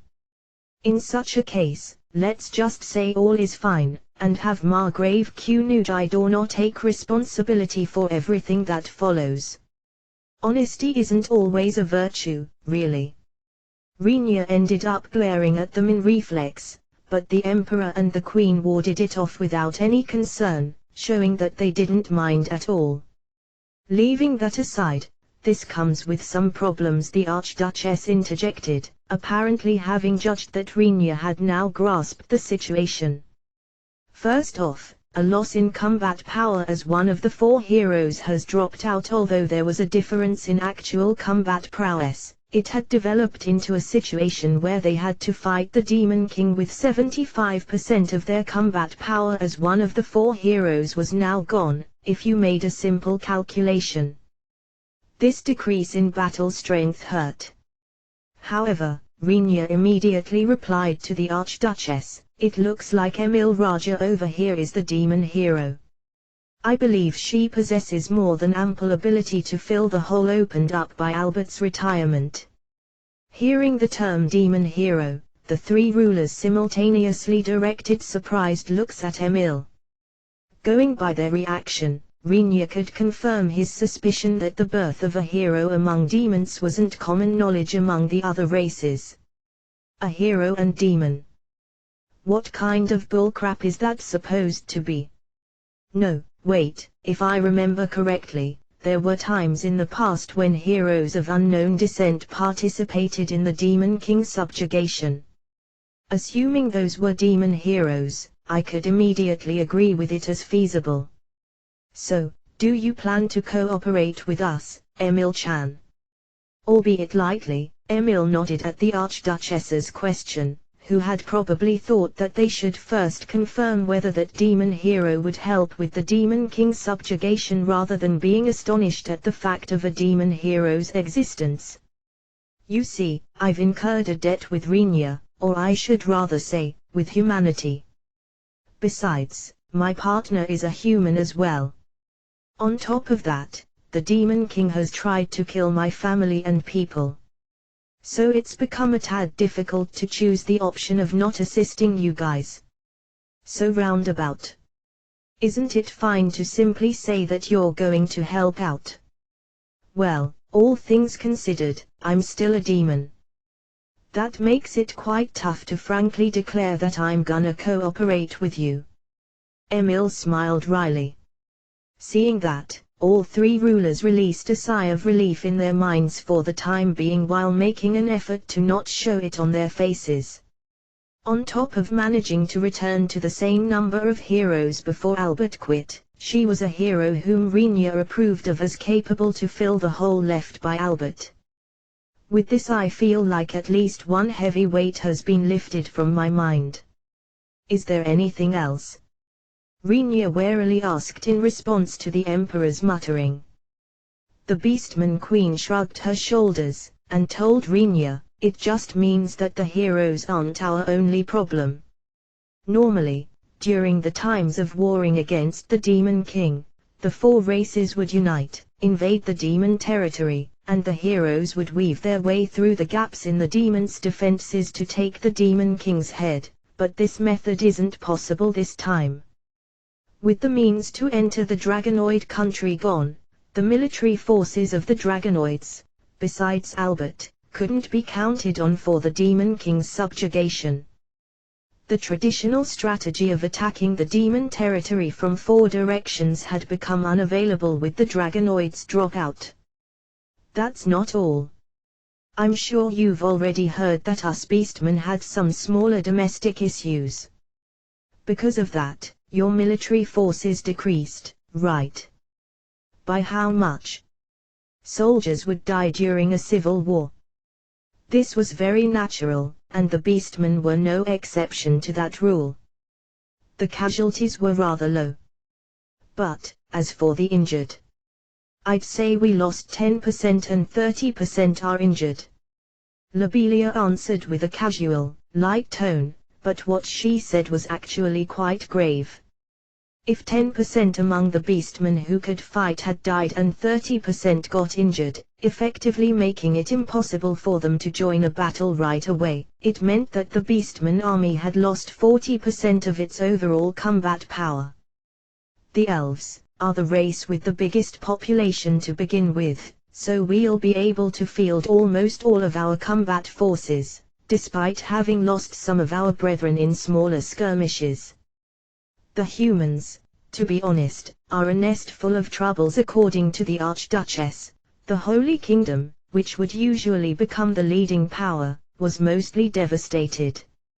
Moreover, the military forces owned by the Holy Kingdom and the countries that had formed an alliance with it had suffered heavy losses in the previous war. And even among the soldiers who had survived that onslaught, many had become unable to sortie because of physical ailments or mental problems. In addition, the Trident Principality, which had become the strongest power on the human continent in the Holy Kingdom's stead, was overburdened from dispatching its soldiers all over the place to defend something or keep public order in other countries, the Archduchess told Rinya. Because it's not like we wish the other countries to fall into states of anarchy. The dispatch of troops itself can't be helped. You see, if the number of soldiers decreased, problems in securing public order in villages and other smaller settlements would become a problem, not to mention bigger towns or cities. Accordingly, it has resulted in the Trident Principality apparently taking over those duties, dispatching its soldiers not only to the neighboring countries but all over the human continent in an effort to maintain public safety, but because this lowered the principality's military forces, the principality itself was gradually starting to run into a dire lack of soldiers, the Archduchess explained. In short, you're saying the Demon King's subjugation is the least of our problems. I'm well aware myself that it's not an issue that can be treated lightly. The simple truth that you can't use what you don't have is hard to overturn. If we fight with the intent of dying, our current numbers might match our former military forces, but something like the Beastmen falling to ruin after us being able to kill the Demon King would be quite a problem, to be blunt. Because Lobelia fully understood that they wouldn't have any future if they didn't kill the Demon King, Rhaenyra couldn't muster the courage to tell her to provide the soldiers with a resolve to lose everything. And given that even Rhaenyra, who didn't hold much responsibility, was unable to do so, the rulers, who were in a position of shouldering the lives and livelihoods of their people, were even less able to mention anything like that, even if they were well aware of the possible consequences. In other words, us wanting to consult with you is about borrowing your knowledge to see whether any other method to tackle this could possibly exist. Rhaenyra was about to immediately shoot it down with, as if I would conveniently have such a nice plan at hand, but considering that it wasn't as though they'd have come to consult him without pondering about it beforehand, he could conversely conclude that they had been cornered quite a bit. There's one more thing we need to consult you about. You've still got more. I'd say that's actually the real reason. I mean, we really don't know what we should do about this. Contrary to Rhaenyra, who unintentionally raised his voice, the Archduchess looked up to the ceiling, not sparing Rhaenyra a single glance. Drawn by that, Rhaenyra also looked up, and immediately furrowed his eyebrows as he sensed something being out of place up there where nothing but a flat ceiling should originally exist. Rhaenyra immediately grasped the true cause for his feeling of discomfort. The part of the ceiling everyone was watching tore apart. Of course, it wasn't as though the ceiling itself got destroyed, but rather, a rift opened up in the space close to the ceiling, and a faint light spilled out of that crack. And then the figure of a person, beginning with the toes, slowly began to appear from within. While some kind of music could be heard from who knows where, the long, smooth legs of a girl came out of the rift. She was covered by a simple, snow-white dress which had its hem loosely fluttering despite the absence of a wind. The clothes covering her slender limbs were widely opened on the back. The three shining, feathered wings on her exposed back spread open as if to protect the girl. Her glossy black hair flowed down while being tied together into pigtails on either side of her head. Just like her clothes, the braids swayed gently too. Mortals, stand down. My name is Giliel, the one controlling everything in this transient world. Shan and Emil stared at her with their mouths agape, obviously having forgotten to close them out of sheer surprise. The three rulers weren't as surprised as the two, as they had apparently seen Giliel before, but their eyes were still pinned on the girl floating in the center of the room, tension coloring their faces. And lastly, Rhaenyra was scrutinizing the area below the girl's feet for some reason. I have appeared before you like this as I am deeply grieving over the distress of this land. Therefore, heed mine words without the slightest sliver of doubt. The girl's manifestation point was almost in the dead center of the room. Naturally, the table surrounded by Rhaenyra and the others was to be found beneath her feet. The girl's soles remained in a place where you couldn't tell whether they were already touching the table's top.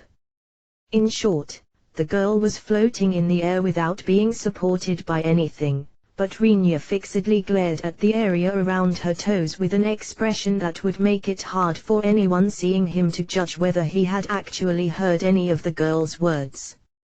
What I wish to pass on to thou first is the caprice of a false god, As she was floating while facing Rhaenyra right from the front, It was impossible for the girl, who had introduced herself as Giliel, to not notice Rinya's stare. At first she had spoken with dignity, dyeing her voice and a solemn expression, but the dignity gradually started to fade out of her voice, which instead increasingly got blended with a feeling of unrest. That is, could you not look like that? Rinya-san. Aliwhoop. Of all things, Rinya used his hand to casually swipe the girl's feet with a speed no one in the room could follow, alongside a yell lacking any intensity. Shin and Emil, who were surprised from the start, and the three rulers, who hadn't been overly surprised, became so flabbergasted due to Rinya's action, which didn't even give the girl any time to react, that they threw their eyes and mouths as widely open as physically possible. Moreover, for the one who had her feet swiped underneath, Giliel, it naturally didn't finish at just being surprised. Hi-oh-ah! What would happen if someone floating without any support had their feet knocked sideways? Giliel first-hand demonstrated the question's answer to everyone present. In other words, she ended up spinning around with her waist as center. If that had been the extent of it, things might still have worked out one way or another, but maybe because she lost her sense of balance due to the abrupt rotation of her body and visual field, or possibly because she failed at controlling her floating power out of overwhelming surprise, Giliel slammed with her back on the table as if having fainted after spinning around once. Of course, the wings on her back were sandwiched between her body and the table. Seemingly having nerves running through those wings, Giliel screamed in pain while a huge amount of white feathers whirled up in front of Rinya and the others. I don't really know, but do you honestly believe that this girl could be a goddess or anything like that? Unable to immediately get up as her wings seemed to obstruct her, Giliel wriggled around on the table. While looking at her, Rinya slowly stood up from his seat, placed a hand on the katana hanging at his waist, and calmly drew it. Hearing the sound of the blade sliding out of its scabbard, Giliel abandoned her attempts to get up in a hurry, held up both hands towards Rinya while still facing upwards, and started to furiously shake them alongside her head. Wait a moment. Please wait, Rinya-san. I am telling you, it's not like that.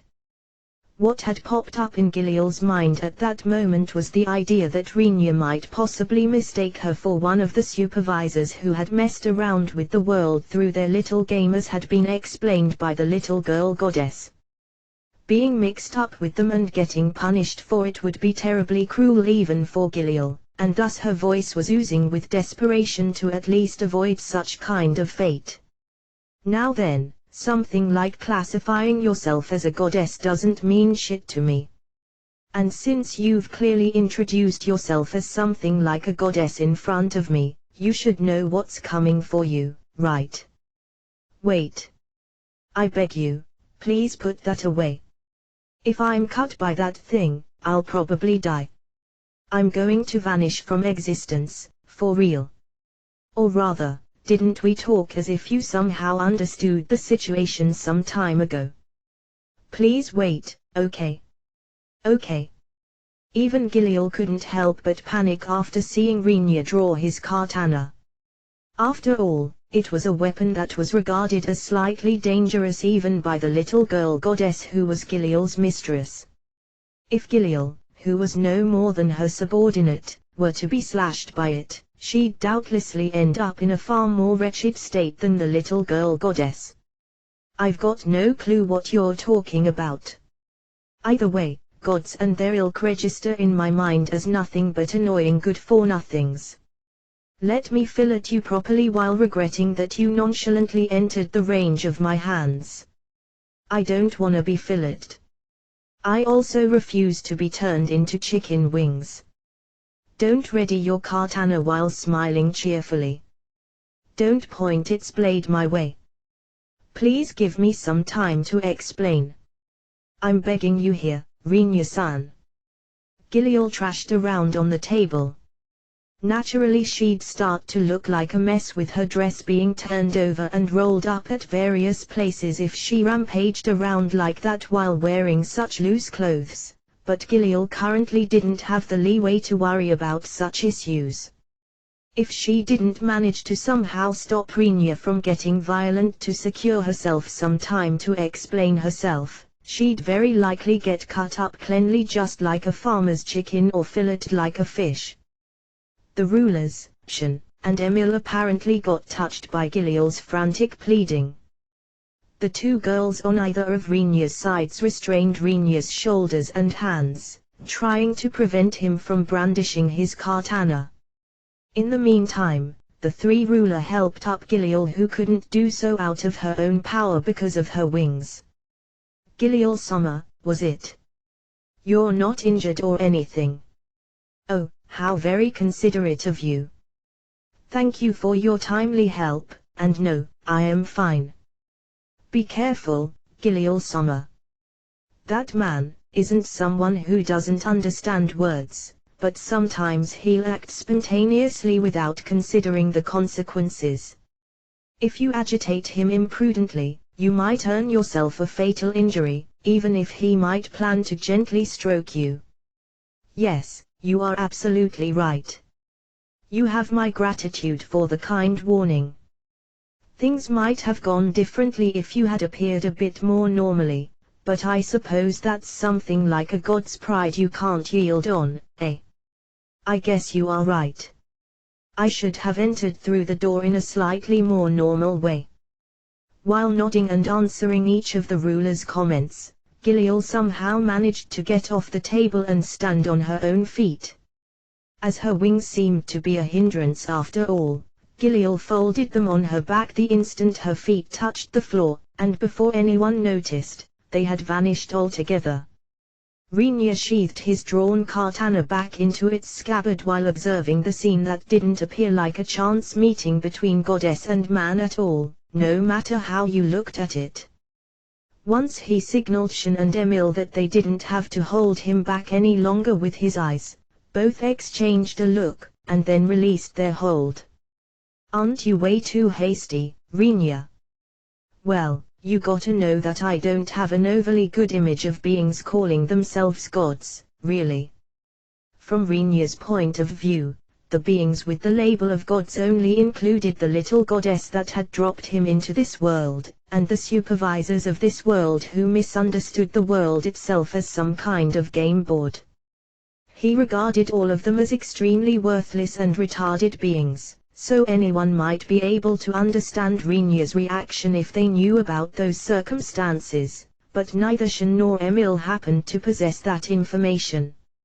Looking from the side, you totally acted like a criminal who tried to use a lethal weapon against an innocent girl. Isn't that a bit too mean, partner? As for me, I kinda feel like siding with Renia here, you see.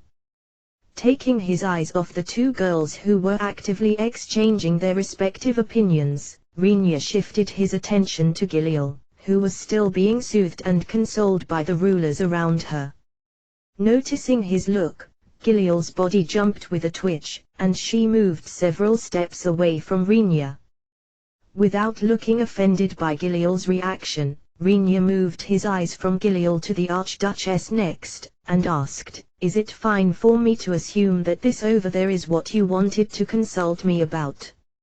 Rather, if there could be anything else as important, I'd like to tell me right here and now." Contrary to the carefree tone in her voice, the Archduchess's expression was steeped with great perplexity. Even the other two, albeit not showing it as openly as the Archduchess, seemed to be somewhat troubled.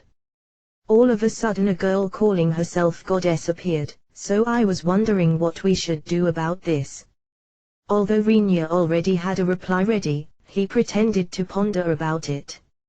If he were to answer right away, he had nothing but replies at hand which would very likely be taken as extremely half-hearted responses to the Archduchess's question. But when he considered it very closely, Renia realized that he'd be still told to think seriously about it even if he pointlessly wasted some time here, so he told her, "If you know a good doctor, how about introducing her to them? Figures, is what I'd like to say, but well, without getting angry and yelling at him to not mess around, the Archduchess pointed at the ceiling where Giliel had appeared. The rift in space that spat out Giliel earlier had apparently vanished altogether, not even leaving a single trace of its previous existence behind. What the Archduchess pointed at was the spotless ceiling. If someone made an entry from such a place, I feel like sending them to a doctor wouldn't do much good, you know. Renia suspected that the Archduchess bringing up the question what they should do with her meant that Giliel had already shown the same way of entering to the three rulers once before. For this reason, they didn't look as surprised as Emil and Shen, who had both witnessed that scene for the first time. And even though this method of appearing somewhat felt like a staged act, Renia assessed that it served the purpose to prove to the three rulers that Giliel wasn't just some lunatic girl trying to feed them lies. So, what would be the best thing to do? Let's see, how about having everyone get their eyes checked by a doctor? Renia's reply, which insinuated that they should doubt themselves if the other party appeared to be faultless, caused an awkward smile to unintentionally appear on the Archduchess's lips, as even she apparently hadn't expected that answer. Oh, that option existed as well, huh? As might be expected, I don't really feel like doubting my own brain. So let's first check whether our eyes work normally. You too. It's just a guess, but I think your eyes work normally, okay? Giliel butted into the conversation between Renia and the Archduchess, who were looking at each other while smiling, with an apologetic expression.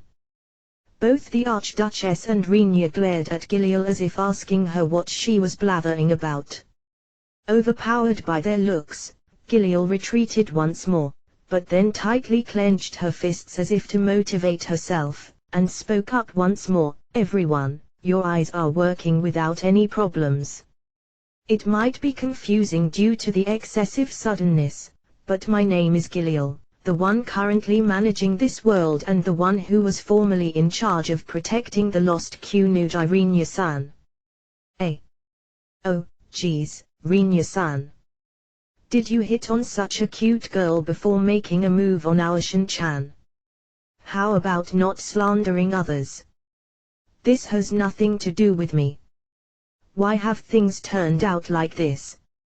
I beg you, please listen to me properly. Giliel yelled what sounded close to a desperate scream. While wondering whether those were words of being calling herself a goddess ought to use towards humans, the Archduchess and Renia shrugged their shoulders at the same time, although it wasn't as though they had arranged it in advance. Start over for the time being. You.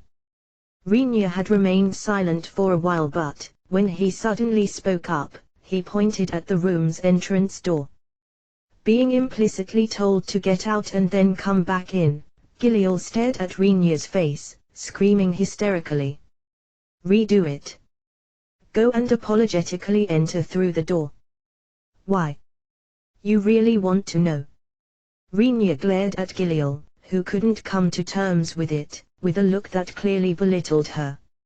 Although Giliel flinched away from Renia's glare for a moment, she apparently rallied her fighting spirit after remembering her own position and existence, and flared up at Renia while taking on his look from the front. "Of course. I might look like this, but I'm the supervisor officially managing this world, you know. So why would I need to do that?" Giliel seemingly wanted to say that she didn't remember having done anything justifying such a treatment. She wanted to clearly emphasize that she was different from her predecessors, but Renia had another reason for making her redo her entry from the start. "Okay then, tell me, whose butt am I wiping by doing all this here?" Being hit by the chilly air accompanying Renia's words as he asked her with a low, suppressed, and cold voice, Giliel stopped moving as if having frozen on the spot. This stemmed from Giliel ending up thinking, if I'm asked whose mistakes he's cleaning up here, everything would basically point towards that little goddess, and it doesn't sound very feasible for me to claim that I'm unrelated to all of it, seeing how I've been dispatched to this world as subordinate of that little goddess. Giliel's eyes, which had been firmly fixed on Renia until then, began to aimlessly wander around after she realized the truth of the situation. Meanwhile Renia continued while paying attention to keeping his voice as flat as possible. I was told that it'd be fine for me to come here without having to do anything in particular, but that's been constantly changing, or rather, you knew that I'd get dragged into this mess from the very start, didn't you? There's no way that someone would be able to carefreely spend their time in a world where things like demon kings exist, is there? This didn't mean that Renia didn't have the option to feign ignorance about everything and go on with his life without a care just as initially planned, but Renia didn't possess such an optimistic character that he thought he'd be able to spend his days at his own pace in a world that seemed like it could perish at any moment. It was Renia's conviction that he should naturally get rid of any such problems, and it was only reasonable that he'd get dragged into the disputes of this world, if he took action in that direction. Then again, since that little goddess and Giliel had only started to look up information about the man called Renia after he had been sent into this world, they didn't know about his character and tendencies before sending him in, but Giliel didn't have the courage to admit that to Renia right now and here. That's, I think you could call it an inadequacy in the information transfer, maybe. While sensing how sweat had started to gush out on her forehead and back, Giliel incoherently attempted to bring up some kind of excuse, but with her admitting that there had been an inadequacy, she had basically acknowledged Renia's point. Giliel started to emit such a strong aura of having been cornered that it actually kept Shen, Emil, and the three leaders, who had been attentively watching, on tenterhooks, but unexpectedly Renia remained calm as he said to Giliel, "Well, even if we leave my situation out of it, it remains a fact that your blunders have caused great troubles for everyone present here. Isn't that a reality even a goddess cannot help but to admit?" That's, yes, you're right. I have no choice but to acknowledge it. What insolent and arrogant words of a creation to spout towards its creator. So what if the creator of all beings were to cause trouble for those beneath her? For a faint moment in time, those lofty and very goddess-like lines crossed Giliel's mind, but she immediately deleted them through sheer willpower. She did so because she had decided, this is not because the other party is Renia, but just proof that I won't do anything as silly as showing everyone here that I'm a foolish being who cannot accept the truth for what it is. The little goddess said that we are no almighty beings, and since that's the case, we cannot avoid making mistakes. What's important is how we patch those mistakes up, Giliel assessed. Very well, I'll start over. Is it fine for me to enter through that door and start off with a jumping doxa? I haven't asked you to go that far, but I'm sure we'd like to see that. Renia directed the question at the end of his remark at everyone present in the room, but all the others shook their heads, clearly denying Renia's question. Even when temporarily leaving the decision whether Giliel was truly a goddess aside, and although not one of them understood what a jumping doxa entailed, none of them wanted to force a woman with the appearance of a girl into doing what they intuitively grasped as a very likely humiliating act. While thinking that Frau would have jumped at the opportunity and strongly vouched for being allowed to watch that scene, Renia said to Giliel, who was waiting for further instructions, "It looks like everyone's fine with you entering normally." Understood. After nodding, Giliel placed both hands on the wall, and smoothly slipped through it, thus leaving the room. Watching her passing through the wall so easily without any signs of her having used magic arts, everyone except for Renia reconfirmed their perception of Giliel being anything but a normal girl. And then, after waiting for a short while. Hello, one hot and piping serving of ramen for you, dear customer. Sorry for the wait, the streets were packed. Please enjoy it to the fullest. While repeatedly bobbing her head up and down while blathering in an idiotic voice, Gilliel entered the room with a smile plastered all over her face. The fist of Renia, who had run over like a gale, sank straight into her dumb face. That punch of Renia, which lacked any constraint and mercy, directly hit her middle forehead, including the area between her eyebrows. As bone clashed against bone with flesh stuck in between, a loud thud echoed through the room. Start over. In the first place, why would you bring just one set of ramen? Renia, that's not the part you should get angry at, Renia shouted at Gilliel, who was flying away while screaming. In the meantime, Shin retorted Renia's outcry, despite being aware that it had likely fall on deaf ears.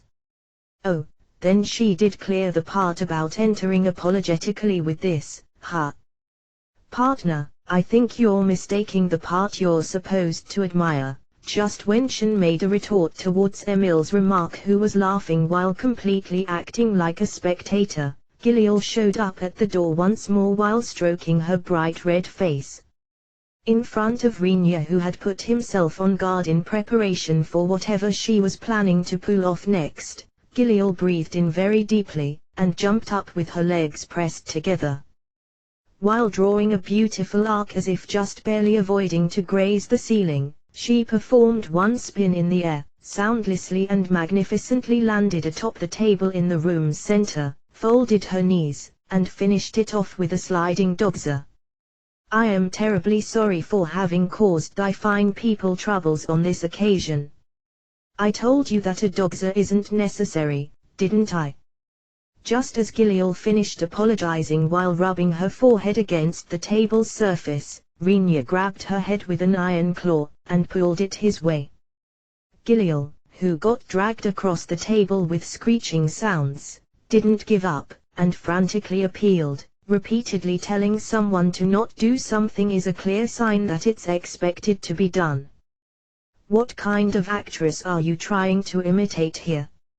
Renia couldn't deny the feeling that such a convention had certainly existed in his previous world, but even if it was loudly proclaimed here and now, it wouldn't make much sense to Shin and the others, and Renia himself couldn't approve of it either. Smiling brightly and doing a flashy thumb up, Gilliel confidently declared, I mean, isn't this part of your former world's culture, Renia-san? Such culture doesn't exist anywhere. Grabbing the neck of Gilliel after having pulled her over, Renia started to put the screws on it, accompanied by grinding sounds. In response, Gilliel immediately tapped his arm, signaling him that she was giving up.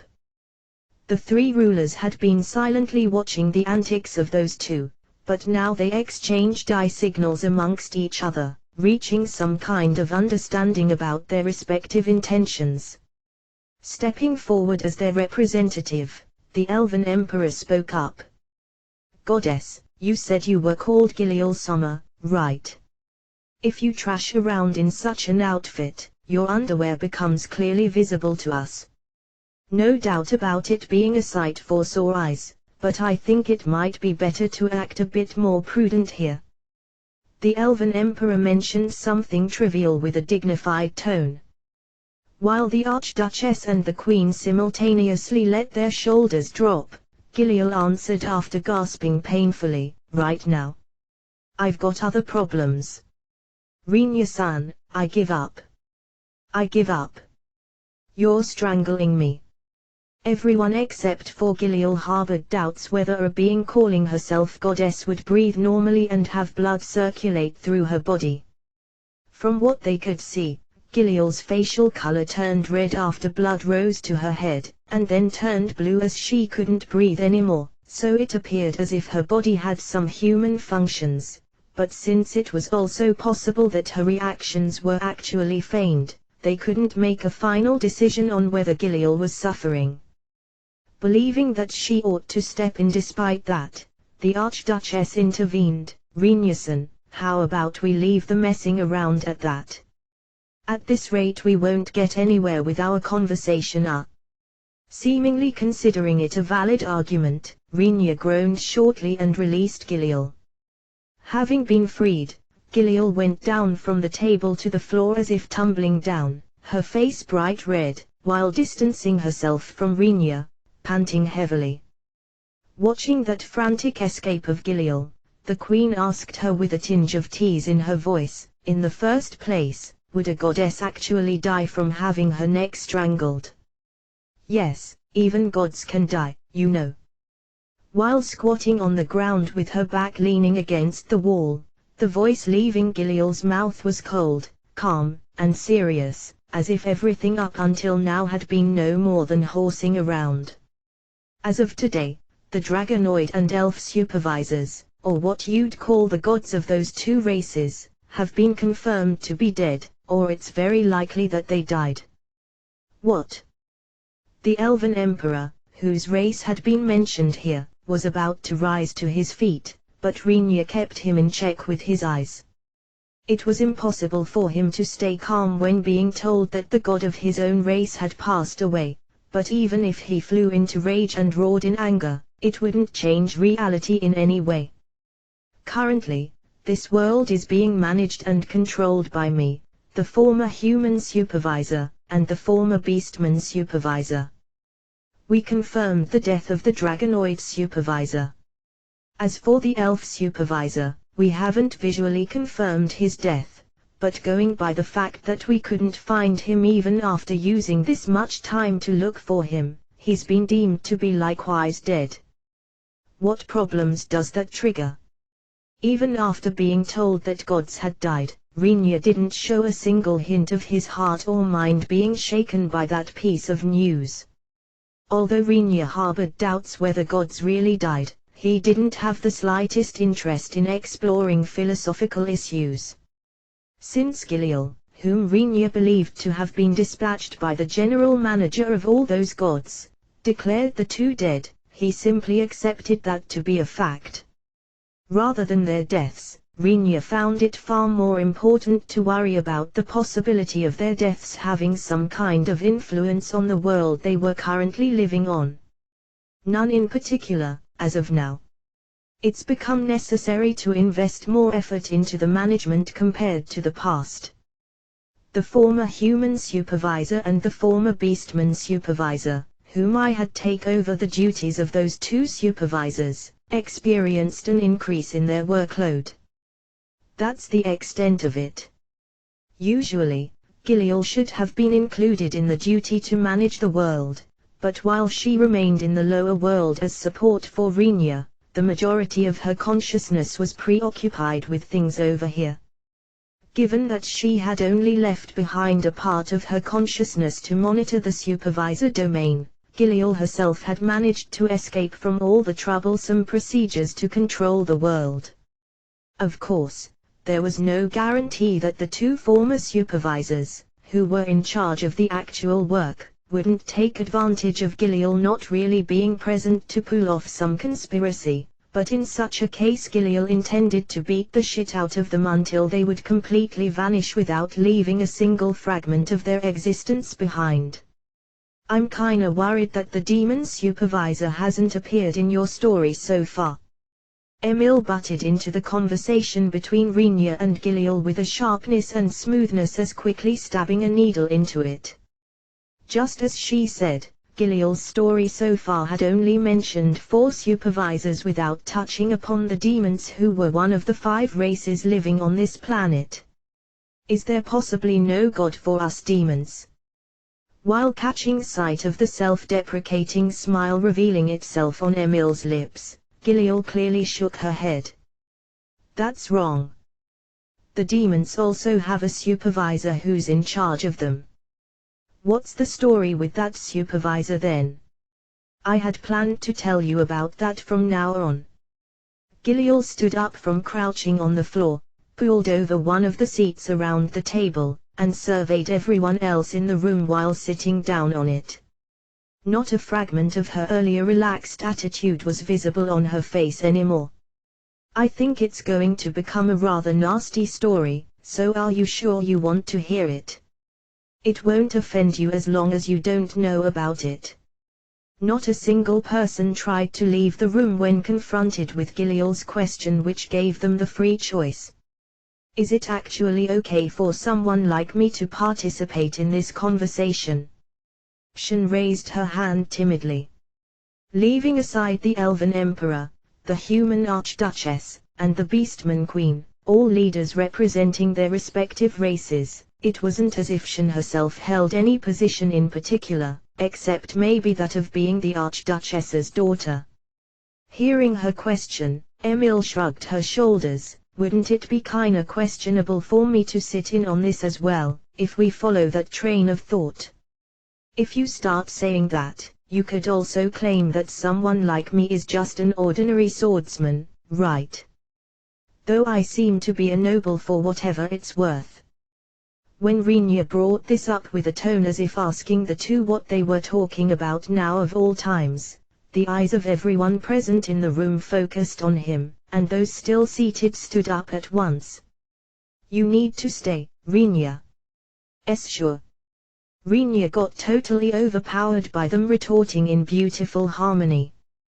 While each of them returned to their seats, letting out a barrage of whispered complaints like just what the hell is he thinking, or what's the point if you don't listen to it, only Giliel remained standing with her arms folded. Well, I've decided that it might be good for you to hear this as well, Shin-san, Emil-san. Shin-san, you're important as Renia-san's partner, right? And Emil-san, it's no exaggeration to call you the current representative of the demons. The instant she heard Renia-san's partner, Shin's face broke into a slovenly smile. For some reason, the Archduchess looked at her full of envy, and while Emil clicked her tongue with a sulky face, Renia cast a glare at Giliel while adding a somewhat sharp glint to his eyes. This conversation isn't going anywhere. Get on with the story. Really? Then please tell me from where I should start to explain. In response to Giliel's question, Renia answered while plainly wondering what she was talking about at this point in time. Everything, from the very start. Everything started 12,000 years ago. Due to Giliel starting all too suddenly, Renia looked at her suspiciously while the other attendees stared at her, obviously driven by their curiosity about what outrageous truth they'd get to hear next.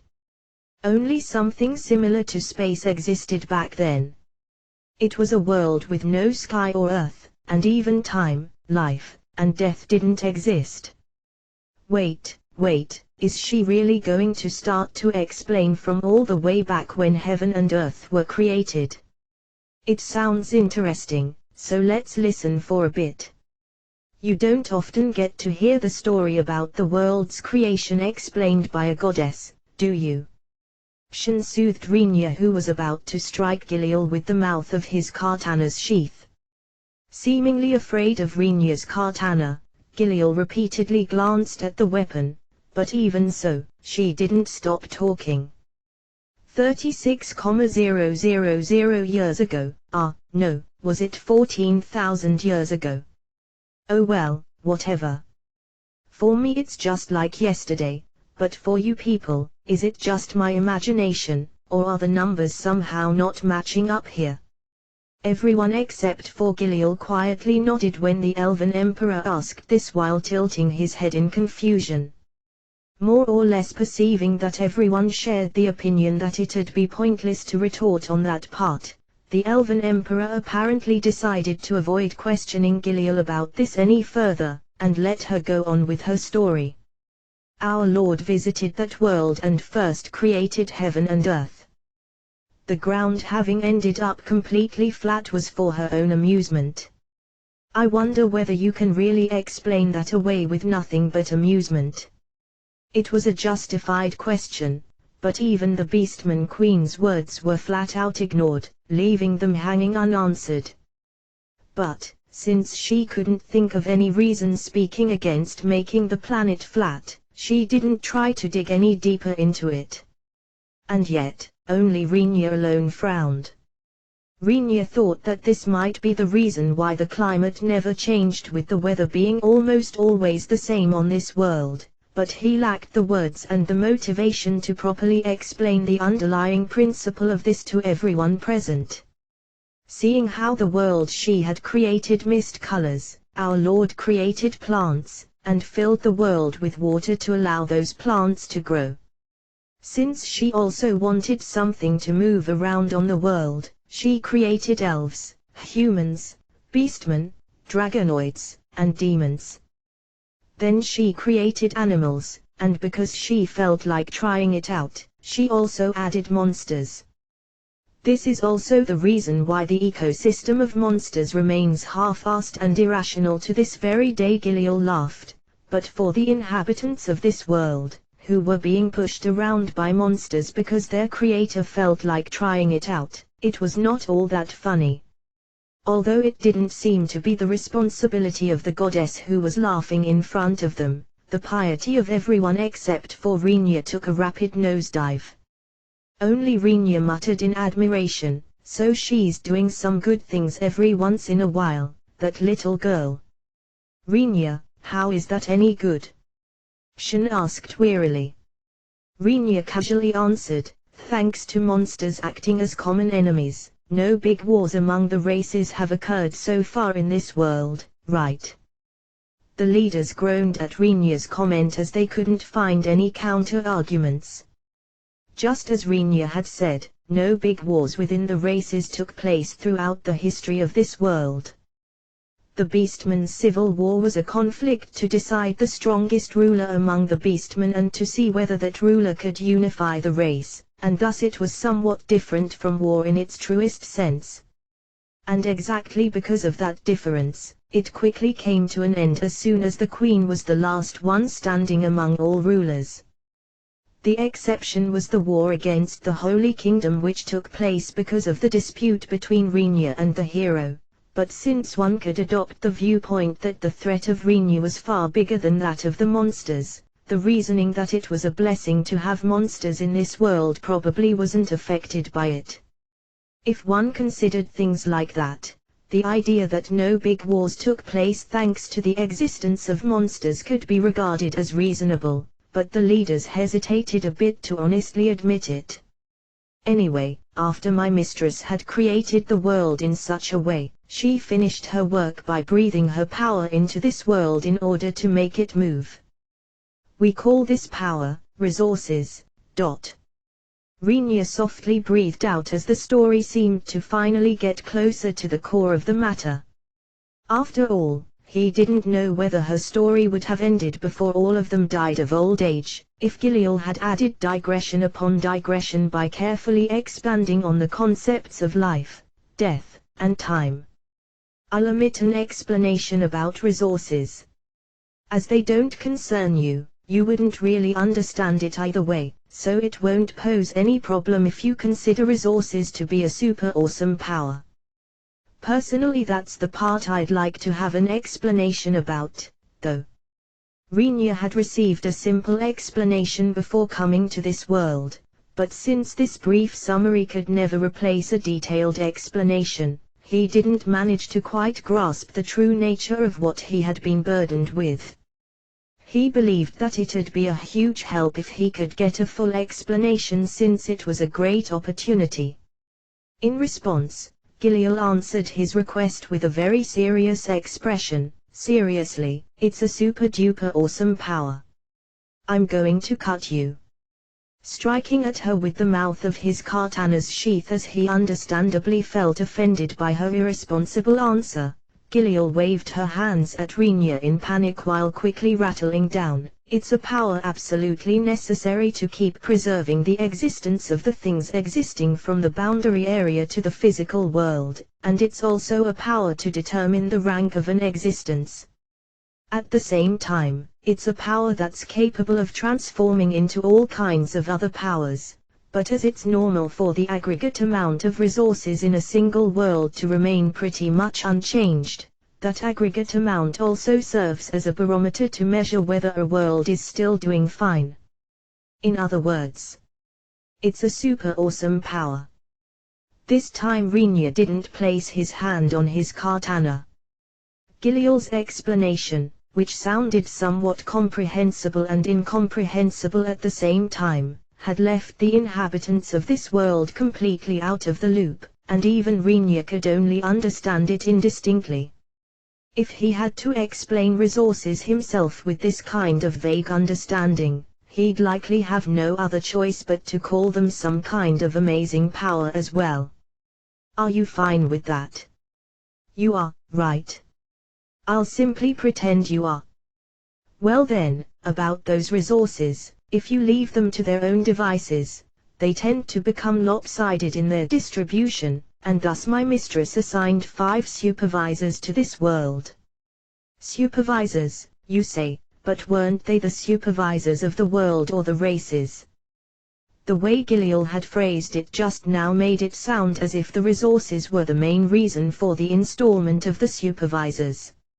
Looking somewhat troubled, Giliel answered Rinya, who had asked since the implications were slightly different from his own understanding. They were supervisors for all kinds of things.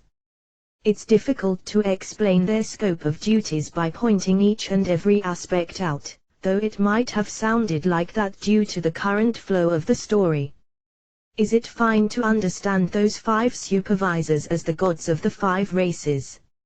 It's just as you say, breast women.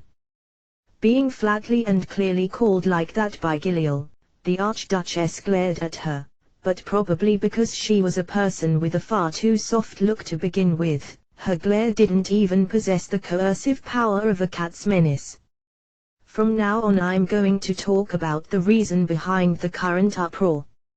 At first the 5 supervisors had diligently carried out their job of maintaining the world. But, it looks like 10,000 years were slightly too long for them. You're surely not telling us that they got tired of it, are you? The Beastman Queen asked. Giliel returned a completely indifferent nod. Without showing an inkling of care about everyone having become speechless over the absurdity that those carrying the title of gods, even if only provisionally, had given up on managing the world, Giliel continued with her explanation. Having grown tired of managing the world, the supervisors began to play a game on this world, using the fact of my mistress not paying much attention to this world. No way, you mean? Emil started to speak up, apparently having realized something, but got interrupted by Giliel. I guess you've somehow managed to guess what I'm talking about, Emil-san. I was told that the first Demon King appeared among the demons around 2,000 years ago. If I match it with the story you just told us, yes. The supervisors invented a game to stave off their boredom 2,000 years ago. The Demon King was created for this reason, and so were the summoning ritual for the human hero and the conditions for the appearance of the other races' heroes. Don't screw around. The Beastman Queen jumped up, her face dyed in anger. Rinya restrained her with a look. It was no more than a short glance, but the Queen still stopped on the spot, and hatefully glared at Giliel, who was standing still while keeping her face expressionless. What are you bastards taking us for? Although he hadn't stood up, the Elven Emperor's quiet voice was seething with rage. Giliel's reply was curt and cold-hearted, we're regarding you as a part of our Lord's creations. You little piece of shit. The Emperor instantly gathered a tremendous amount of mana as befitting of elves who excelled at magic, but before he could use that mana for some kind of spell, it was cancelled out by a mana cluster of the same power hurled at it by Rinya, and probably because of the recoil, the Emperor staggered. Rinya Dorno. Why? Calm down. It's not that I don't understand your anger, but if you pick a fight with her after getting lured into it, it'll just disgrace your name as Emperor, you know. There's no way that you could understand our feelings since you're lost, right? What do you think our ancestors felt when they participated in the Demon King's subjugations up until now? And she's now saying that this was no more than some game. Contrary to his usual demeanor, the Emperor had raised his voice into yelling. Although she had been restrained by Renia, the Beastman Queen also looked at Giliel with an attitude of a huntress who would swoop down on her prey the instant she found the smallest opening. However, just the Archduchess alone didn't try to move, only looking slightly troubled.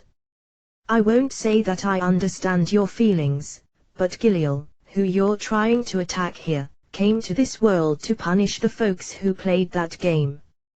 It wouldn't be fair to hit her over something she didn't do, would it? But if you say that she shares a part of the responsibility for belonging to the same race of gods, the one responsible would ultimately be her boss, I believe, but it's not like the leader of an organization can take the blame for all actions carried out by the organization's members, can they? At this point, Renia told the Queen and Emperor with a low voice that contained a faint amount of bloodlust, or are you telling me that the Emperor and Queen are going to take full responsibility for all the actions pertained by those of the Elven and Beastman race? The instant he hissed that, the two leaders obediently sat back on their seats, and simultaneously averted their eyes from Renia, looking into the far distance. Of course it was impossible for them to do what Renia had suggested, and if they had tried to say they could do it, it would have very likely become their death sentence, if the Beastmen and Elves had committed some kind of blunder towards Renia in the past. The behavior the two demonstrated followed Renia's expectation, but even he hadn't thought that he'd need to be so blunt about it. Giliel, you two. Don't rile them up pointlessly. I fully understand that you're a masochist. Wait a sec. Renia-san. Since it's impossible to let them hit my mistress, I thought I should at least sacrifice myself to give them the opportunity to vent their anger. It's not nice to treat me like a masochist just because of that, okay? Don't admit so openly that you're sacrificing yourself. Once Renia snorted at Giliel's words, the Elven Emperor and the Beastman Queen realized that Giliel had deliberately spoken in a way to piss them off in order to try reducing some of their bitterness by having them vent their anger on her, and awkwardly looked at each other. By the way, even Giliel, who had her little plan thwarted by Renia, looked somewhat embarrassed and thus cleared her throat loudly as if trying to take back control of the conversation. Now then, this concludes the explanation of the circumstances surrounding you people, or what you call the present state of this world. Do you have any questions up until now? Giliel asked, letting her eyes wander so as to survey her vicinity. The one quickly raising her hand, kind of unexpectedly, was the Archduchess. After confirming her permission to speak through Giliel's nod, the Archduchess stated her question in her usual, slow way of speaking. Considering the situation for what it is, would it be fine for us to consider you to be our ally? Mother, what are you bringing up now after, I'm not your ally? Giliel interrupted Shen midway. And it was only Shen alone who looked startled by Giliel's reply. The three rulers had apparently anticipated that reply in advance, and thus showed no visible change on their faces.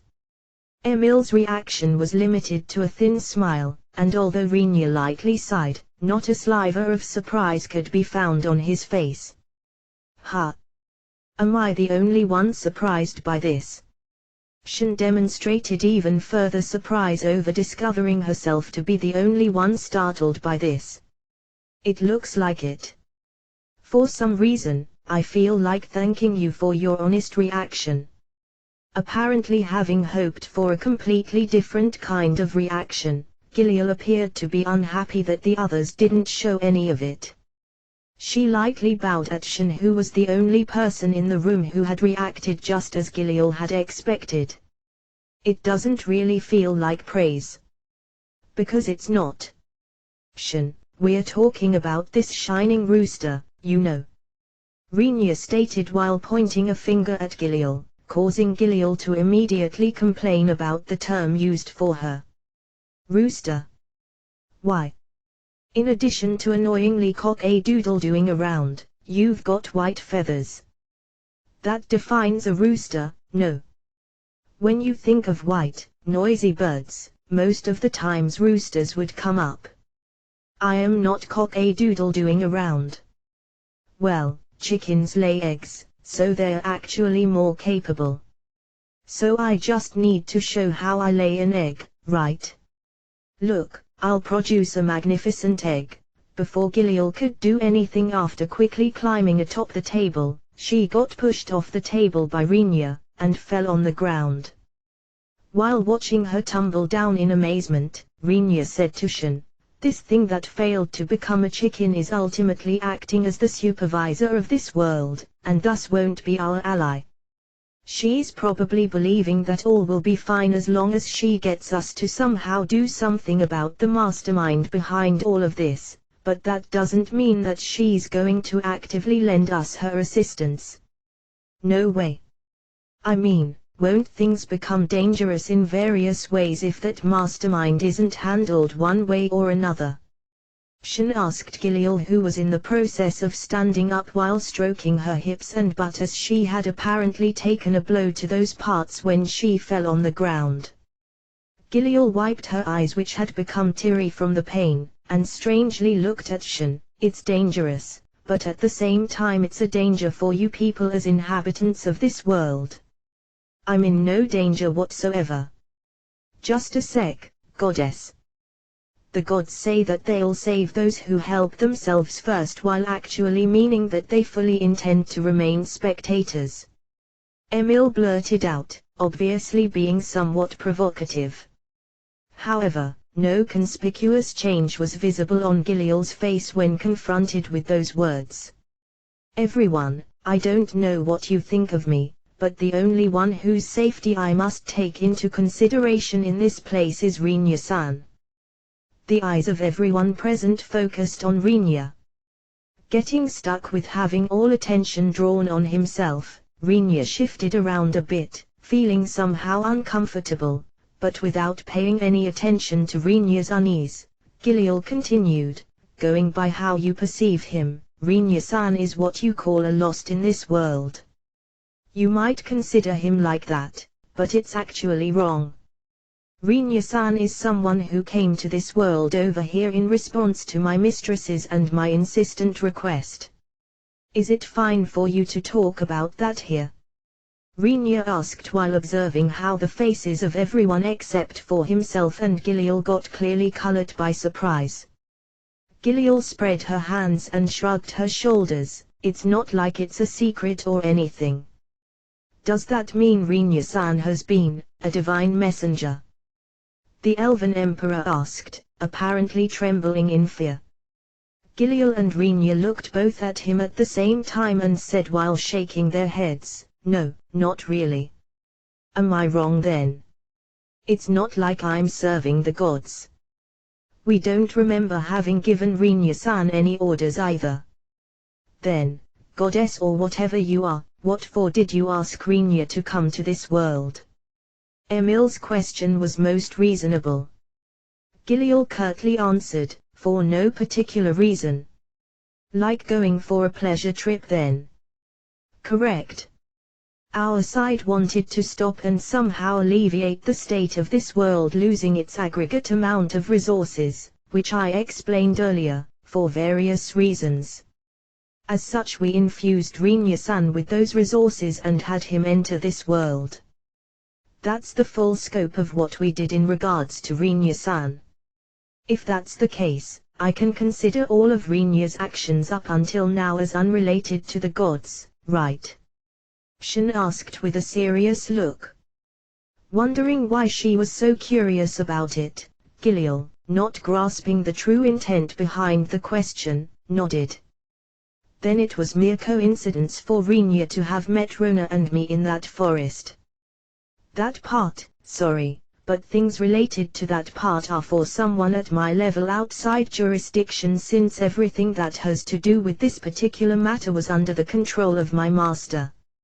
Seeing Giliel responding evasively, Rinya suspected that there might be some kind of secret to be found there, but right now they weren't in a situation that allowed them to worry about something like that.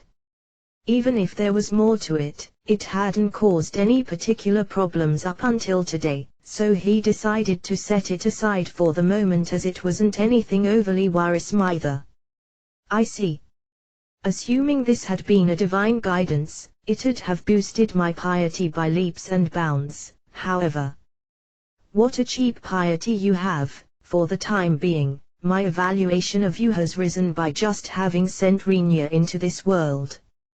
For a moment Rinya thought that the little goddess likely wouldn't shout in joy even if her evaluation experienced a rise because of that, but he immediately revised his thinking. If we're talking about that little goddess, she might be really happy about the worship towards her going up, even if only by a fraction. Anyway, for this reason Rinya would be the only person I have to protect. As for everyone else, my feelings go as far as me wanting to help you if possible, since I'm tentatively what you call God in this world at present, but I don't plan to go to the extent of actively lending you my power. It was a fairly heartless comment. But, probably because everyone understood that gods were simply such whimsical beings, no one even tried to blame her for it. If this had been the human continent's holy kingdom, the people over there might have shown a different kind of reaction, but their current location was the Trident Principality, a region exposed to the constant threat of monsters all year long. Since the residents of this land embraced the belief of repelling the monsters with their own strength instead of wasting time on begging the gods for help, even Giliel's statement just now, which virtually meant nothing other than her forsaking them, didn't perturb those present in the room, as they didn't have any interest in asking for her assistance in the first place. The elves weren't overly religious, and thus they didn't consider to actively ask their god for help, and the beastmen were a race putting more emphasis on physical strength than faith. As for the demons, they were obviously a race completely detached from religious belief to begin with. It's weird for it to come out of my mouth, but this land is quite difficult to descend upon. As far as I'm concerned, I believe that those begging the gods to do something for them are misguided in the first place. Oh my, that's a cold-hearted remark. You gods and so on are simply existences where it's best to pray that you obediently stay wherever you are without doing anything like interfering with our side, aren't you? No comment. After all, it'd get scary if I made a wrong comment here. Anyway, Rinya-san. Giliel smiled bitterly at Rinya's way of phrasing it, but immediately tightened her expression, and all too suddenly blurted out her next words towards Rinya, who had braced himself for whatever she might say next. For this reason, I can still escort you to a safe location if you wish, but what are going to do? Me alone? Yes, sorry for repeating myself, but you're the only person I'm concerned about.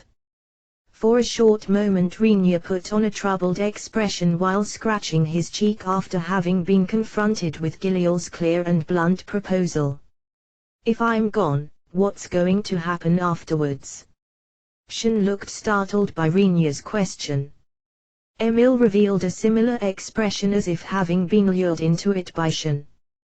While stretching her own cheeks in a fluster, she twisted her lips into a forced smile, and pointed at her own face with a somewhat exaggerated gesture, obviously trying to draw Shin's attention. Noticing Emil, Shin quickly placed both hands on her cheeks, and by repeatedly massaging her cheeks, she created a fake composed face. Giliel answered Rinya, who was looking at the two girls wondering what they were up to. I don't know. Going by the flow of events, they are going to shove the heroes at the front line, carrying out a Demon King subjugation, I'd say. At present it's difficult for me to ascertain whether the result of that is going to tend towards the heroes losing, the Demon King's side waning, or a direction that doesn't cover either of the first two options. Just for reference, what's going to happen in case the situation heads in a direction detrimental to the hero's side? In short, if I'm gone as a source of resources, the heroes die, and the Demon King remains. Nothing you could describe as pleasant. The speed for the world to lose its resources would accelerate, and everything would likely head for destruction without any breaks. However, my mistress doesn't desire the destruction of this world itself. The situation has slightly shifted between the time when you were sent into this world, and the present.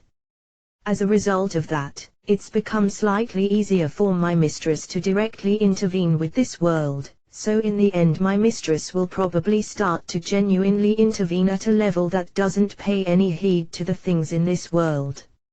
It meant that the little goddess could have directly interfered if she didn't consider the damage done to this world before Renya had been sent into this world. Although you might say that the degree of difficulty for that interference had been lowered to some extent, it only amounted to 60% of the continent's sinking instead of the 80% before. At the point they allowed a divine intervention, the residents of this world would have no tomorrow anymore. You have my gratitude for taking my safety into consideration. But, I must decline. Now that I've associated with the people for a reasonably long time, I've formed bonds with them and my sentiments have changed as well. I can't give up on all of this and act completely ignorant. Okay, I figured as much. Giliel nodded, showing no disappointment over Renya having rejected her proposal. Well then, here's my second best plan. Going forward from now on, let's go with the plan of me telling you what would be best to do, and hope that you can somehow push through with your powers, Renya-san. Now it's suddenly become salvation by faith, huh? Renya said while looking astounded, but his eyes weren't laughing. Due to Renya looking at her closely as if appraising her, Giliel furrowed her eyebrows, seemingly somewhat upset, and squared her shoulders. Even without you being worried, I'm not going to try doing something like making you move to my likings while feeding you big lies. Also, your look is scary. What should we do then, according to you? What you won't be able to avoid, no matter what, is a subjugation of the Demon King. Without making this succeed at all costs, things won't move forward or backward in any way. Giliel swiftly swung her arm through empty space. Just that action alone caused a big, three-dimensional picture to appear where her arm passed through. Renya and the others scrutinized the things depicted in that picture with everyone except for Renya being puzzled. Just what might that be? I suppose it's understandable for you to not know. This is a continental map of this world.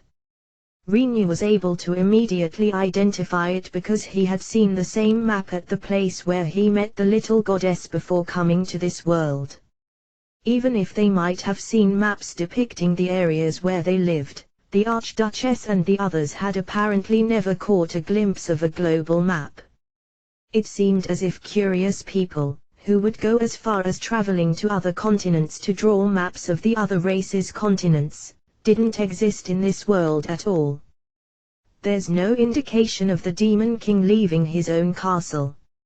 Only monsters affected by the Demon King's miasma are roaming the vicinity of the castle, and I can't deny the possibility that such beings, despite being small in numbers right now, are going to increase over time to finally spread out in all directions. Once Giliel explained this, light dots appeared in the central area of the air map. With just that, attacking the Demon King's castle at this location and killing him becomes the minimum requirement. However, it won't be simple. After all, the Demon King this time around has been powered up by the Demon Supervisor, and he has devoured the majority of the demons, his own people, becoming a special case with a greatly increased power. Giliel casually reported something outrageous. In response, Shen became grim-faced. Emil spontaneously pressed her hands against her lips to suppress her voice from leaking out, and the rulers were completely dumbfounded. Meanwhile Rinya urged Giliel with his eyes to go on with her explanation. "Oh. Is there still something you'd like to know?" Giliel asked, obviously playing dumb, when Rinya urged her to go on with the story. However, Rinya glared at her with his expression still grim. For a while Rinya and Giliel kept a glaring contest going, but in the end it was Giliel who averted her eyes first. "I believe that I've already told you most of what is to be known, though. Just a moment ago, you mentioned that defeating the Demon King would be the minimum requirement, right?" In response to Rinya's retort, Giliel's expression distorted faintly for such a tiny fraction of a moment that one wouldn't notice the change unless they were carefully scrutinizing her face. Going by that reaction, Rinya concluded that Giliel was still hiding something, and when he put pressure on Giliel with an even scarier expression, she finally caved in. "It's something I don't really want to talk about, you know.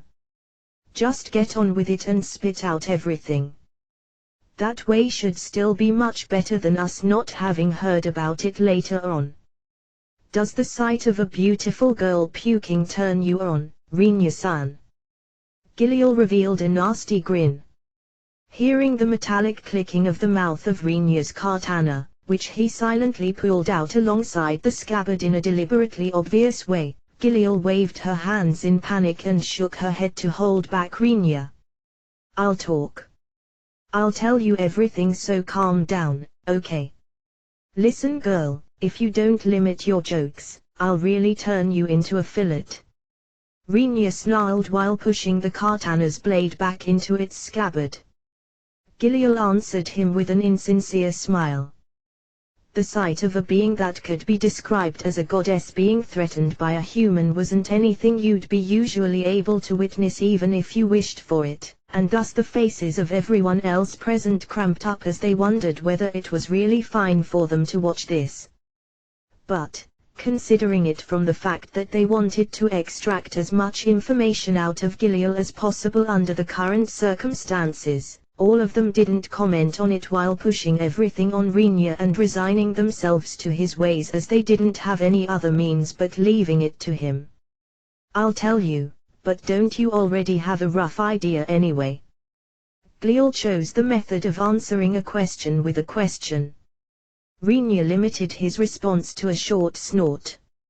No one could tell how Giliel had interpreted Rinya's reaction, but either way, Giliel continued with her explanation just as requested.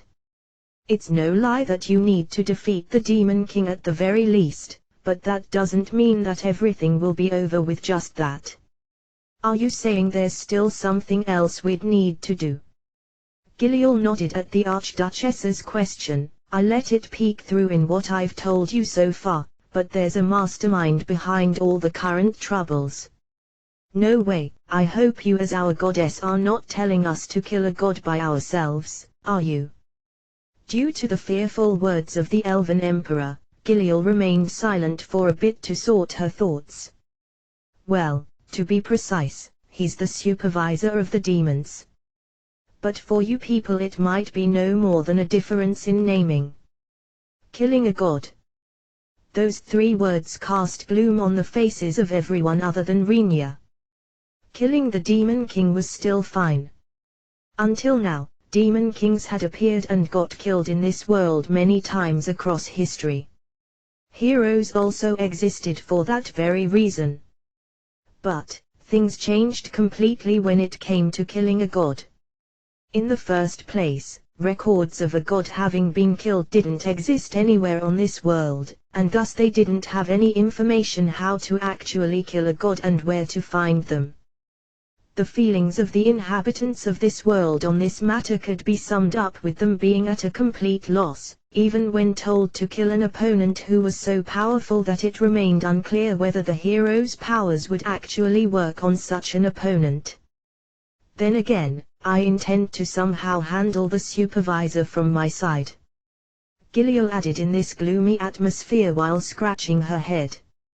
But even in that case, I'd still like all of you to take care of the Demon King on this side. Why? Giliel frowned at the question of the Beastman Queen. You know about the barrier which Rinya and his party broke when entering the demon country, right? Actually something similar to that has been deployed in our domain as well. Its origin very likely must be the Demon King of this world, you mean? Once Rinya voiced out his own thoughts as continuation of Giliel's explanation, Giliel nodded gravely. Of course it's not like I wouldn't be able to break through that barrier, but as it'd require a significant amount of power to do so, it's possible that it'd chip away too much of my power, possibly resulting in me suffering an embarrassing defeat against the demon supervisor once things reach that point. You're unexpectedly weak, aren't you? Ugh. Rinya had merely tried to honestly state his unadorned impression, but for Giliel that didn't seem to be very amusing, which explained why she was currently glaring at him while grinding her teeth in vexation. Thinking about it normally, a goddess glaring at you couldn't lead to a good outcome, but Rinya remained calm, completely unperturbed by it. If you say that you won't have confidence in beating that demon supervisor or whatever he is, if you have to destroy the barrier, then so be it. It simply means that this series of incidents won't settle unless we manage to somehow deal with that barrier ourselves. We don't have any objections in regard to defeating the Demon King. Our side is fine with that as well. Us as well. Now that the three highest authorities, ruling over the forces still remaining intact, had agreed to it, it could basically be seen as the consensus of the whole world. The dragonoids and demons had been left out, but since the demons were the race with the Demon King to begin with, no one would ask for their opinion anyway, and the dragonoids had to fight for their own survival with the outcome still not clear as of yet. In that case we just need to consider how to defeat the Demon King, but that brings us back to our initial topic, doesn't it?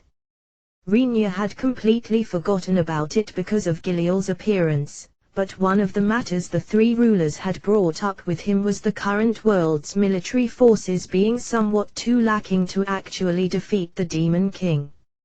Even though the elven forces still were in a good state, the military forces of the humans, excluding the Trident Principality, couldn't be counted on for the most part, and close to 40% of the Beastman army would be unable to fight right away.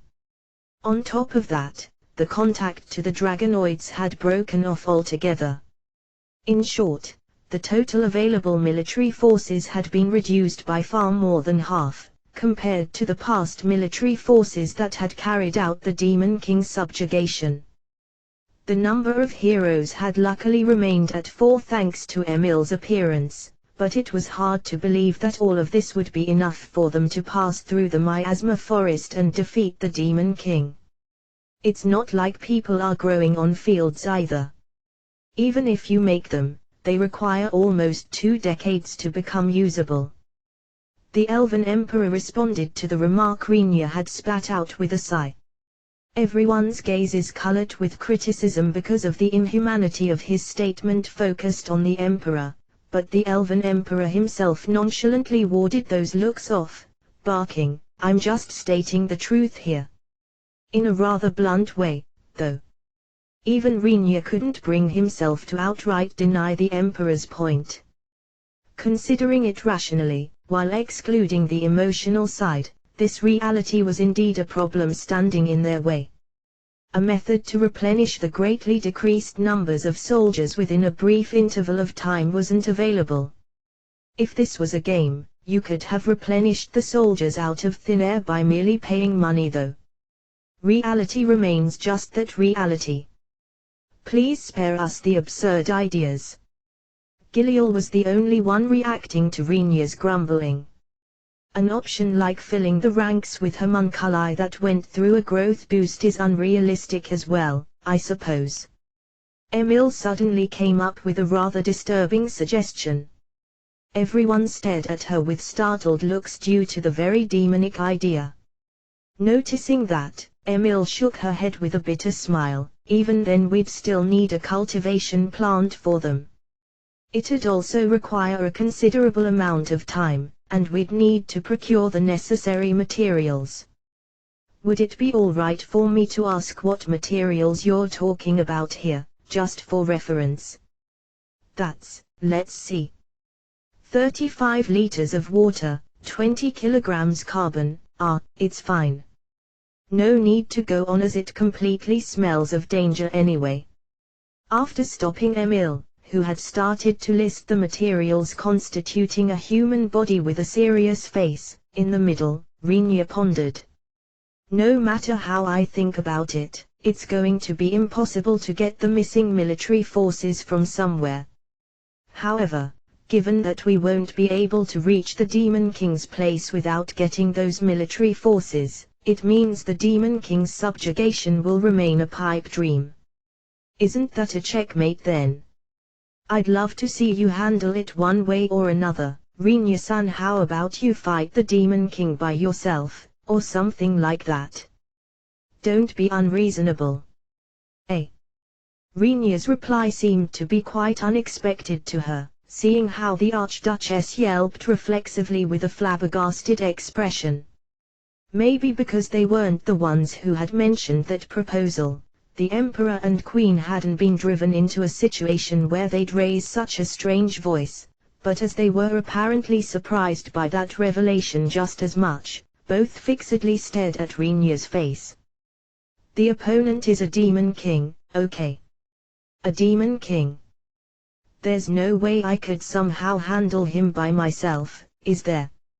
I totally feel like it'd somehow work out, though. Everyone nodded repeatedly, including even Giliel, but Rhaenyr himself remained unimpressed.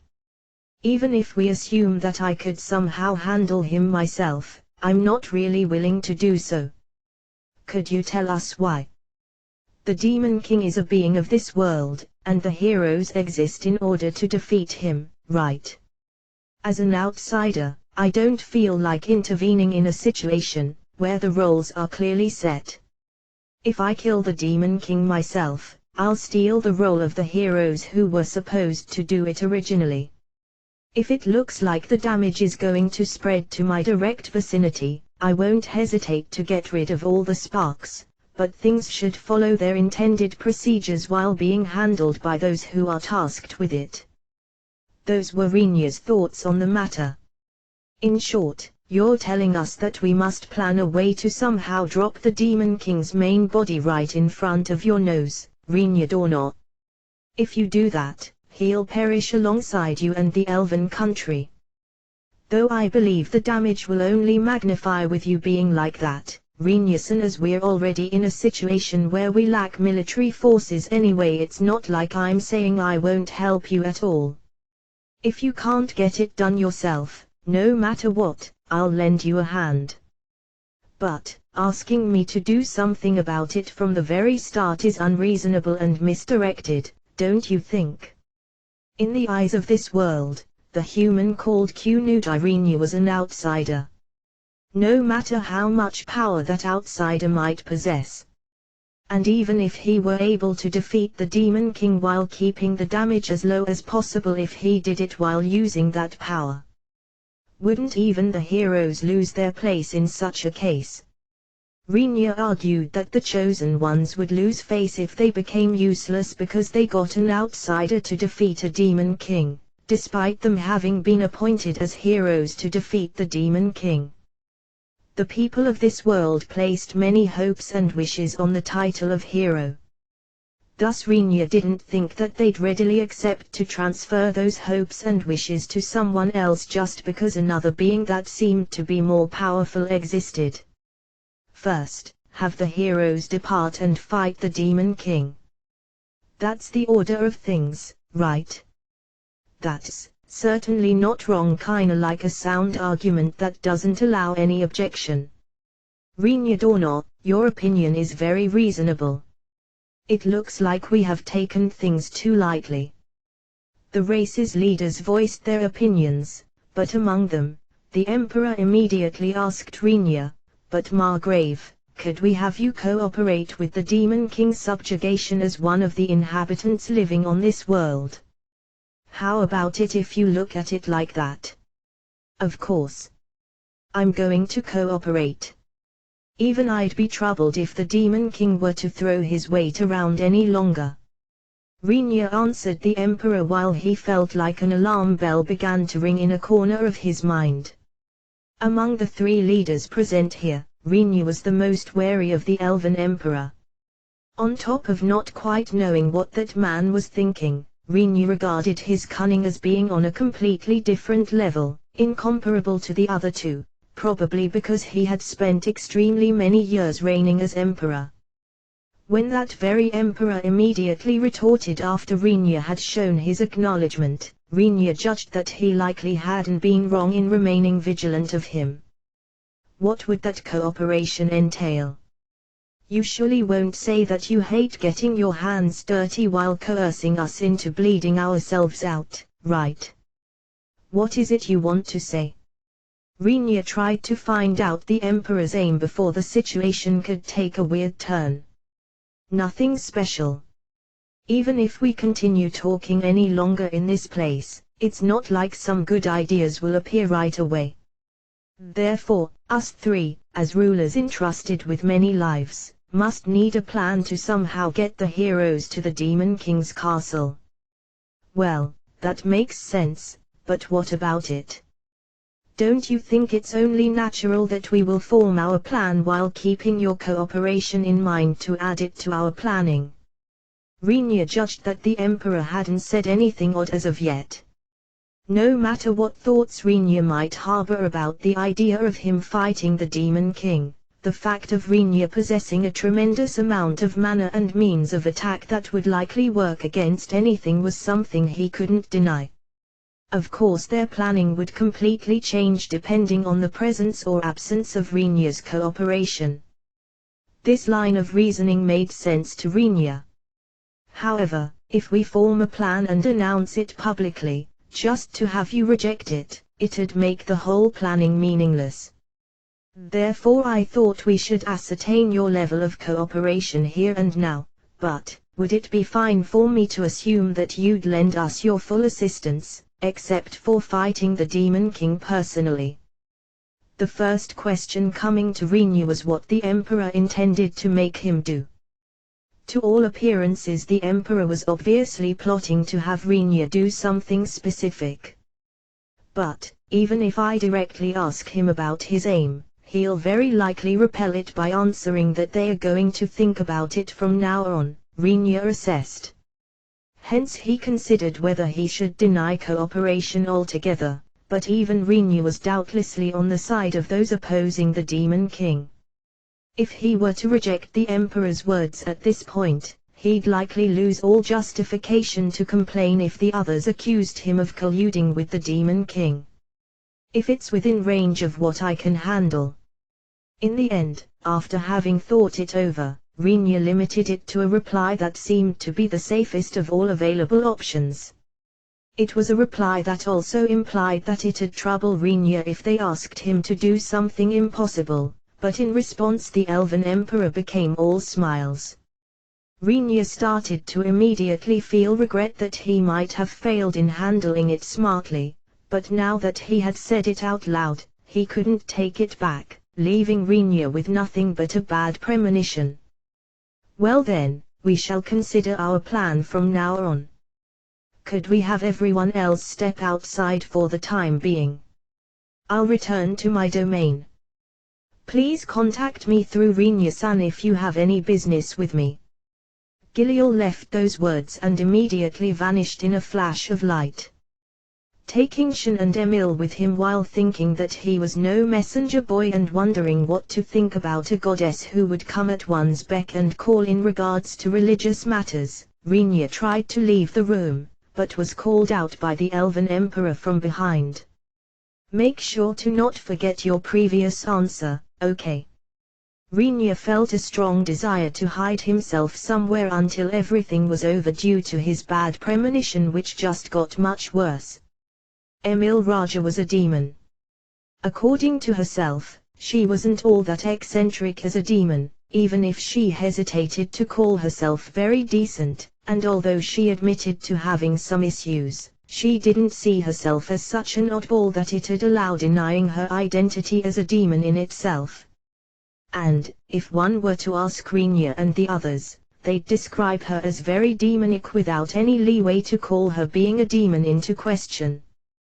However, despite that description, she apparently got heavily influenced by the customs of men, elves, and beastmen after spending a fairly long time among them, resulting in Emil often being evaluated as her acting like herself, rather than her acting like a demon these days. This story started after Emil returned to the demon country due to certain circumstances, got dragged into troubles over there, and was taken back to Clinge through the combined effort of Rhaenyra and his friends. In truth, Emil was in a bind. After all, she had somehow managed to return to Clinge, which she had temporarily left on her own accord, even if owed to certain circumstances, by relying on the strength of various friends, and not out of her own power. If she had been an ordinary demon, she might have been able to let bygones be bygones without feeling any debt of gratitude or any concern, as it wasn't as though she had explicitly asked to be brought back. But after having hung out with Rhaenyra and the others for a long time, Emil couldn't simply come to terms with the thinking that she should let the forgetfulness of time handle everything without mentioning anything. Thus she asked herself what she should do about this.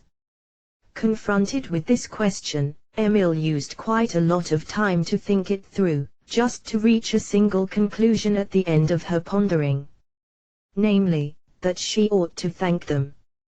Anyone who might have heard this would wonder why she needed so long to reach this obvious answer, but amongst demons it was a highly unusual way of thinking, and usually it had never come to pass.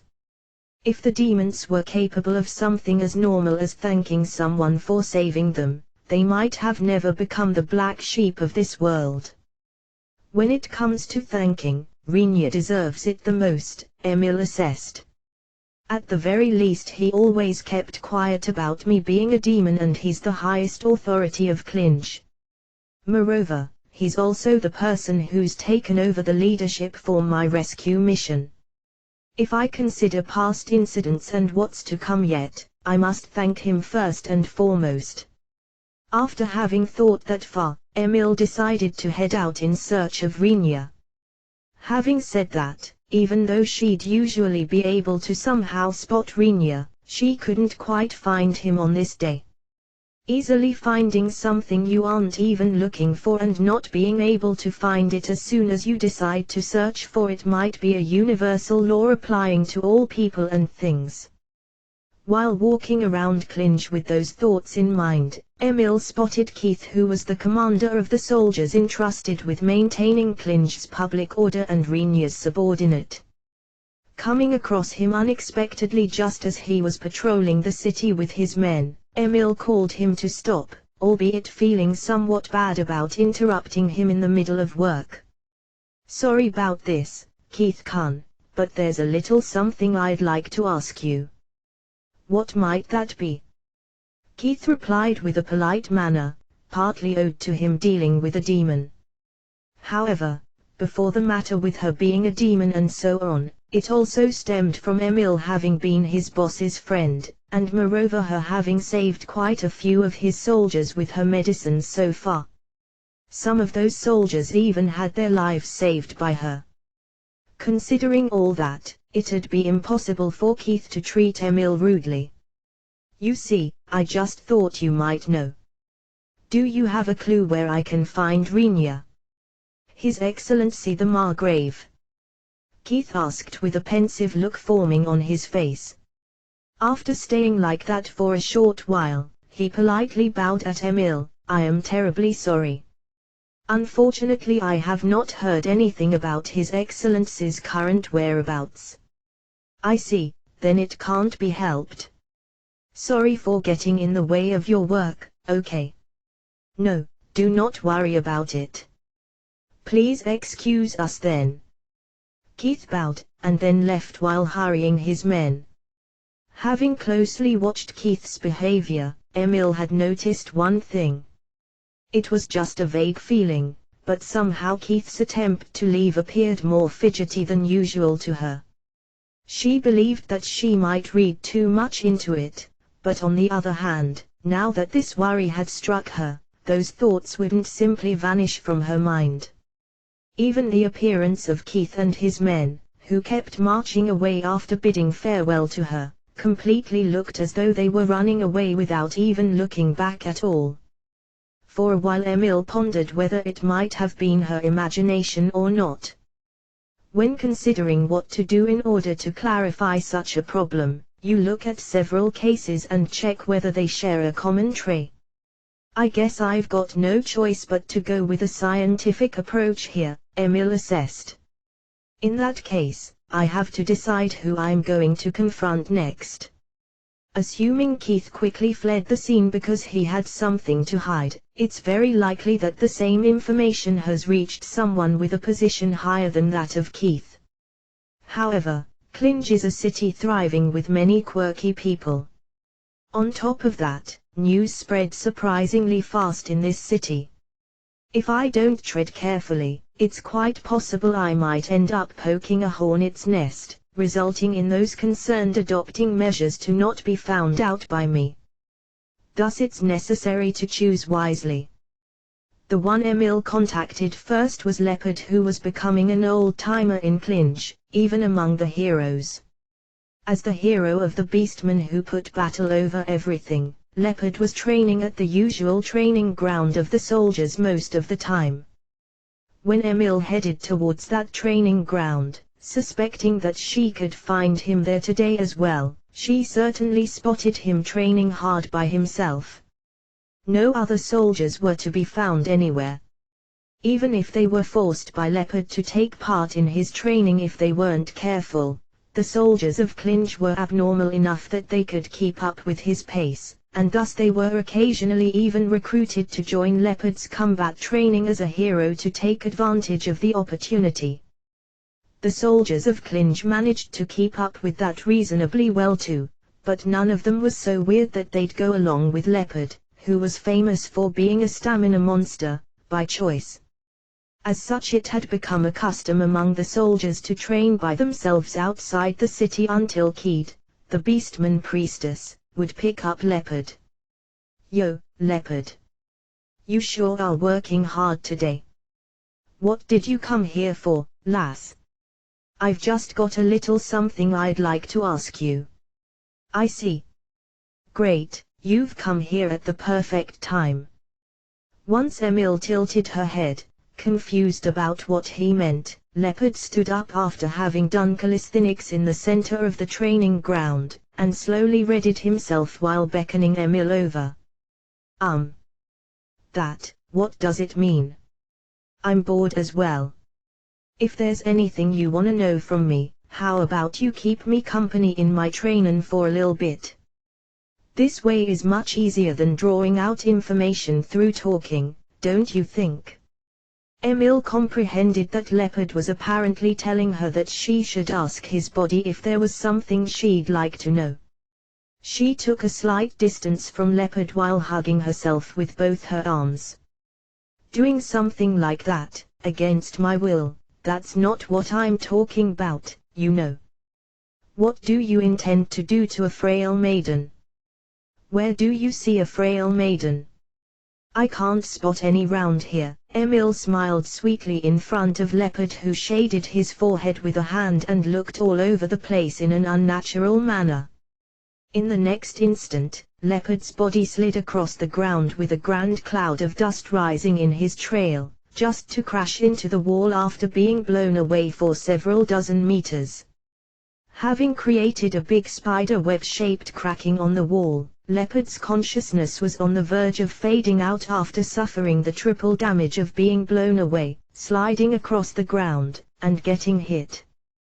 With his body half sunken into the wall, his head was hanging down powerlessly. "You alive over there? Is it okay for me to ask my question now?" "Yes, sure, what do you wanna know?" While in a state that might have spelled instant death for any human or elf, Leopard was not only alive, but still had enough of his consciousness remaining to hold a conversation. Still, as the damage apparently was quite serious nonetheless, he didn't even try to lift his face, and the voice coming from him was somewhat shaky and weak.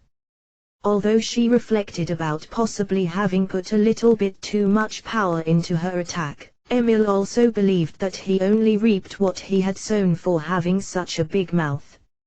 She asked him, "Would you know where I can find Renia?" "The Margrave. Isn't he in the castle?" "I wouldn't have bothered coming here if he had been there, would I?" While muttering, "You've got a point there," Leopard raised his face. Leopard's body, which had received an attack Emil as a demon considered to have been a little bit too powerful, was in a terrible state with cuts and scratches all over, blood flowing at various spots, and traces of internal bleeding being visible here and there. Feeling slightly sorry for him, Emil retrieved a potion effective against injuries from her pocket, and casually sprinkled it over Leopard's head. The potion was sucked into the body through the skin and showed its effect. Slowly Leopard's wounds began to heal up, and when he had finally reached a state that seemingly allowed him to move again, Leopard peeled his body out of the stone while destroying the surrounding wall, and then sat down on the ground just like that. "If he ain't in the castle, I don't know where he is either. Come to think of it, I feel like he mentioned something this morning, but I can't quite remember. Since the usual folks such as Grun, Kutz, and Maria were with us, why don't you try asking them?" "Is that so? I see, thanks. In that case I'll try to get in contact with them, but value your body a bit more, okay? You're a hero and all." "Wait, it was you who did this to me, no? Then you should watch your mouth a bit more. You only have one life after all." Once Emil interrupted Leopard, putting a tinge of bloodthirst into her voice. Even Leopard couldn't help but hold his tongue, apparently well aware of himself being the reason why things had turned out like this, and reclined his back against the wall he had destroyed. While waving a hand at him, Emil left Leopard behind, once more heading for the city in order to search for the people who made an appearance in Leopard's information. "And that's why you've come to my place, is what you're saying?" It was Maria whom Emil targeted as her next contact person. After all, Maria had been entrusted with Klinge's administrative matters, and as such she spent most of her day at the desk set up in the office assigned to her. On top of that, Emil had judged that Maria was someone she could easily suppress herself if necessary, as she didn't have any combat experience worth mentioning, but there was a slight miscalculation on Emil's side. Namely, Kutz, who was sleeping on a guest chair in Maria's office while snoring lightly. Even Emil hadn't expected in her wildest dreams that the most dangerous being among the heroes would be assigned as Maria's guard. That was because Maria would have absolutely no means to stop Kutz if he should go on a rampage for some kind of reason. Worrying about the guard target being unable to stop the guard could be regarded as getting things backward, but this was an issue one had to consider first and foremost when deploying Kutz. It would be impossible to say that Maria could be protected like this, but Maria herself has very likely kept Kutz close to her based on her knowledge of those circumstances. It'd be difficult to assign someone who's busy as my guard. That's certainly true, but this here sure is a drastic measure, don't you think? She might be resembling her big sister Shan in such decision-making, Emil thought. He's a charm for me to not get cut down when I finish a talk. So, what kind of business do you have with me? I just would like to know where I can find Rinya. Emil closely scrutinized Maria's face as she asked. Most likely having noticed that stare, Maria still averted her eyes from Emil for a short moment. Oh. Just now, your eyes, I'm sorry, Emil-san. This is nothing I can tell you. After quickly telling her only that much, Maria urged Emil to exit her office by waving a hand, trying to get back to her own work, but Emil gently pinned down that hand. Katz didn't react as Emil's action contained no hostility nor was it an attack. Maria merely stared at her hand in surprise with no words leaving her lips. Maria, not being able to tell me means, I'm sorry, Emil-san. Could I have you release my hand? Emil attempted to somehow find a clue, but the words of Maria were curt and cold, not permitting Emil to confirm the existence of such a clue. Emil reflexively let go of her hand in response to Maria's attitude. After fleetingly glancing at her wrist which had become slightly red from Emil's grip, Maria faced Emil once more and bowed her head deeply. I'm terribly sorry, but this is nothing I can tell you. Please forgive me. Although she apologized while using polite speech, her eyes were pointed at Katz who was sleeping right next to them. That was a clear warning that she'd be forced to get Katz involved if Emil intended to go any further than this. It also thwarted Emil from saying any further careless things. Making sure to put as little emotions into her voice as possible, Maria urged Emil, who had no hands to play anymore, to leave the room while pointing at the door. Emil could only obey. After leaving Maria's office, Emil started to brood just what was going on. Even though she had merely tried to ask for Rinya's whereabouts, Keith had reacted somewhat oddly, and Maria seemed to know something about it, but acted as if she had been forbidden to speak. Leopard appeared to have heard something as well, but since he didn't remember what it was, he didn't serve as much of a reference. Unable to explain this any other way than information being intentionally withheld, Emil kept pondering whom she should approach next while walking through Rinya's castle by herself. I'm sure that I won't get the information I want unless I rely on slightly forceful means. Moreover, it must be someone who stays up to date with the newest information and whom I can somehow handle myself if it turns into a direct confrontation. Considering that, she identified two candidates. So I gotta go with Rona or Kawa, huh? Whether I'll be able to contact either depends solely on my luck at this point. For some reason or another, Emil decided to search for Rona. The reason for her choice wasn't anything special. There's more value in looking at a thick human than a thin elf. What kind of reasoning is that supposed to be? Emil very easily found Rona Chevalier. This had a simple reason. Recently a new religion had started to spread among the humans, and the church worshipping the new goddess was located in Clinch. Having been appointed as saintess, Rona was often staying at that church because of her title. So, what kind of business do you have with me? Let me just tell you in advance, even though I may look like this, I'm a saintess who's been officially recognized by the Trident Principality, so please keep that part in mind when speaking with me. While thinking, saying even though I may look like this pretty much means that you're well aware yourself how little that title suits you, Emil asked Rona something that suddenly bothered her while facing the priestess in the church's reception room. I'd like to ask you something a little unusual. Has anything changed from before by you being the official saintess of the Trident Principality? As a matter of fact, not much.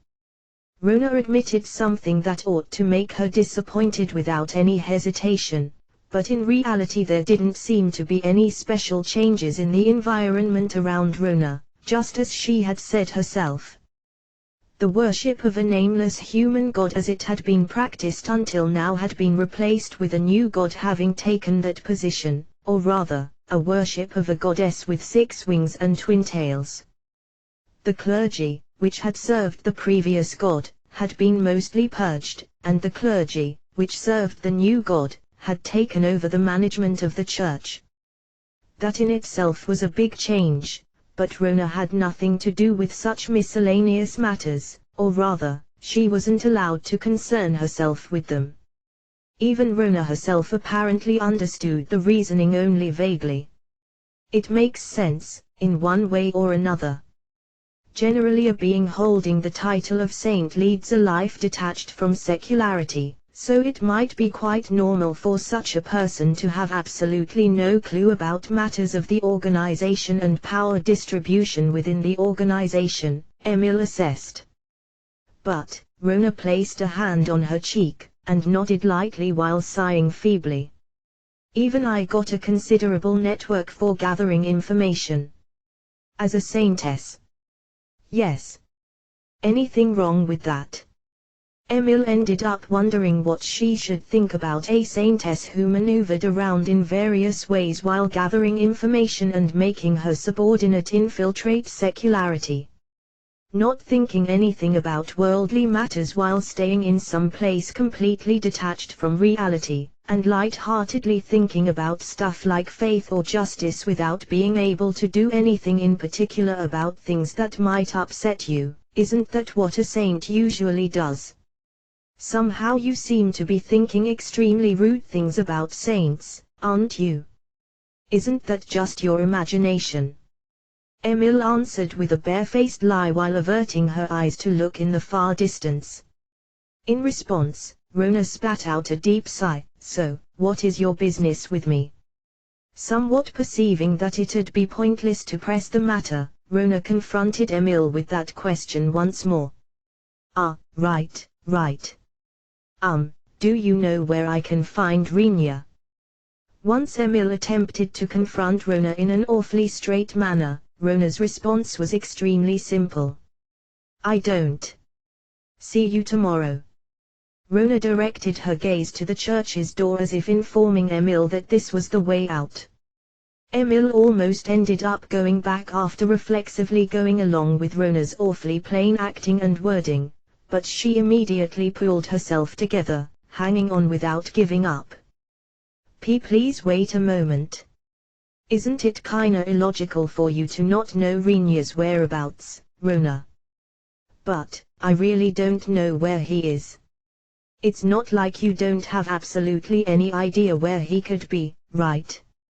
No, I have absolutely no idea. Due to Rona's responses, which seemed exemplary for being curt and unapproachable, Emil brooded on how she should crack that nut. But then she tried something she had thought of right then and there.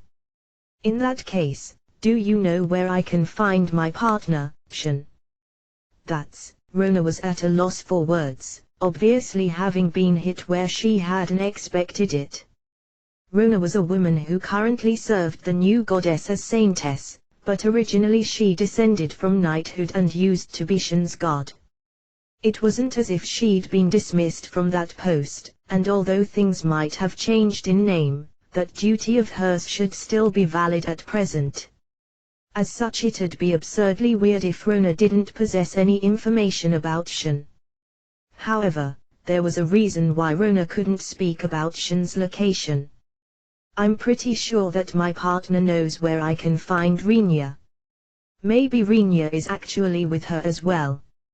So, if I know where to find her, it'll be no problem to find Rinya. That's your take, huh? Rona muttered with slight frustration in her voice, but that reaction only proved to Emil that people had been forbidden to speak about Rinya's location. However, even after looking at Rona, Emil couldn't tell at all why everyone seemed to know that they shouldn't tell her where she could find Rinya. I'm just guessing here. But does that mean it's trouble for me as a demon to be around Rinya, or something along those lines? Emil tried to voice out what she considered to be very likely as a reason she could actually come up with herself. Earl Renya Kunujai I currently holds the position of being acknowledged as the most powerful combat asset in the fight against the Demon King by all races. If a demon like me, someone of the same race as the Demon King, sticks around him, all kinds of rumors could crop up. It wouldn't be strange for people who think that it'd be best for Renya to distance himself from me before such rumors start making rounds, to appear all over. Maybe that's what's going on here. Those were Emil's thoughts on the matter, but Rona's reaction towards Emil's remark went beyond Emil's expectations. Renya isn't a man who would ever go along with something like that.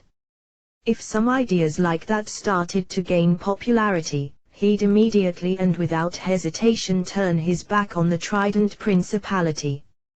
I have the same impression, but what about his evaluation?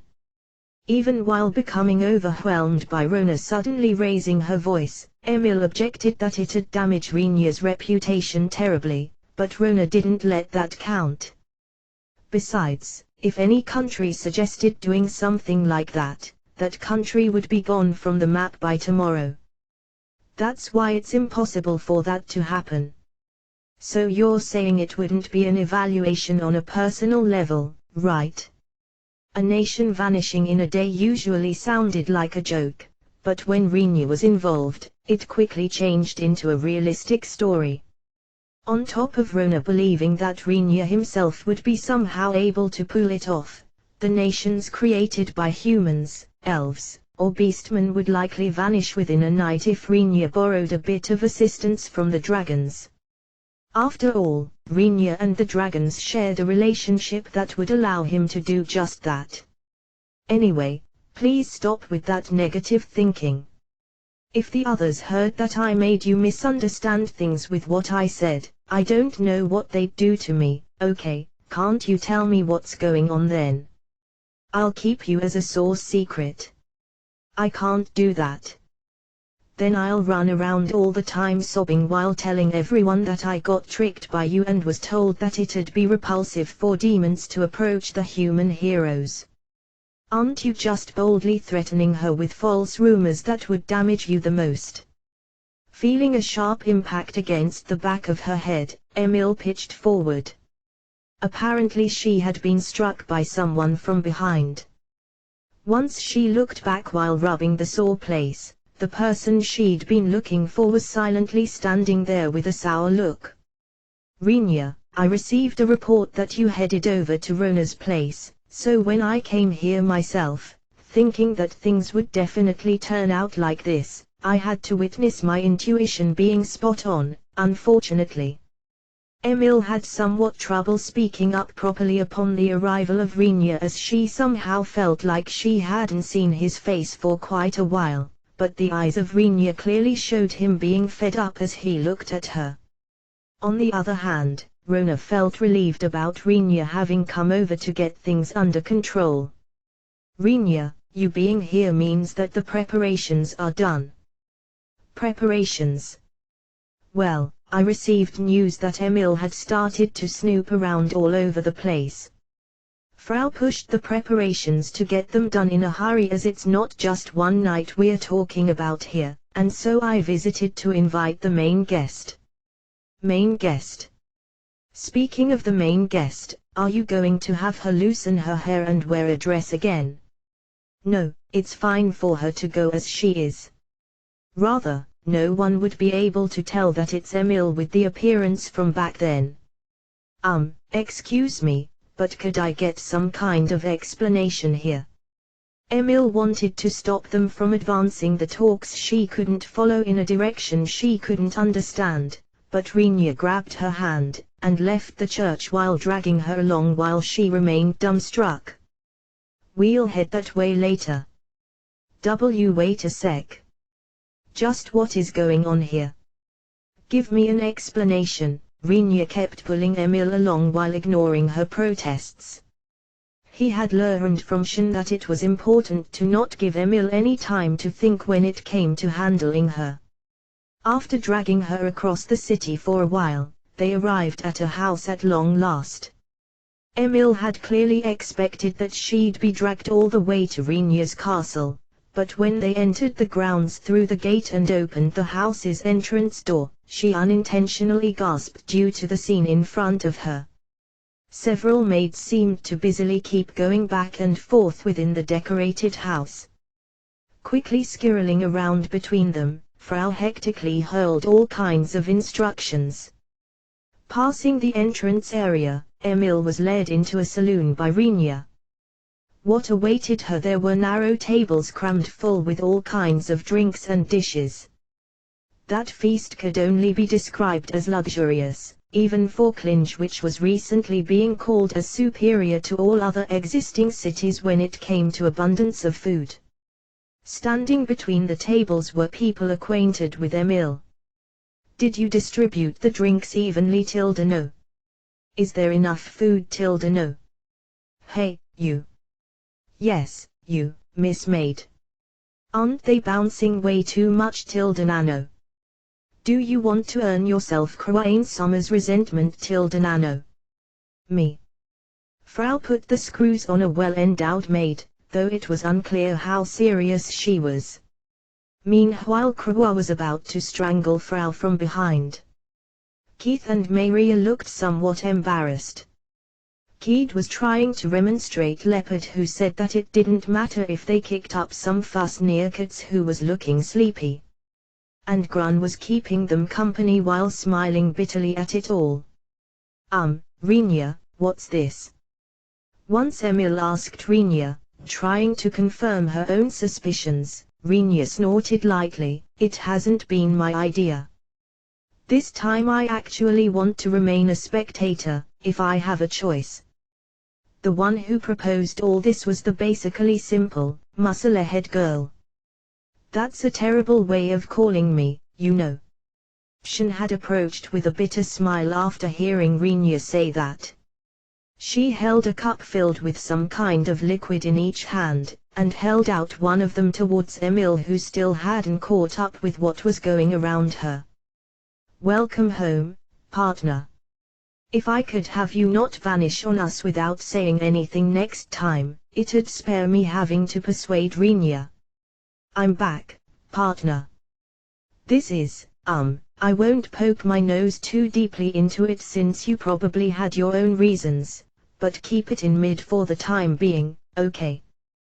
Once Emil received the cup while becoming all flustered, Shin tapped Emil's shoulder with her free hand, a big smile on her face. This gesture made the feeling that she had finally come back to Klinge actually well up within Emil, and at the same time her face reflexively bloomed into a smile, causing some cheers to rise up for her. Many things happened, but all that matters is the fact that you were able to come back. For the time being we went with the plan of the muscle-ahead girl to hold a surprise party for you, so there might be some people whom you had inconvenienced, but please overlook it. Still, if you had properly told us from the very start, then, Rinya, you're whining around too much. After casting a short glare at Shin, who attempted to change the topic as she panicked about the brunt of Rinya's attack being on the verge of turning her way, Rinya continued with a sigh, anyway, it's a celebration for your safe return to Klinge, Emil. The costs are covered by the Earl household, and since it'd have been too noisy in various ways at the castle, we reserved this house for the party. Please feel free to let loose a bit for today since I'll look the other way to some extent. Emil stared in wonder as it was a fairly lavish feast they had provided. While the participants in front of her raised cheers while hoisting up their cups, the maids opened liquor bottles and crushed the lids of wine barrels. After pouring the various alcoholic beverages into cups and glasses, they lined them up on the tables. It's great that you came back here, isn't it, partner? Otherwise this wouldn't have been possible. Lightly lifting her cup, Shin drained down the liquid within. After hesitating for a short moment, Emil lifted her own cup a bit, and then drained it down in one gulp while smiling at Shin.